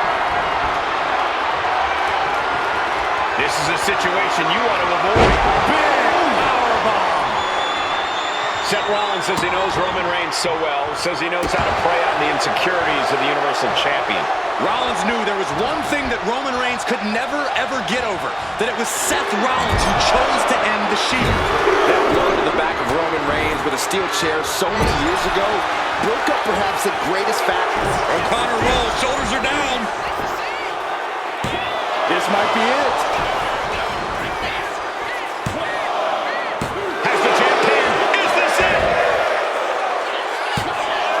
Champ gets free and one. Still gonna take a massive effort to keep him down.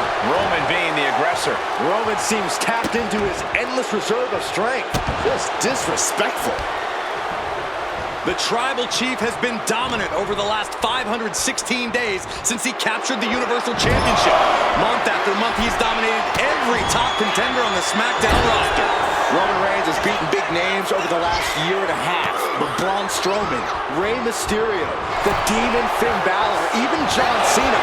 But Reigns has to be bothered by the fact that he has never been able to knock off Rollins in a premium live event match in his career.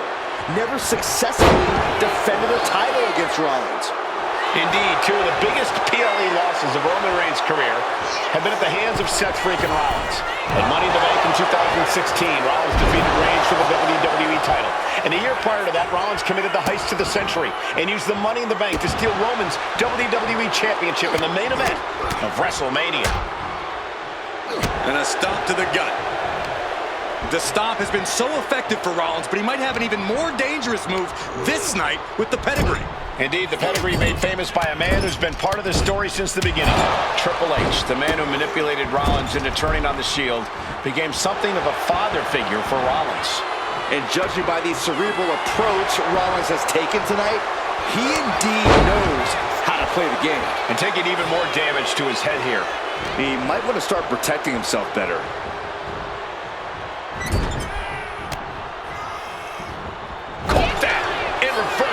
And Rollins finally able to keep that string of offense in check. Seth weathered the storm and wants to create a flurry of his own. Oh, missed connection. I hate to say this, but the Tribal Chief has become extremely frazzled without the benefit of having the Bloodline by his side. Every little move Rollins makes seems to put Reigns on edge. This outfit, the Shield's entrance music. I bet if Rollins gave Roman a fist bump, it would make a Tribal Chief go nuclear. And that canceled out Reigns' offense. Rollins pulling out all the stops early. Roman Reigns needs to kick into higher gear to catch back up. Reigns turns that around. That was disrespectful.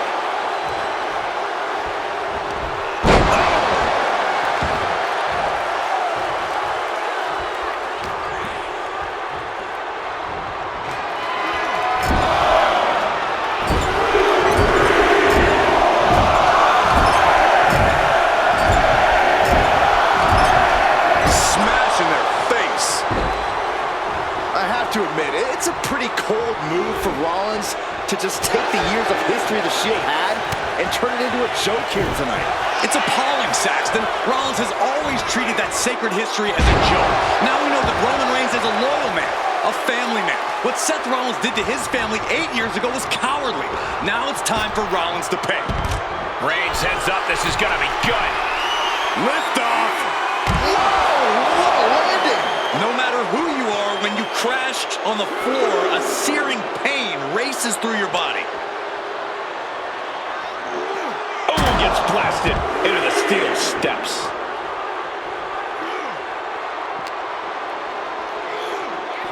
Delivered into the barricade. And Reigns unleashes the Superman punch. Hope you got your running shoes tied tight, boys. We might need to bolt out of here. Clearing off the announce table. This can't be good. Nothing but bad intentions in mind, I'm sure. Sky high. The count continues. Time to get back in there. I can't believe what we just saw. I can't believe that didn't miss. Kicks to the cranium of their opponent. Seth losing any command of this match. Any of Rollins' defenses have been pegged.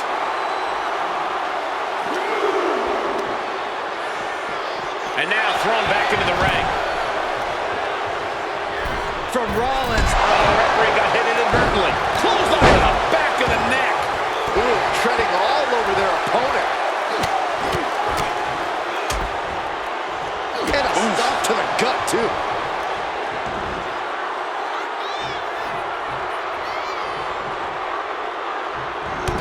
Clothesline in the corner. And an elbow for good measure.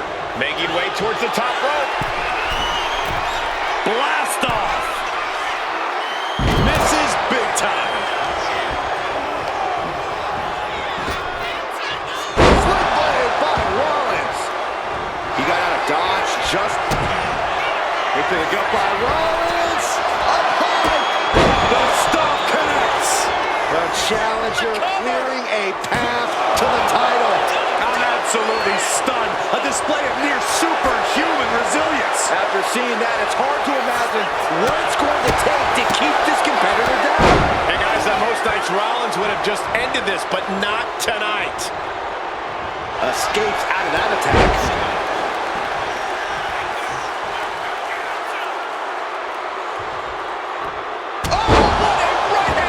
Absolutely laid Rollins out, and now Reigns can finally overcome his former Shield brother. Reigns, Rollins, both men are waging an epic battle. For Reigns hits it! The champ delivering when it counts. I don't even think Roman's aware of where he is anymore. He has tunnel vision for Rollins. The only thing the Tribal Chief is seeing right now is red. And heaven have mercy on Reigns, old Shield brother now. And here's Reigns now, misses wildly with the clothesline attempt. Spear! Spear by Reigns! Roman Reigns from out of nowhere with a spear! That could end it for Rollins if Roman could just make the cover. Roman trying to fight through the pain. Oh my, guys. Guys, look at what Rollins is doing.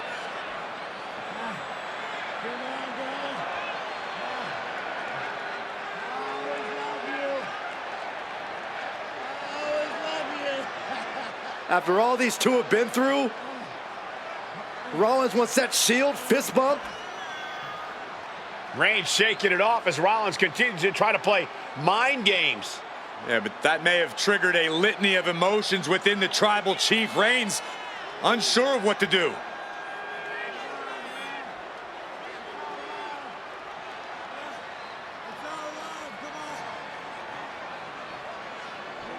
Roman Reigns determining what to do now. Will he slay his former brother?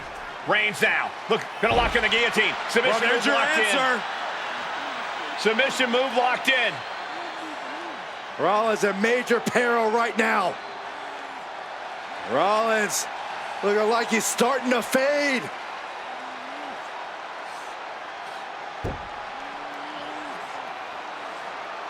Seth trying desperately to make it to the bottom rope. I'm not sure he can make it, Corey. Trying to make it to the rope to force some sort of break. Seth trying to hang on. How can he do this here? Is Rollins going to tap there? What's Rollins going to do? Is he going to tap out? Well, he makes it to the rope. Reigns has a 5 count to break the hold.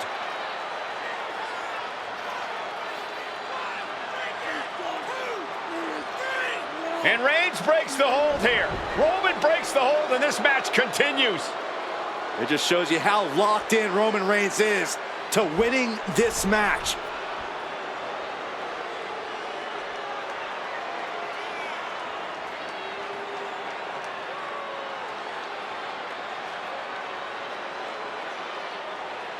Rollins just motionless now. Roman had that guillotine locked in far too long.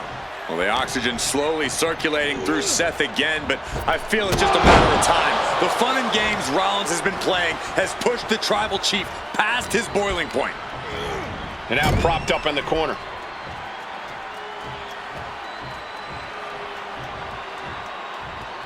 Clothesline in the corner. Momentum has pivoted towards Roman. Reigns is making an opportunity for himself.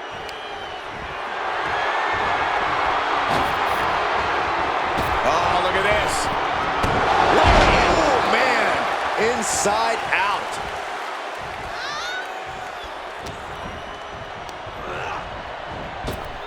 Oh! Brutal club. Punch lands.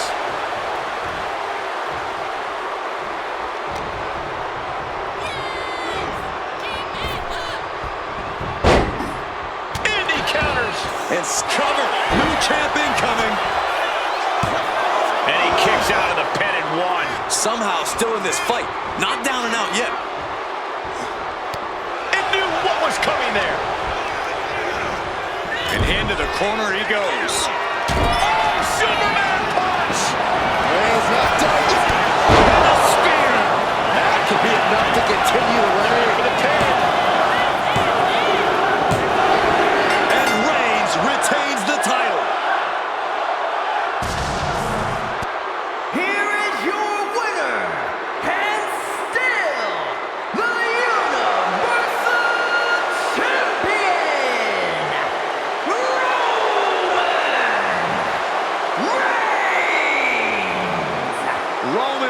has finally done it. Finally earned that title defense against Seth Rollins.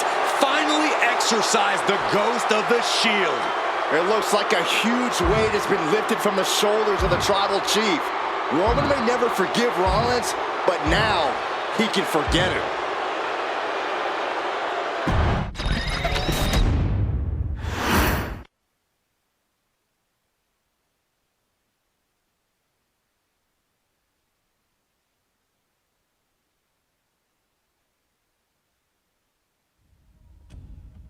I'm the last guy to knock a revolution. I've led a few of those, you know. I admire revolutionaries. I respect evolutionaries. They are the lifeblood of the bloodline. So when Solo Sikoa seized the moment and became the tribal chief in Roman Reigns' absence, I didn't like it. I don't even think I respected it. But something deep down in me admired it. That took some forward thinking. I'm the chief now! Now we all know what happened when the OG bloodline, led by Roman Reigns, faced the new rogue bloodline, led by Solo Sikoa, in the War Games. But there was a discussion here while planning the WWE 2K25 showcase that has me, your wise man, admittedly a little intrigued. What if War Games was limited to only OG bloodline, no honorary uses, versus Solo's rogue bloodline, no honorary uses? It's 4-on-4 Roman Reigns. The Usos, Sami Zayn, versus Solo Sikoa, Tama Tonga, Tonga Loa, and the most dangerous new competitor WWE has ever seen, the Samoan werewolf Jacob Fatu. What happens then? This is your moment to determine who is the real bloodline. This is your moment to determine who is the only bloodline. This is where the bloodline's legacy and the bloodline's future is in your hands.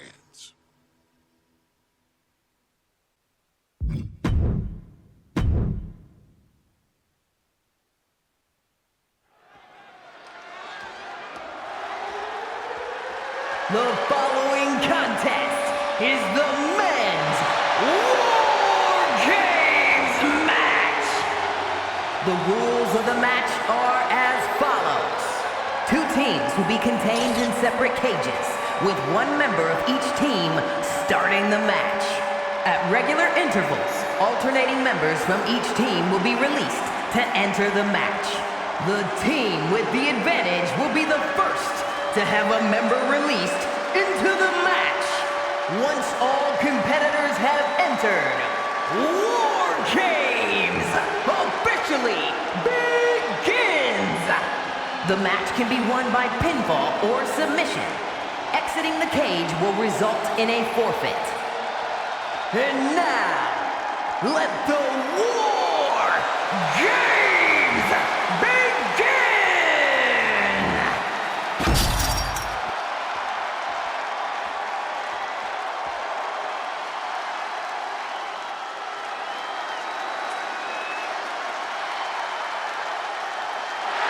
The bloodline is in chaos.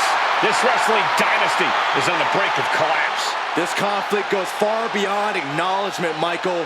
This man and the original bloodline are fighting for their livelihood. Introducing first, from San Francisco, California, weighing in at 242 pounds, main event, Jey Uso! This man and the rest of the original Bloodline is under attack. The new Bloodline will do whatever it takes to wipe out the old guard. But this man and the rest of his crew will not go down without a fight. This is a power struggle that could not be contained by a traditional 20-by-20 ring. He's ready to bring the heavy fire to the new Bloodline.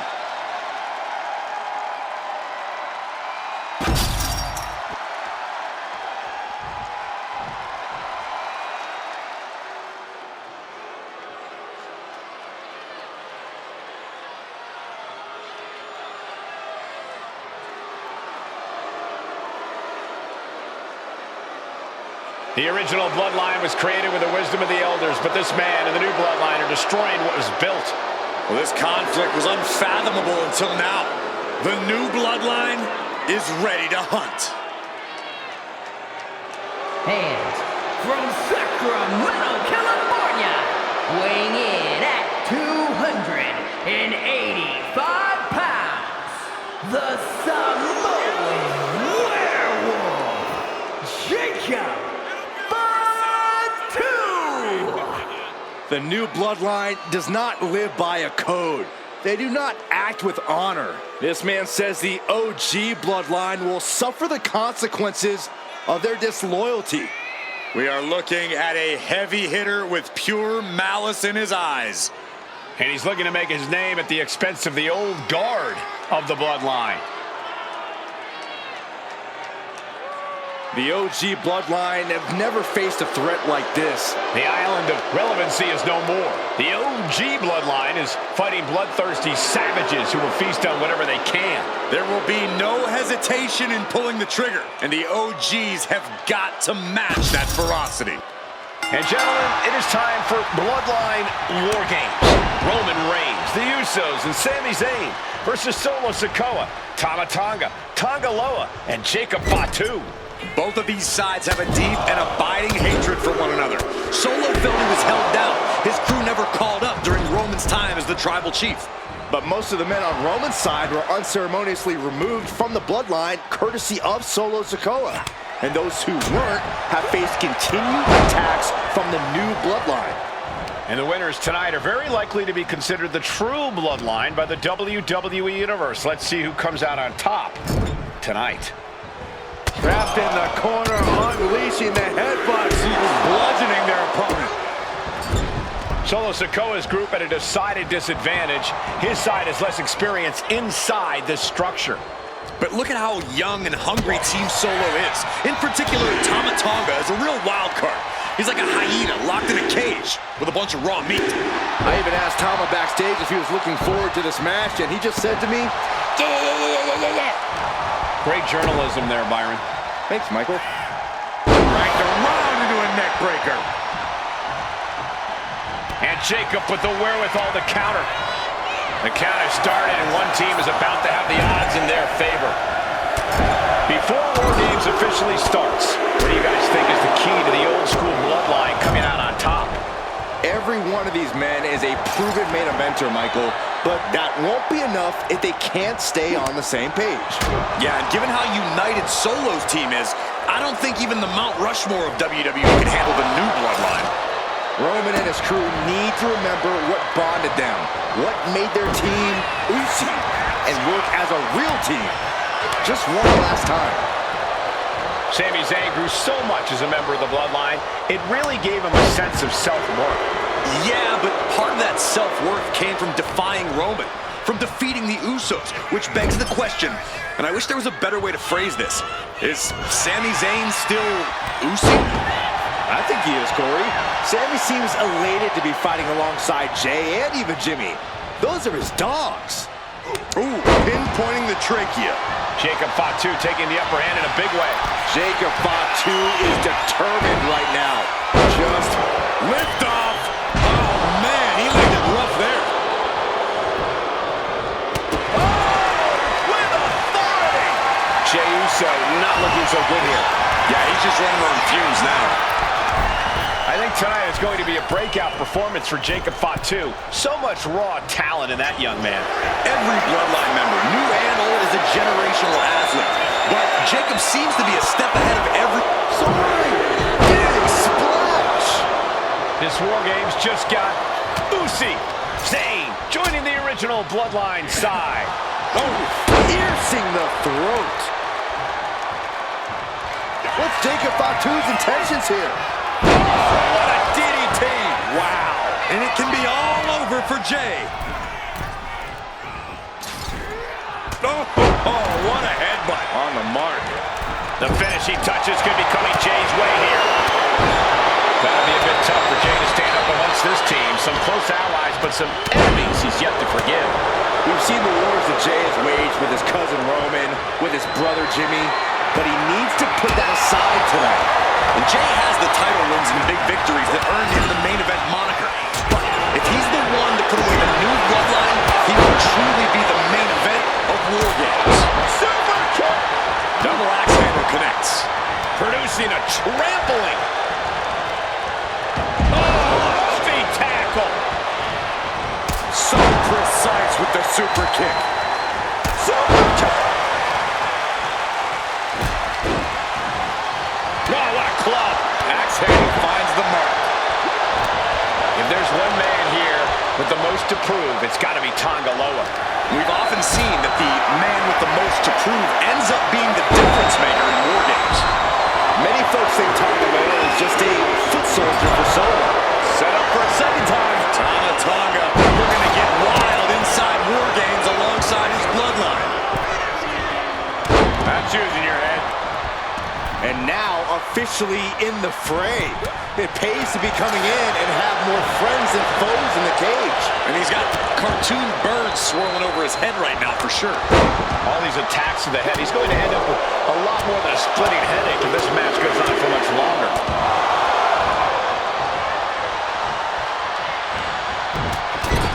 Climbing up the wall now, and he's got some crazy ideas. Look out! Oh, coming down from way up top. Trying to go for it again.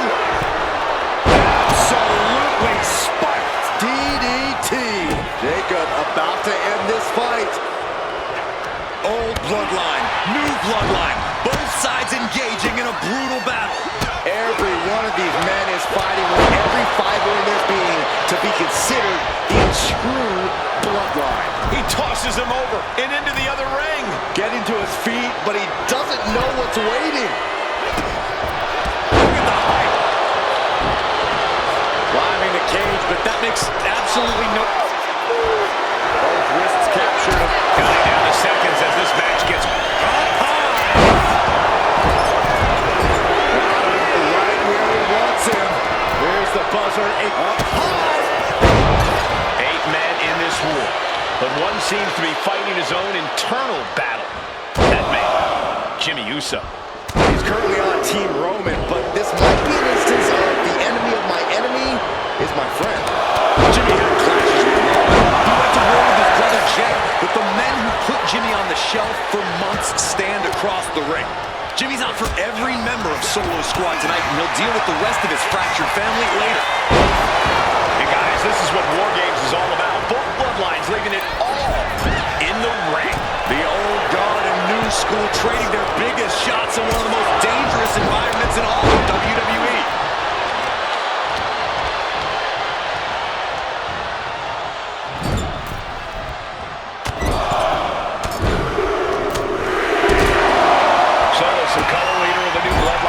Himself the head of the table, called himself the tribal chief. And when he asked the WWE Universe to acknowledge him, we're hearing more and more of the crowd agree. Well, Solo has grown in power with big wins and title reigns, but this is his biggest test yet. If his crew can Tonga twist. Tama could end it there. And in just a moment, the numbers advantage set to come into play here. Oh, knock your head right off. Jimmy leaves an opening. And looking at Jacob And now the new tribal chief, Solo Sikoa, joining Bloodline War Games. And my word, this has been a match for the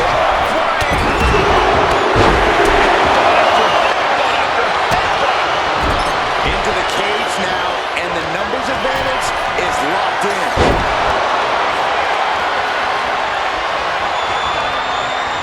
And scattered. Now can capitalize.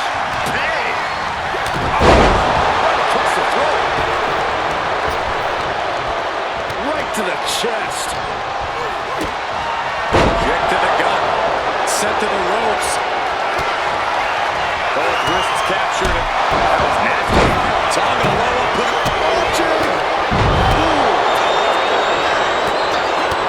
Rapid fire. Looking for more damage here. Release back suplex. From way up. A double axe handle. Takes another trip to the skies, and it pays off once again. He's headed up. Might be going toward the top of this War Game structure. From the top. A huge impact. Things will get back to an even playing field with the next entrant. Big elbow. And the Tribal Chief is now entering Bloodline War Games.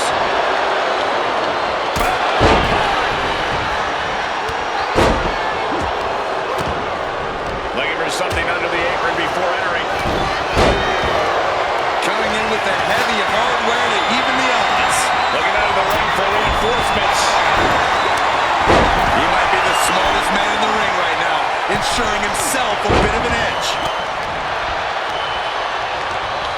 Oh, he had the wherewithal to counter Jacob. And over to the other ring he goes. And a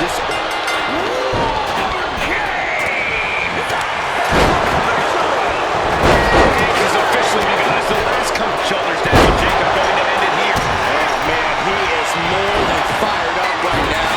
Meanwhile, it's Jimmy. Tonga twist. Look at Jay. His lights are off. Oh, my. A jumping DDT. Absolutely planted. Kick to the stomach. Tonga's looking to wrap this one up. From the top. He connects with a counter. Tonga twist. Tama could end it there. Oof. Landed a big kick with that hammer. He just flipped the script there. Mini heel kick.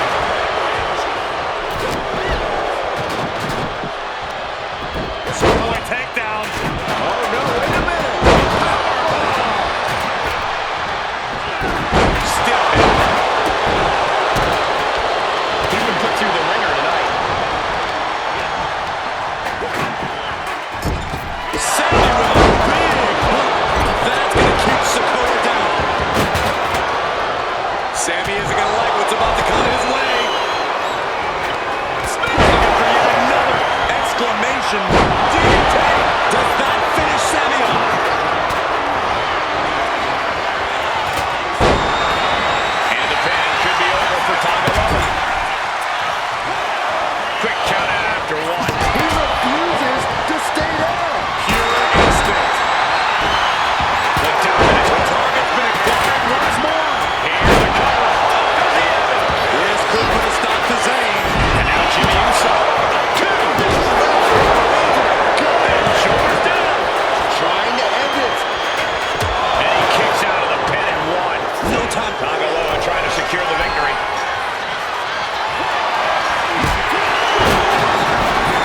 And Solo's team takes it.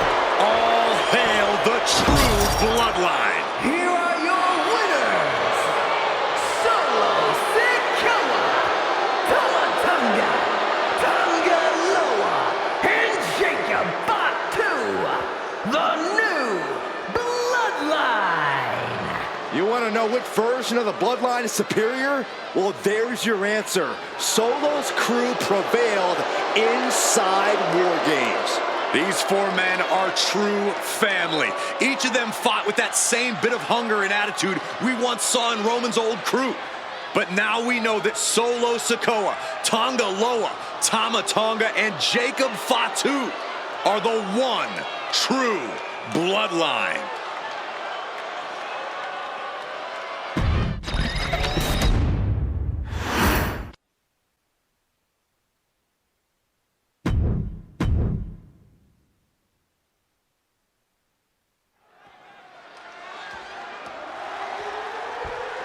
The following contest is the men's War Games match. The rules of the match are as follows. Two teams will be contained in separate cages with one member of each team starting the match. At regular intervals, alternating members from each team will be released to enter the match. The first member to enter will come from the advantaged team. Once all competitors have entered, War Games officially begins! The match can be won by pinfall or submission. Exiting the cage will result in a forfeit. And now, let the War Games begin!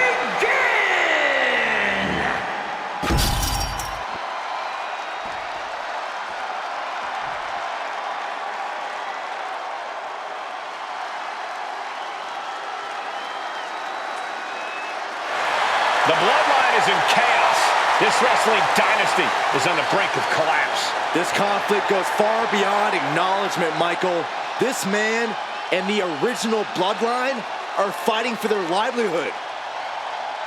Introducing first, from San Francisco, California, weighing in at 242 pounds, main event,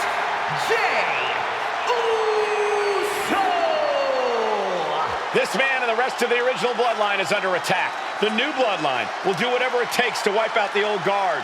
But this man and the rest of his crew will not go down without a fight. This is a power struggle that could not be contained by a traditional 20-by-20 ring. He's ready to bring the heavy fire to the new Bloodline.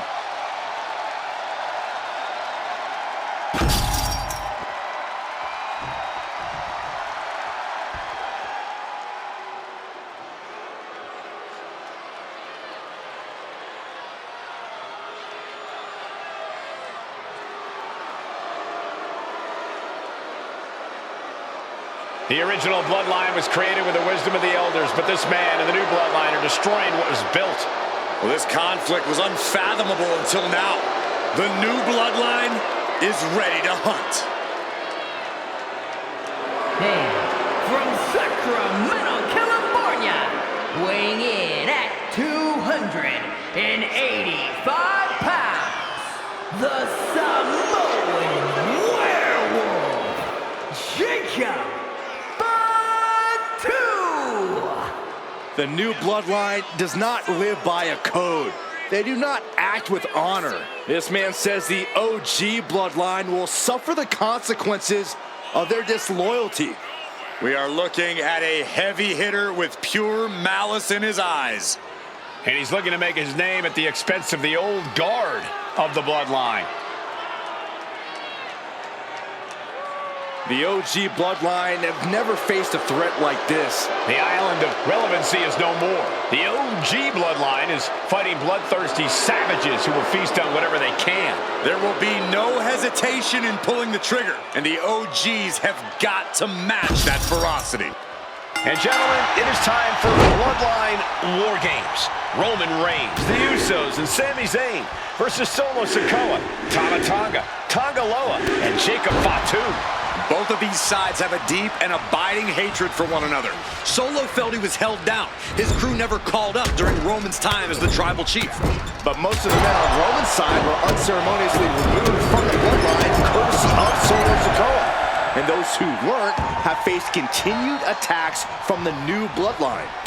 And the winners tonight are very likely to be considered the true Bloodline by the WWE Universe. Let's see who comes out on top tonight. 8 men in this war, but one seems to be fighting his own internal battle. That man, Jimmy Uso. He's currently on Team Roman, but this might be an instance of the enemy of my enemy is my friend. Well, Jimmy had clashes with Roman. He went to war with his brother Jay, but the men who put Jimmy on the shelf for months stand across the ring. Jimmy's out for every member of Solo's squad tonight, and he'll deal with the rest of his fractured family later. And another big right. A consistent attack here from Jay. Jacob's being cut off at every pass. Has him in the corner, thinking of the next move. What more can this superstar do? Reaching deep into the arsenal. This could end the entire match. From the top floor. Superplex. You really really have to throw caution to the wind to even consider hitting something like that. I think tonight is going to be a breakout performance for Chaiypobza Fatu. So much raw talent in that young man. Every Bloodline member, new and old, is a generational athlete. But Jacob seems to be a step ahead of every one of these men at times. Many already believe Jacob can take the mantle as the leader of the Bloodline. If he's the one to earn the victory tonight, his time as the tribal chief may come. We're going to finish it off. Took a gamble once, took a gamble again, and hit the jackpot twice. What a barrage of stops. You want to control the tempo, you want to dictate the pace. That right there is how you do it. Before War Games officially starts, what do you guys think is the key to the old school Bloodline coming out on top? Every one of these men is a proven main eventer, Michael, but that won't be enough if they can't stay on the same page. Yeah, and given how united Solo's team is, I don't think even the Mount Rushmore of WWE could handle the new Bloodline. Roman and his crew need to remember what bonded them, what made their team Uzi, and work as a real team just one last time. Solo Sikoa, leader of the new Bloodline, has called himself the head of the table, called himself the tribal chief. And when he asked the WWE Universe to acknowledge him, we're hearing more and more of the crowd agree. Well, Solo has grown in power with big wins and title reigns, but this is his biggest test yet. If his crew can defeat Romans, Sikoa will be everything he says he is and more.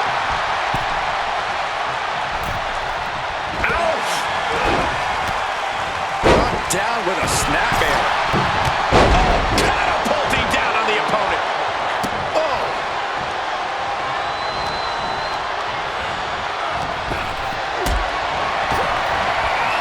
Going up. Uh-oh. Going down. Punches and counters out. If there's one man here with the most to prove, it's got to be Tonga Loa. We've often seen that the man with the most to prove ends up being the difference maker in War Games. Many folks think Tonga Loa is just a foot soldier for Solo. But let's not forget, this man is the son of Haku. Just like his father, Tonga Loa truly excels on the ground. And there is no bigger brawl than War Games.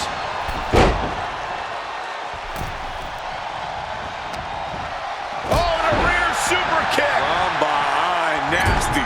Oh man, he is fired up now. It's about to be an uphill battle for one team once this clock hits zero. Sami Zayn grew so much as a member of the Bloodline, it really gave him a sense of self-worth. Yeah, but part of that self-worth came from defying Roman, from defeating the Usos, which begs the question, and I wish there was a better way to phrase this. Is Sami Zayn still Uzi? I think he is, Corey.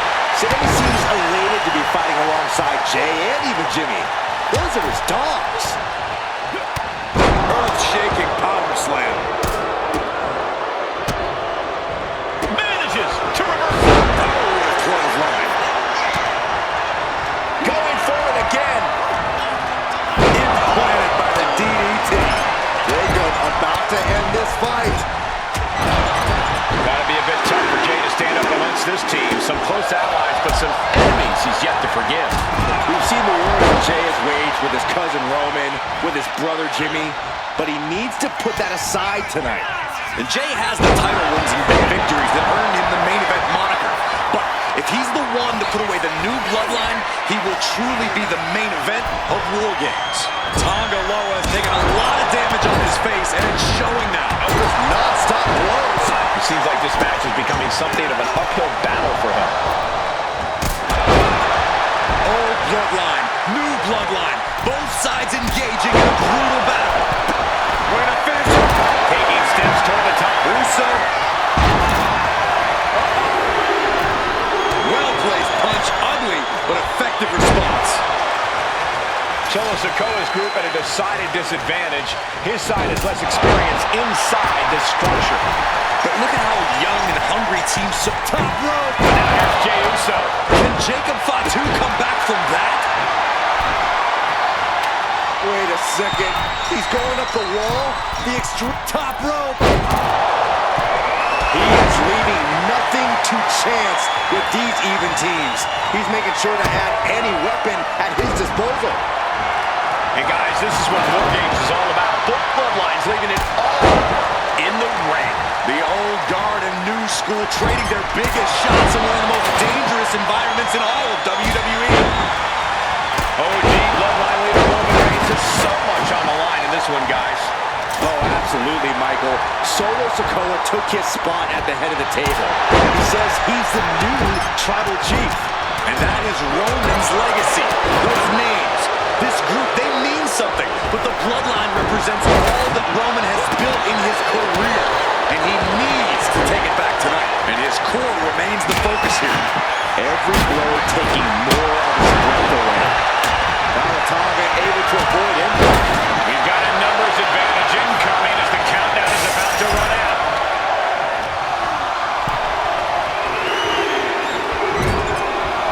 Oh, look at this, reigning right hands. And the tribal chief is now entering Bloodline War Games. Ooh! Enters the ring and is diving headfirst into the chaos of this match.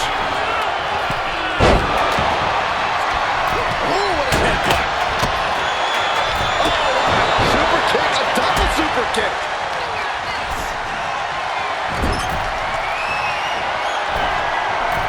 Sami Zayn is a hold on. What do you think Sami's going to do here?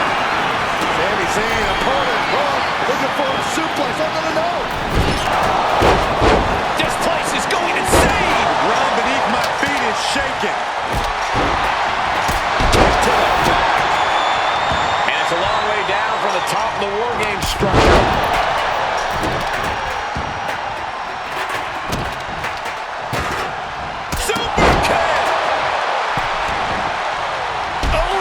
Solid kick across the back. Fights Jay back. And the point of the attack continues to be there. It's a very effective target. Jimmy on his way to the top rope. We're seconds away. Here we go. Kick to the cranium of the opponent. Off the rope he goes. Top rope. And looking at Jimmy Uso. Will Jay end this? And now the new tribal chief, Solo Sikoa, joining Blood top rope. Jacob Fatu's got a problem here. It's been a hardship for these superstars to get to this point. I think these fans are driving them to claw that extra inch. You can sense the ride these fans have been on it, and I'm right there with them. that hit connects from Sami Zayn.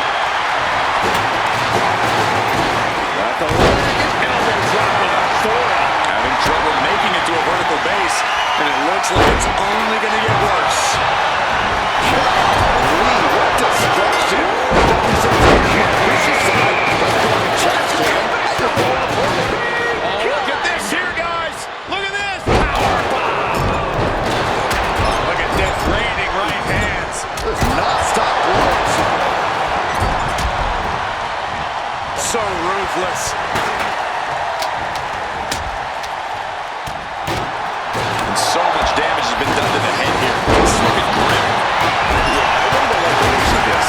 Can you get micro attention out here? Good night. Sammy ended it there. Can Jacob Fatu come back from that?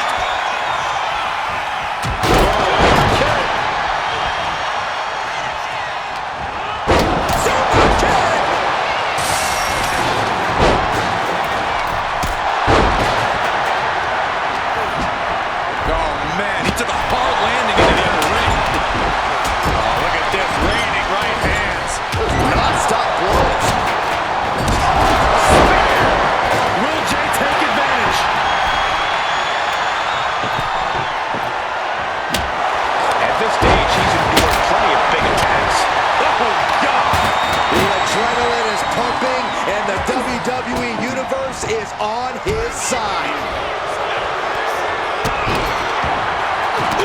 Now scaling the rope. Oh, nice His arm showing the mat before one. How on earth could he not keep him down for even one at this point? Hold on here. Good reason that he has to be climbing up the cage now. Covers, wasting no time. This could be it.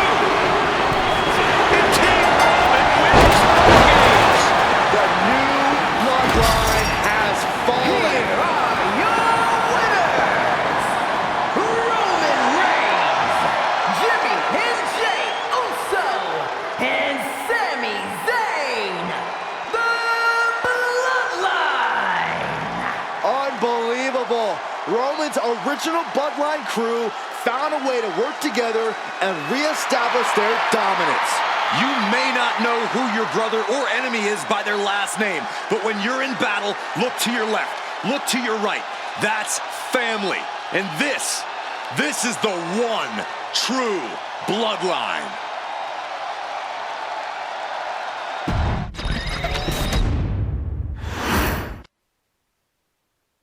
Okay, a little bit out of character for your wise man, but that was a little bit difficult for me to watch. Seeing this family splinter into two groups, fighting against each other, it breaks my dark heart. But they're all grown men, and you settled the issue. Now let's give Solo credit. Forming Team Solo was, of course, his usual backup of Tama Tonga and Tonga Loa, the sons of Haku, feared as one of the baddest men to ever walk planet Earth. Along with them, the Samoan werewolf, Jacob Fatu, son of Tama, also known as TK All Day, the Tonga Kid, another fearsome competitor from WWE's golden era. But did you know that Haku and Tama once comprised one of WWE's most impressive tag teams? Haku had been considered family by the Dynasty for years on end, and his teaming with Tama, brother of Rikishi, solidified this for eternity. The Islanders were a formidable test for any tag team in WWE in the late 1980s, competing against teams like the Hart Foundation and the British Bulldogs. Initially fan favorites, the two would embrace a more hard-nosed approach and even teamed up with WWE Hall of Famer Bobby the Brain Heenan, finding even more success. The team flawlessly merged aerial excellence, martial arts mastery, and some good old-fashioned Islander grit. Perhaps their most infamous moment saw them actually dog-nap Matilda, mascot of the British Bulldogs, showing that they were willing to do literally anything to throw opponents off their game. Both men are still revered today as two of the real legit tough guys in the industry, names that instill fear simply upon mention, and they absolutely taught their children well.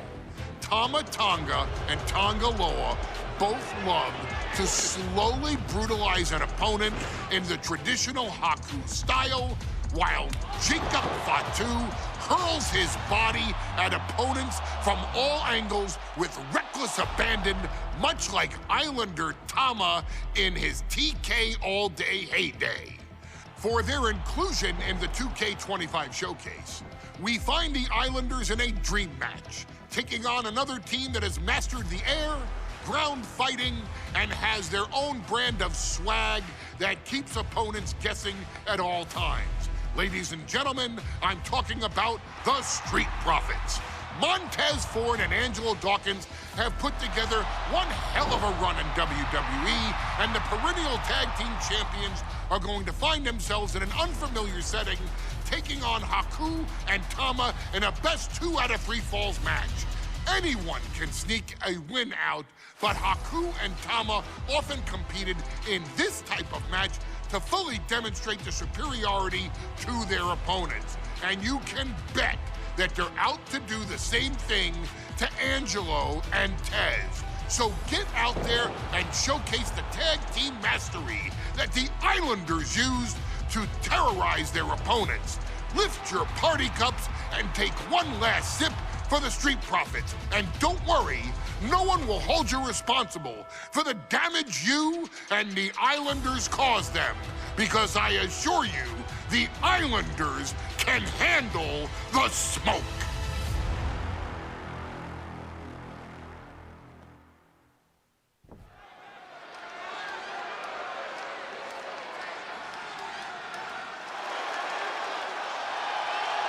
It is time for the Street Profits to get themselves some of the Islanders. Well, with all due respect to the smoke and the party cups, but AD and Tez need to up their game. This could be the Prophet's night, but it's not going to be easy. The Prophets possess tremendous athleticism, but so do the Islanders. And let's not forget, the Islanders have Bobby Heenan in their corner. The following contest is a 2 out of 3 falls match. On their way to the ring, at a combined weight of 492 pounds, Montez Ford and Angelo Dawkins, the Street Profits. The Islanders are known for innovative double-team offense, but they're looking to do more than just beat the Profits. Well, under the Brains' incomparable tutelage, the Islanders have become smarter and more brutal. Tez and Dawkins better have their third eye open and their heads on a swivel.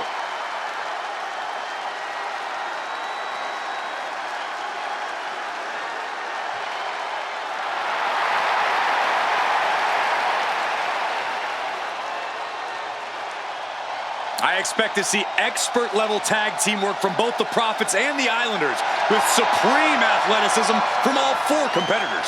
What this match could boil down to, guys, is which team picks up the first pinfall. It's not going to take long for chaos to rule. The Profits and the Islanders are ready to see who is the best tag team on Earth.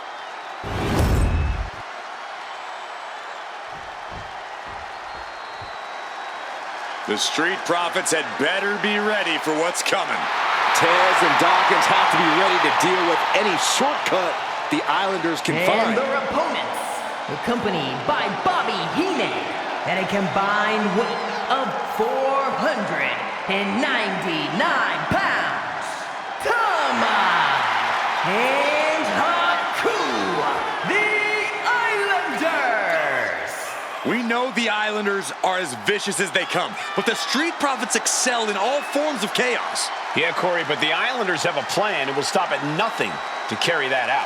But the Profits will have to truly compete as a team to overcome the odds in this 2 out of 3 falls match. The truth is, I don't know if Ford and Dawkins have faced a team as dangerous as Haku and Tama. And the Street Profits are going to have to execute a next-level plan to take down the Islanders and Heenan.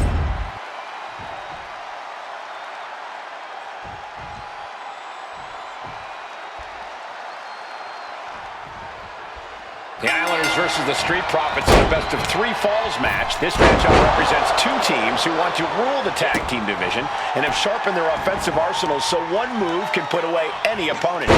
The Street Profits swag levels are at an all-time high, and they told the Islanders they want the smoke. Look, this is the best Street Profits we've ever seen, but the Islanders are exceptionally dangerous. And don't forget their secret weapon in the form of Bobby the Brain Heenan. A 2 out of 3 falls match is a different beast and a bit of a rarity in tag team competition. But one of these teams actually has a bit of a history with this stipulation. Yeah, Cole, the Islanders have a history of success in multi-fall matches and in high-profile situations, no less. They competed in the main event of the first Royal Rumble event in this kind of match and won it in 2 straight falls. They also won a 2 out of 3 falls match on Saturday night's main event. Bottom line, the Islanders are more than ready for this. Hopefully, the Street Profits are quick learners. 2 out of 3 falls matches are a unique test. Corey, break it down for us. What's going through the Profits' minds here? Well, Tez and Dawkins cannot allow themselves to get frustrated because if you lose your cool, you lose your focus and you start to make mistakes. There's a little more room for error in a multi-fall match, but not much when the competition level is this high. Something that Tez and Dawkins need to watch out for tonight is the presence of Bobby the Weasel Heenan. He'll do anything for his clients. Don't you dare disparage the Brain, Saxton. Heenan is indeed a wise man who has quickly brought the Islanders up the ranks. They'll be tag champions in no time.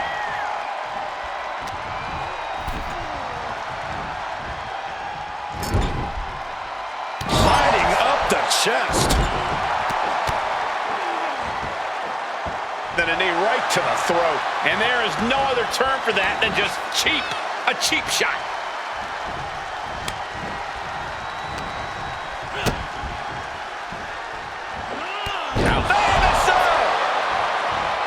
So many accolades for Dawkins and Ford. Triple Crown Tag Team Champions, multiple WrestleMania wins. This win could be another major feather in their caps. It could be, but for the Islanders, all of those accolades are motivation. Haku and Tama know they're the best tag team around, so they want to knock off the Profits and prove it. Then maybe they'll get the respect they rightfully deserve.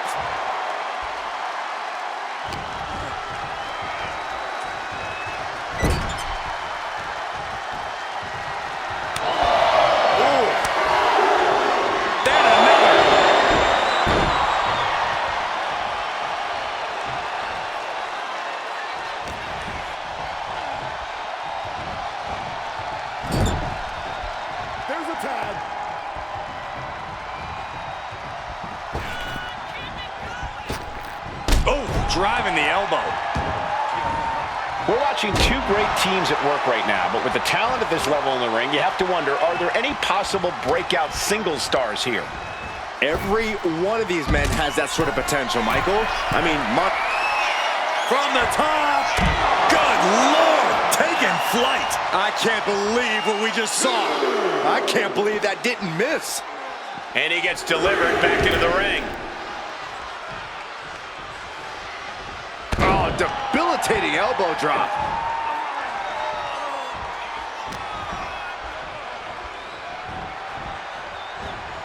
And just look at the damage to Montez Ford's face after that shot. Got out of the way that time.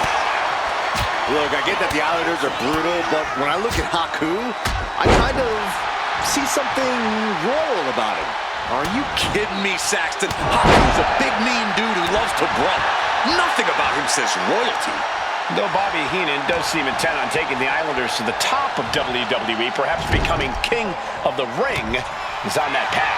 Crucial turnaround there because he was falling behind. Ford weathered the storm and is looking to rain down some damage of his own. And Ford's resolve might be wavering here. The Islanders straight up crushing the Profits here. Clothesline!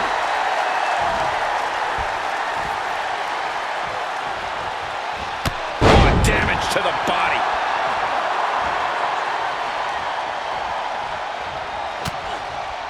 Shot combination. Across the forehead and right to the chest and then the throat. Wicked. I'm glad the Islanders are able to compete tonight. I was worried they'd have to serve another suspension. Oh, what a phony charge that was. Heenan and the Islanders did an amazing job as dog sitters, and they got punished for it.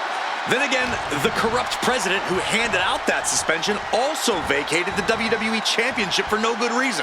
Yeah, Corey, there's just too many things to correct you on there. And his body seems to be the preferred target. Oh, that's a kick that would leave you gasping for air.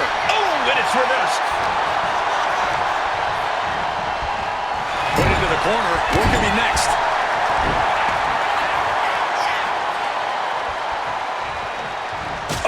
Catches a kick to the face.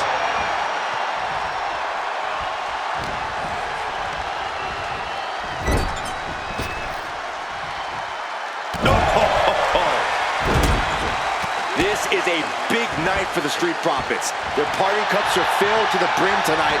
I took a sniff of it, and it nearly knocked me out. I've seen tap water knock you loopy, Seth. From the top. He got it. Tag me. Dawkins with a spear.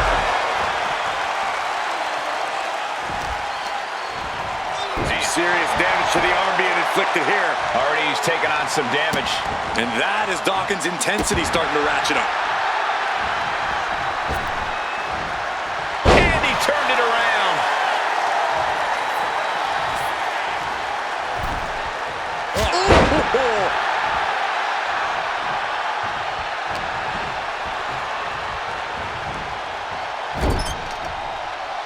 Did you hear the impact? The Street Profits having a bit of trouble here against the Islanders. There's just something about the Anawahi family that Tez and Dawkins can't quite overcome. Roman Reigns, Jacob. Here we go. Oh, my God.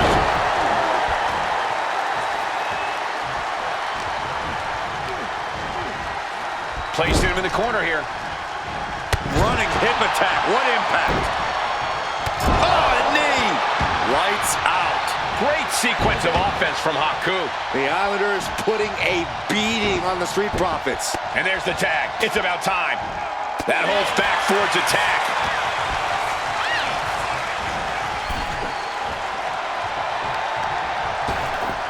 Ripped in the hard way. Haku, he's thinking big. From the top. Top and down.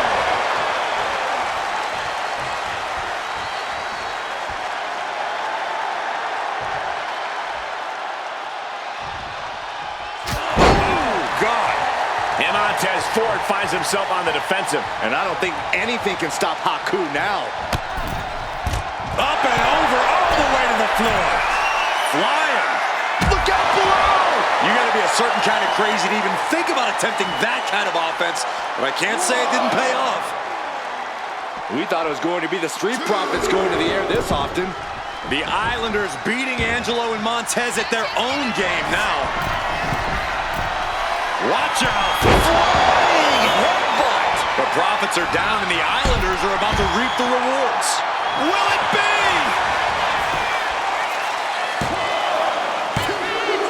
And he picks up the fall here. Ooh, ouch! And Haku is suppressing any offense from his opponent. Somehow Montez has to turn the tide. My God! The Islanders continuing the assault. The Street Profits just don't know the word quit. This is not just about winning. This is about taking over.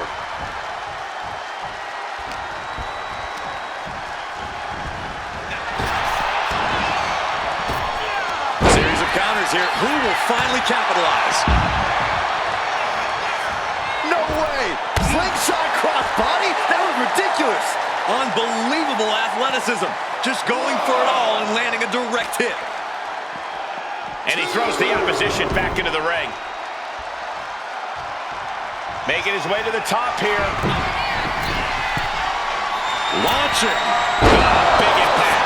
And the Islanders just sent the Profits up in smoke. 2.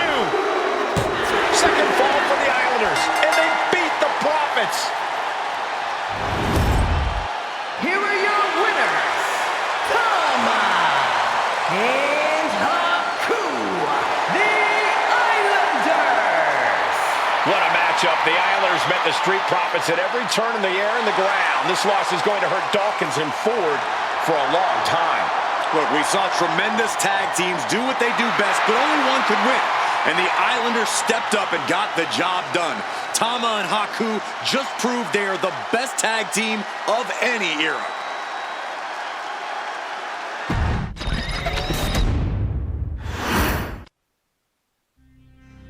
Ladies and gentlemen, I don't have the words to convey how proud I am to have been part of this historic showcase.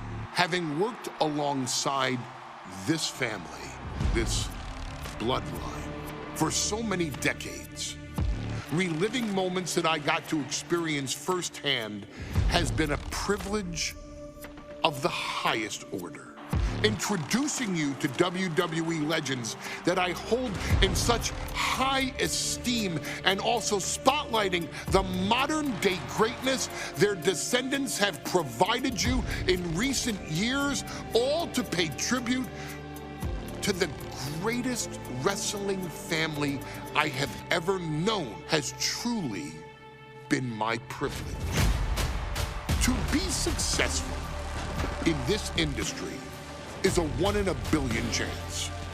To see one bloodline continuously pump out superstar after superstar, champion after champion, generation after generation, is a testament not only to the skills they possess, but also to the work they put in to become absolute masters of their craft. And it cannot be stated any other way.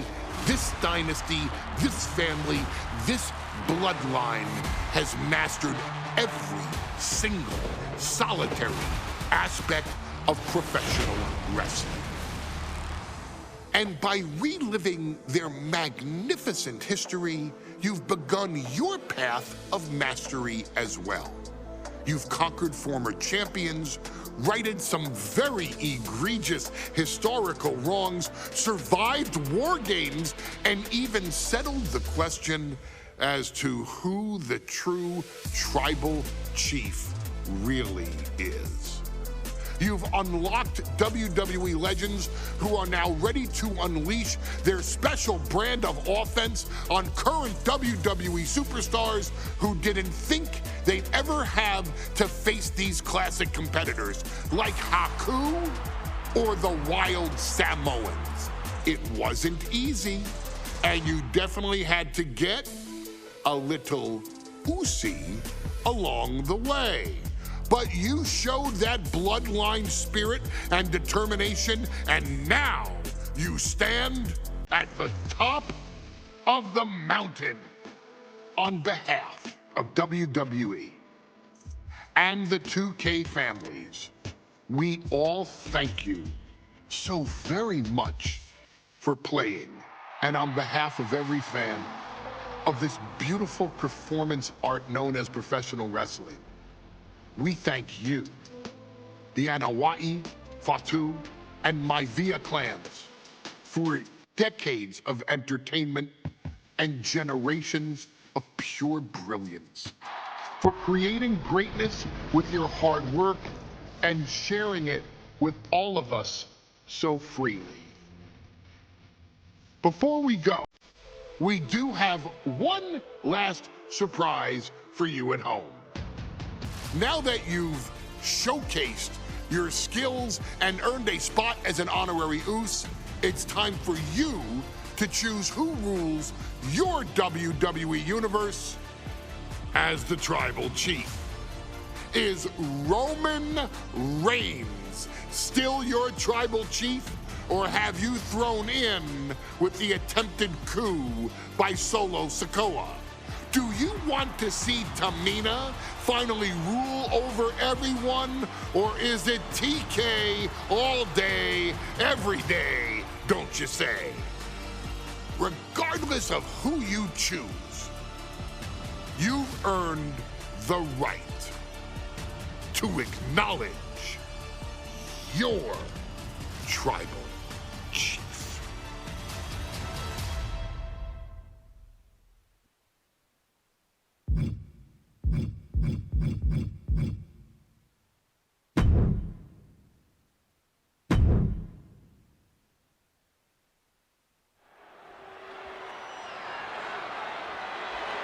The following match is the 2K Showcase Tribal Gauntlet. The winner of this match will be acknowledged as your Tribal Chief. The rules of the match are as follows. 2 superstars will start in the ring. When one superstar is eliminated, a new superstar enters. Eliminations can occur by pinfall, submission, disqualification, or countouts. The match will be won if the first entrant eliminates all other entrants in the match.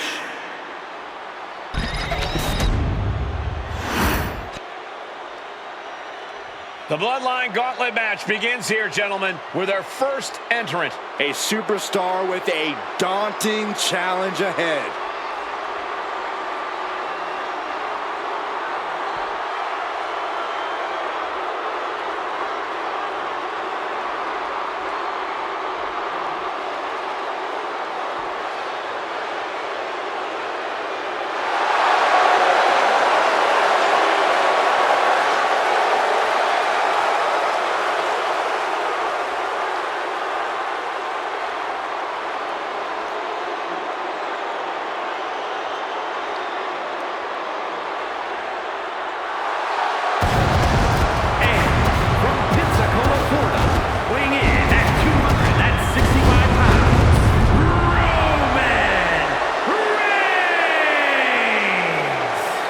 Grinding your way through the Bloodline, one of the biggest dynasties in history? Is it even possible? Well, it's highly improbable, but nothing's impossible in WWE.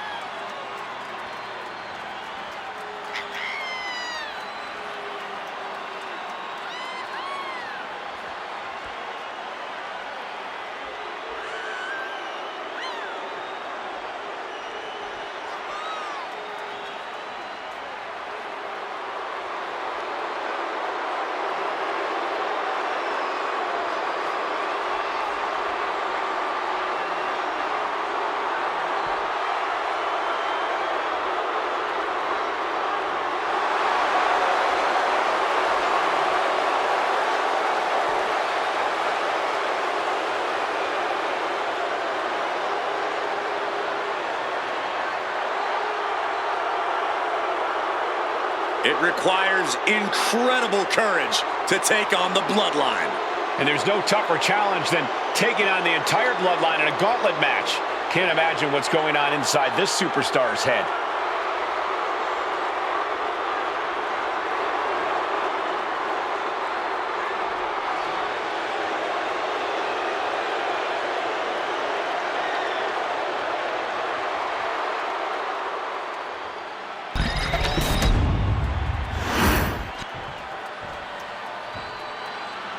Wow.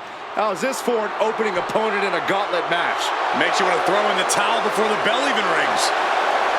And from the Isle of Samoa, weighing in at 350 pounds, the Samoan Bulldozer, Umaga!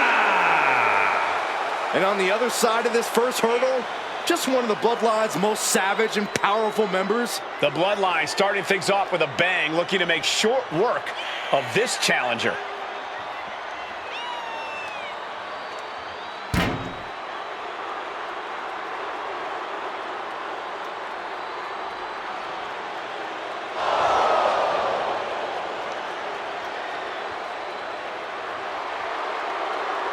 This is where it begins. The ultimate gauntlet challenge against the full might of the Bloodline. Win or loss, this is an historic undertaking.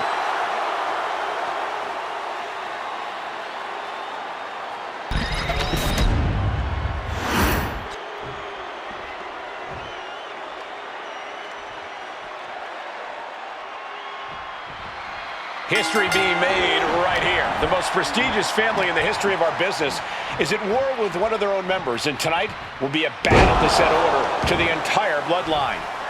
An uphill battle is what it will be. You have the toughest set of competitors trying to dash your dreams of being recognized as the head of the table. And we know there was turmoil in the family coming into this match, so much so they decided a gauntlet match is the only way to set the net sky high.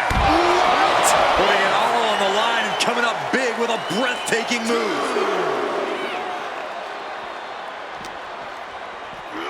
And he slides him back to the mat.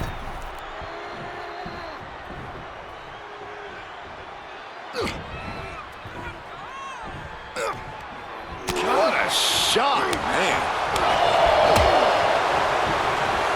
Arm trapped. Just endless knee strikes. Just going all out with every blow.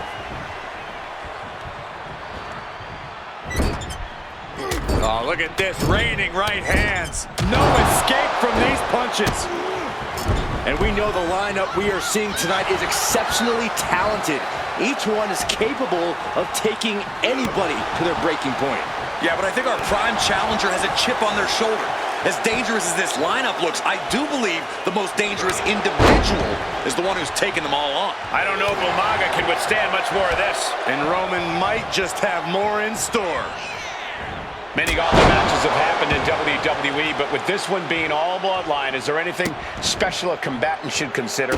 Well, everyone in the family is physical, but this battle will only be won with a clear mind. A focus on the opponent in front of you instead of the next one through the curtain is paramount. If you're thinking about who's next, you'll lose to who's in front of you now. Boot right to the throat.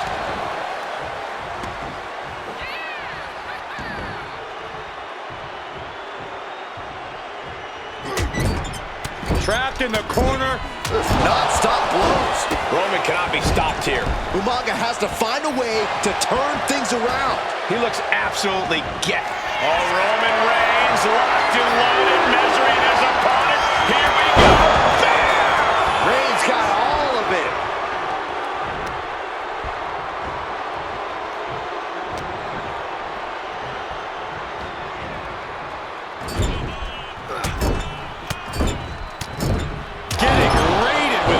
Succession of strikes. And taking even more damage to his head here. He might want to start protecting himself better. Oh, man. Oof. Good punch. Nasty. Umaga is in a distressing spot. And bit by bit, Reigns chipping away at the competition. Mistake by Umaga. Roman managing to get some control back now. He's able to stop that onrush. Now looking to capitalize. Superman punch from Reigns. Umaga is really out of it. He might be done soon. Roman Reigns so dominant. Guillotine applied. He is struggling to find an escape. He is desperately trying to maneuver out of this and successfully does. Straight impact on the throat. Oh, God. Umaga can clinch this one here. Shoulders up before two. Still gonna take a massive effort to keep him down. What a reversal by Reigns. Big boot.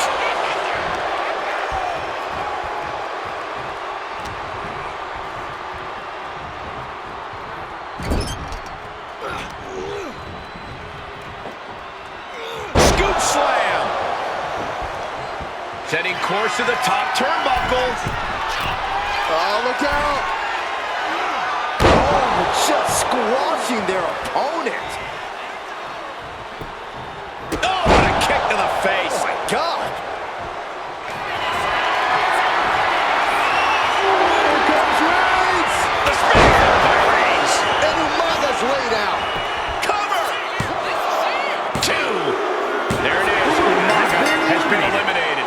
There are still so many competitors left. It's hard to even focus on just one elimination here. Samu looking to make a statement in this gauntlet match.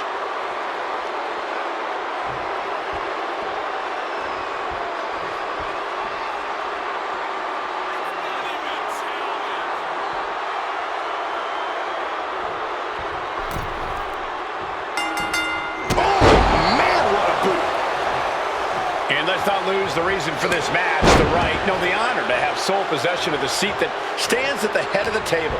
Well, if you can survive tonight, you will be at the top of the mountain, casting an enormous shadow over every possible challenger. I'm already intimidated thinking about the Ulafala adorned around this superstar's shoulders. Roman's on a roll here. And Samu needs to find that spark. Superboy takedown. Oh, no, wait a minute. What power! Picture perfect example for when you just want to put someone down with authority. That'll put Samu's toughness to the test. Roman not backing down at all.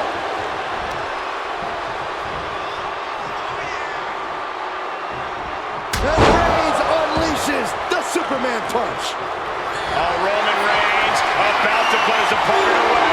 No getting up from this. Wow. Nailed it. Cover. 2 count. And that ends Samu's time in this gauntlet match. More challengers left to go. This match is an absolute marathon. Look who's entering the gauntlet. Jey Uso's ready to take this whole thing.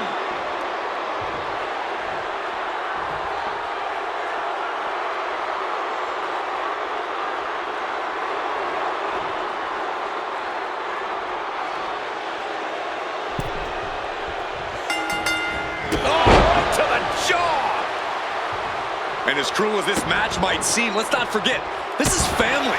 And right or wrong, however a family settles their disputes needs to be respected.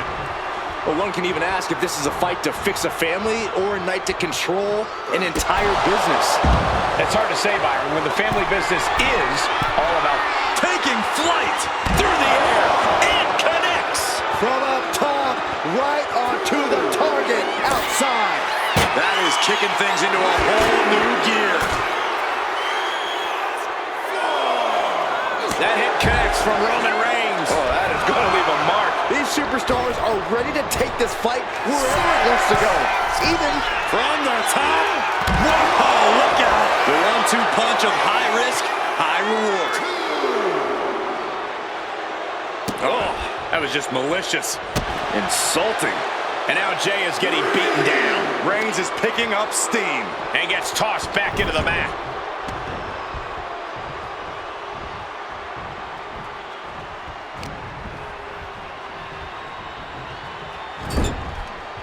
Oh, look at this, raining right hands. No escape from these punches. So ruthless. Oh, man, kick to the face. Ah, blow to the breadbasket. Bang! Vicious boot. Reigns is wasting no motion. All of Jay's arsenal is being restricted. Lift off. Diving clothesline. Oh, clothesline. Look at this, just unloading. And a stomp to the gut.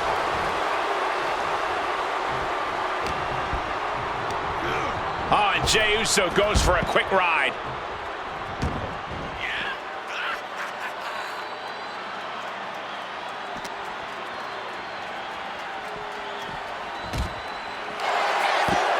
Well, he is clearly looking to destroy his opponent.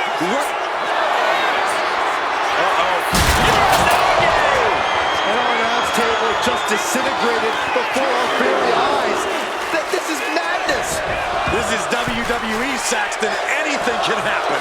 Things are out of control, but the WWE Universe seems to be loving it. That'll be the end of Jey Uso in this gauntlet match. It's a fight for survival, and only the strongest will survive. Here's Jimmy entering the fray in this gauntlet match.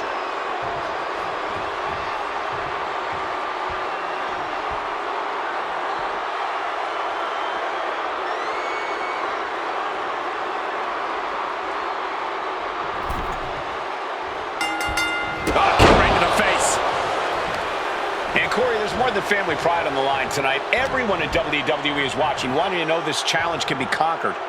And think about the bragging rights if you run through the gauntlet of one of the most prestigious families in all of wrestling. You will automatically be considered the toughest badass walking this earth. Gets lifted into position. All the way down. You have to be in peak physical condition to pull off a move with that much weight behind it. That's disrespectful. I don't know if there's any ounce of professionalism in an attack like that. Superman punch! Jimmy Uso just being obliterated by Reigns there. These gladiators are rocked. Their game plans have been pushed to the limit. Who is enough to fight out of this war? Jimmy's looking helpless to every attack. Yeah, and Roman is looking to embarrass Jimmy. Oh, attacked in the midsection. Oh, target acquired and destroyed. What a headbutt. Vicious. He's in a bit of agony now. Kicks to the cranium of their opponent. Making a mockery of your opponent could eventually backfire. Oh, look at this. Raining right hands. No escape from these punches. Boot right to the throat. Oh, that was just malicious. Look at that insult to injury with that one. A shot like that to the ego can really shake you up mentally. Unparalleled intensity from Roman Reigns. Roman seems tapped into his endless reserve of strength.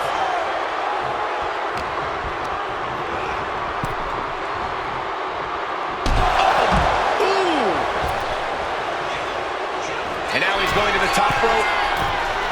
Blast off. All the way to the outside. From all the way up. Wasted no time flying out to the floor. And he gets set back into the ring.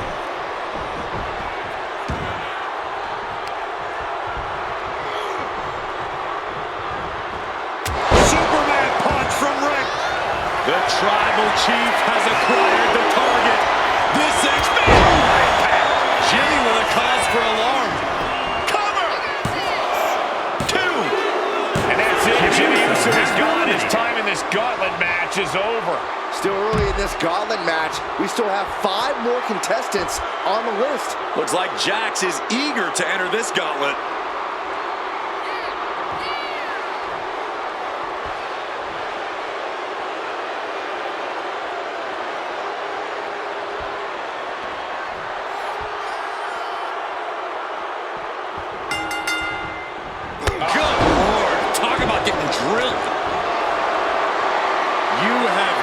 To be kidding me. A deadlift military press.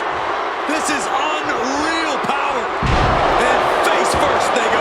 Reigns' position at the head of the table being challenged there. Yeah, Nia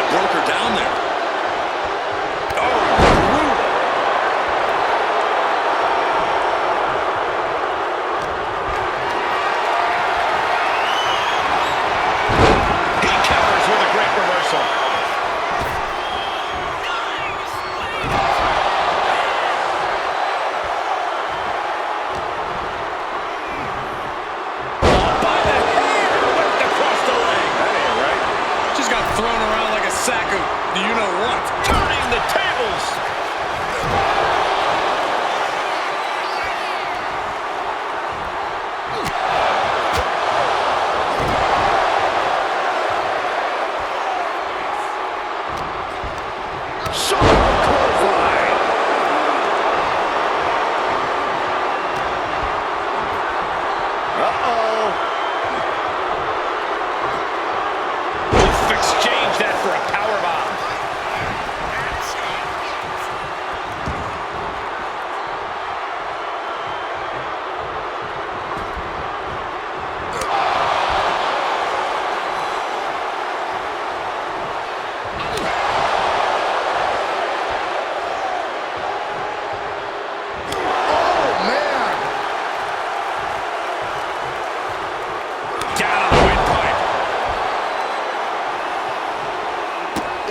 Nasty kick. That's disrespectful. But this could also light a fire under you. Make you fight even harder. Oh, look at the knees. One after the other. I think rage took over in that moment. Nothing but blind rage. In the corner now. She doesn't want to stay there. Now positioned out of the top rope. This superstar is looking to risk it all. From the second rope!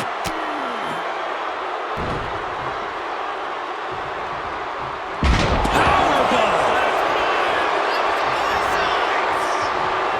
Oh, and he manages to reverse.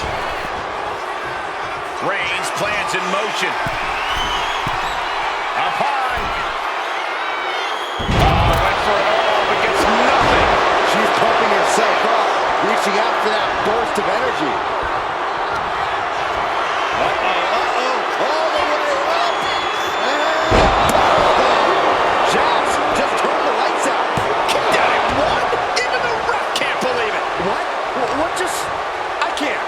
Agreed, Saxton. Looks like there's no limit to how much damage this superstar can absorb.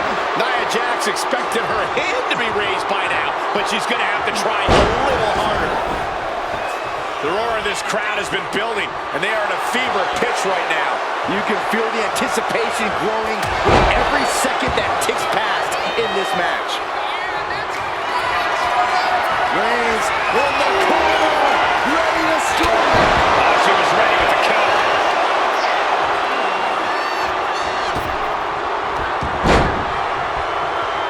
Shows great wherewithal there.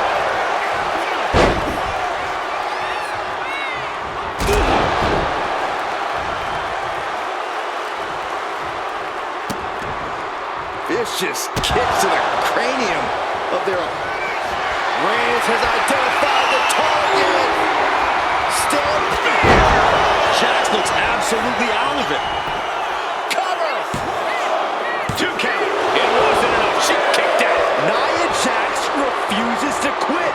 Impressive resilience from Jax here tonight. And Reigns, take him. Splash. Cover. 2. That's it. It's over. Nia Jax taken out of this gauntlet match. And with 4 more entrants to go, this isn't over by a long shot. Watch out. Here comes Alpha. And this gauntlet just got very interesting.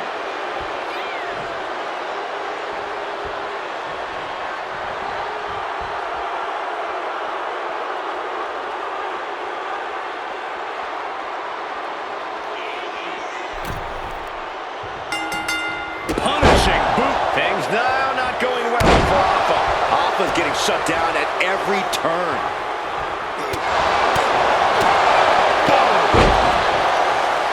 Ooh, well measured.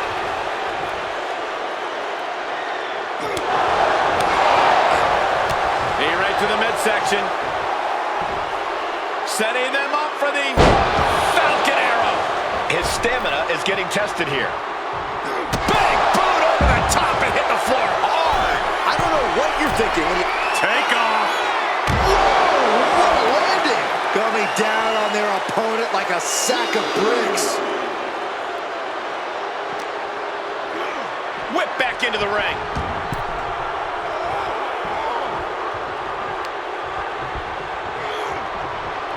And Reigns unleashes the Super Superman punch. Reigns is setting up, Michael. Here it comes. Spear. Reigns got all of it. Is it enough? The cover. 2. He got it. Harvest been knocked out. Out they go, but we still have 3 more superstars chomping at the bit to win this gauntlet match. The next combatant is Haku, who's ready to take a crack at this gauntlet.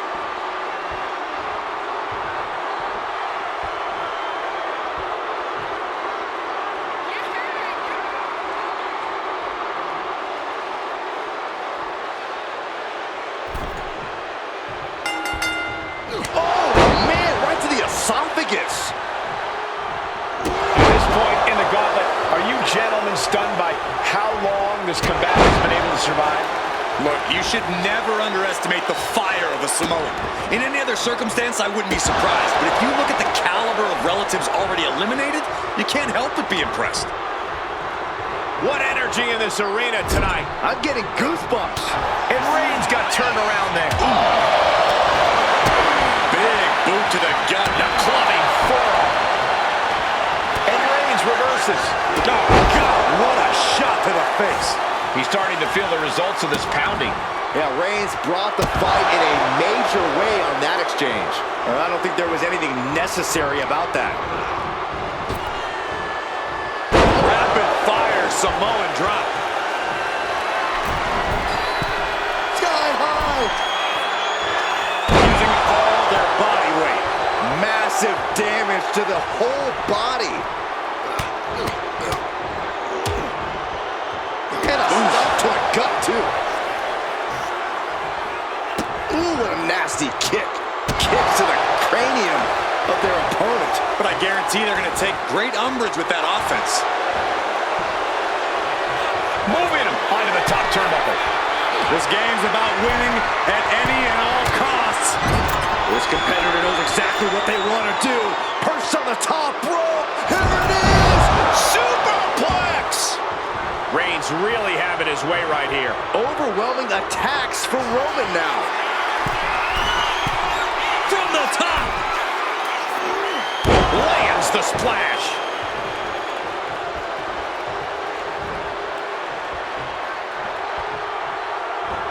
Reigns with the shoulders down.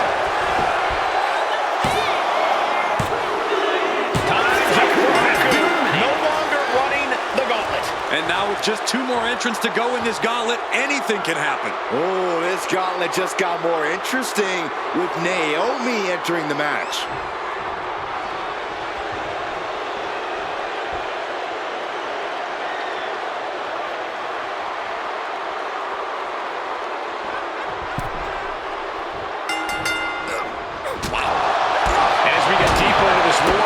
Table, the WWE Universe is getting hurt. They're starting to believe it hard and straight into the pin. It's going to take more than that to keep him down. Looking for a speedy pinfall there. Nice takedown. Oh!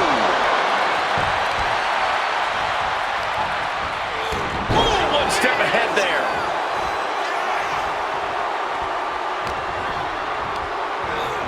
Sent to the corner. Sending her up on the top rope. This game's about winning at any and all costs. This competitor knows exactly what they want to do. Perched on the top rope. Here it is! Superplex! I cannot believe what we just saw. Just disrespectful. That's telling your opponent, you don't deserve to share this stage with me.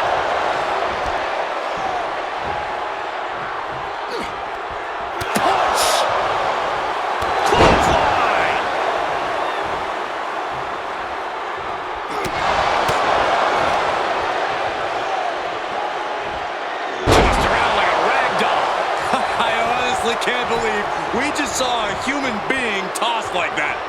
And she heads out to the floor.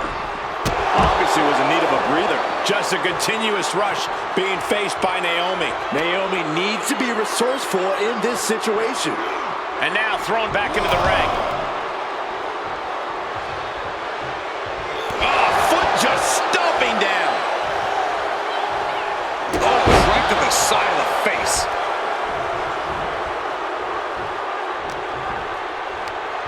to the schoolboy, not done yet. Lifted up his opponent. Sit-up powerbomb. Crashing down like that, having the wind knocked out of you, never a good time for that to happen. From the top. Elbow drop. Good Lord. She's starting to wear down here.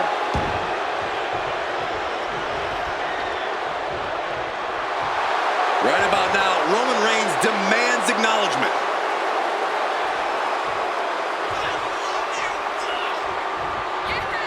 Superman. Here's a cover. Could be it. The gauntlet claims the victor. Naomi is done. Here they are, our final entrant in this match. And now it's Sika entering the gauntlet.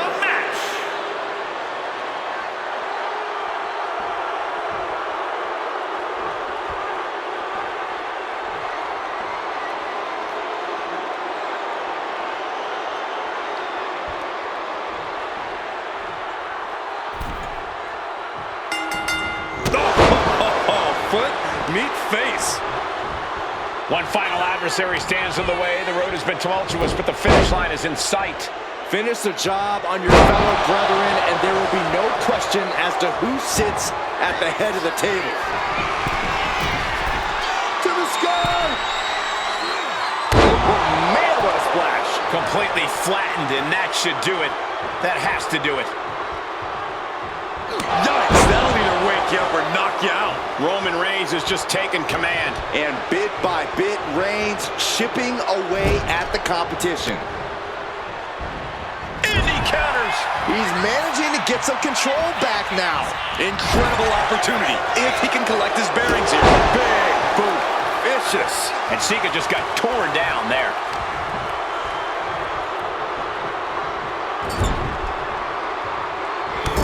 Clothesline in the corner. And an elbow for good measure.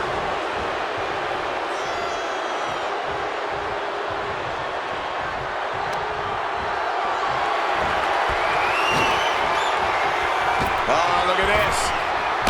Oh, man. Inside out. The tribal chief has acquired the target. This is... Sika got caught with all of it. Looking for the pin, but was that enough? There's two. Yes, Roman Reigns with the victory.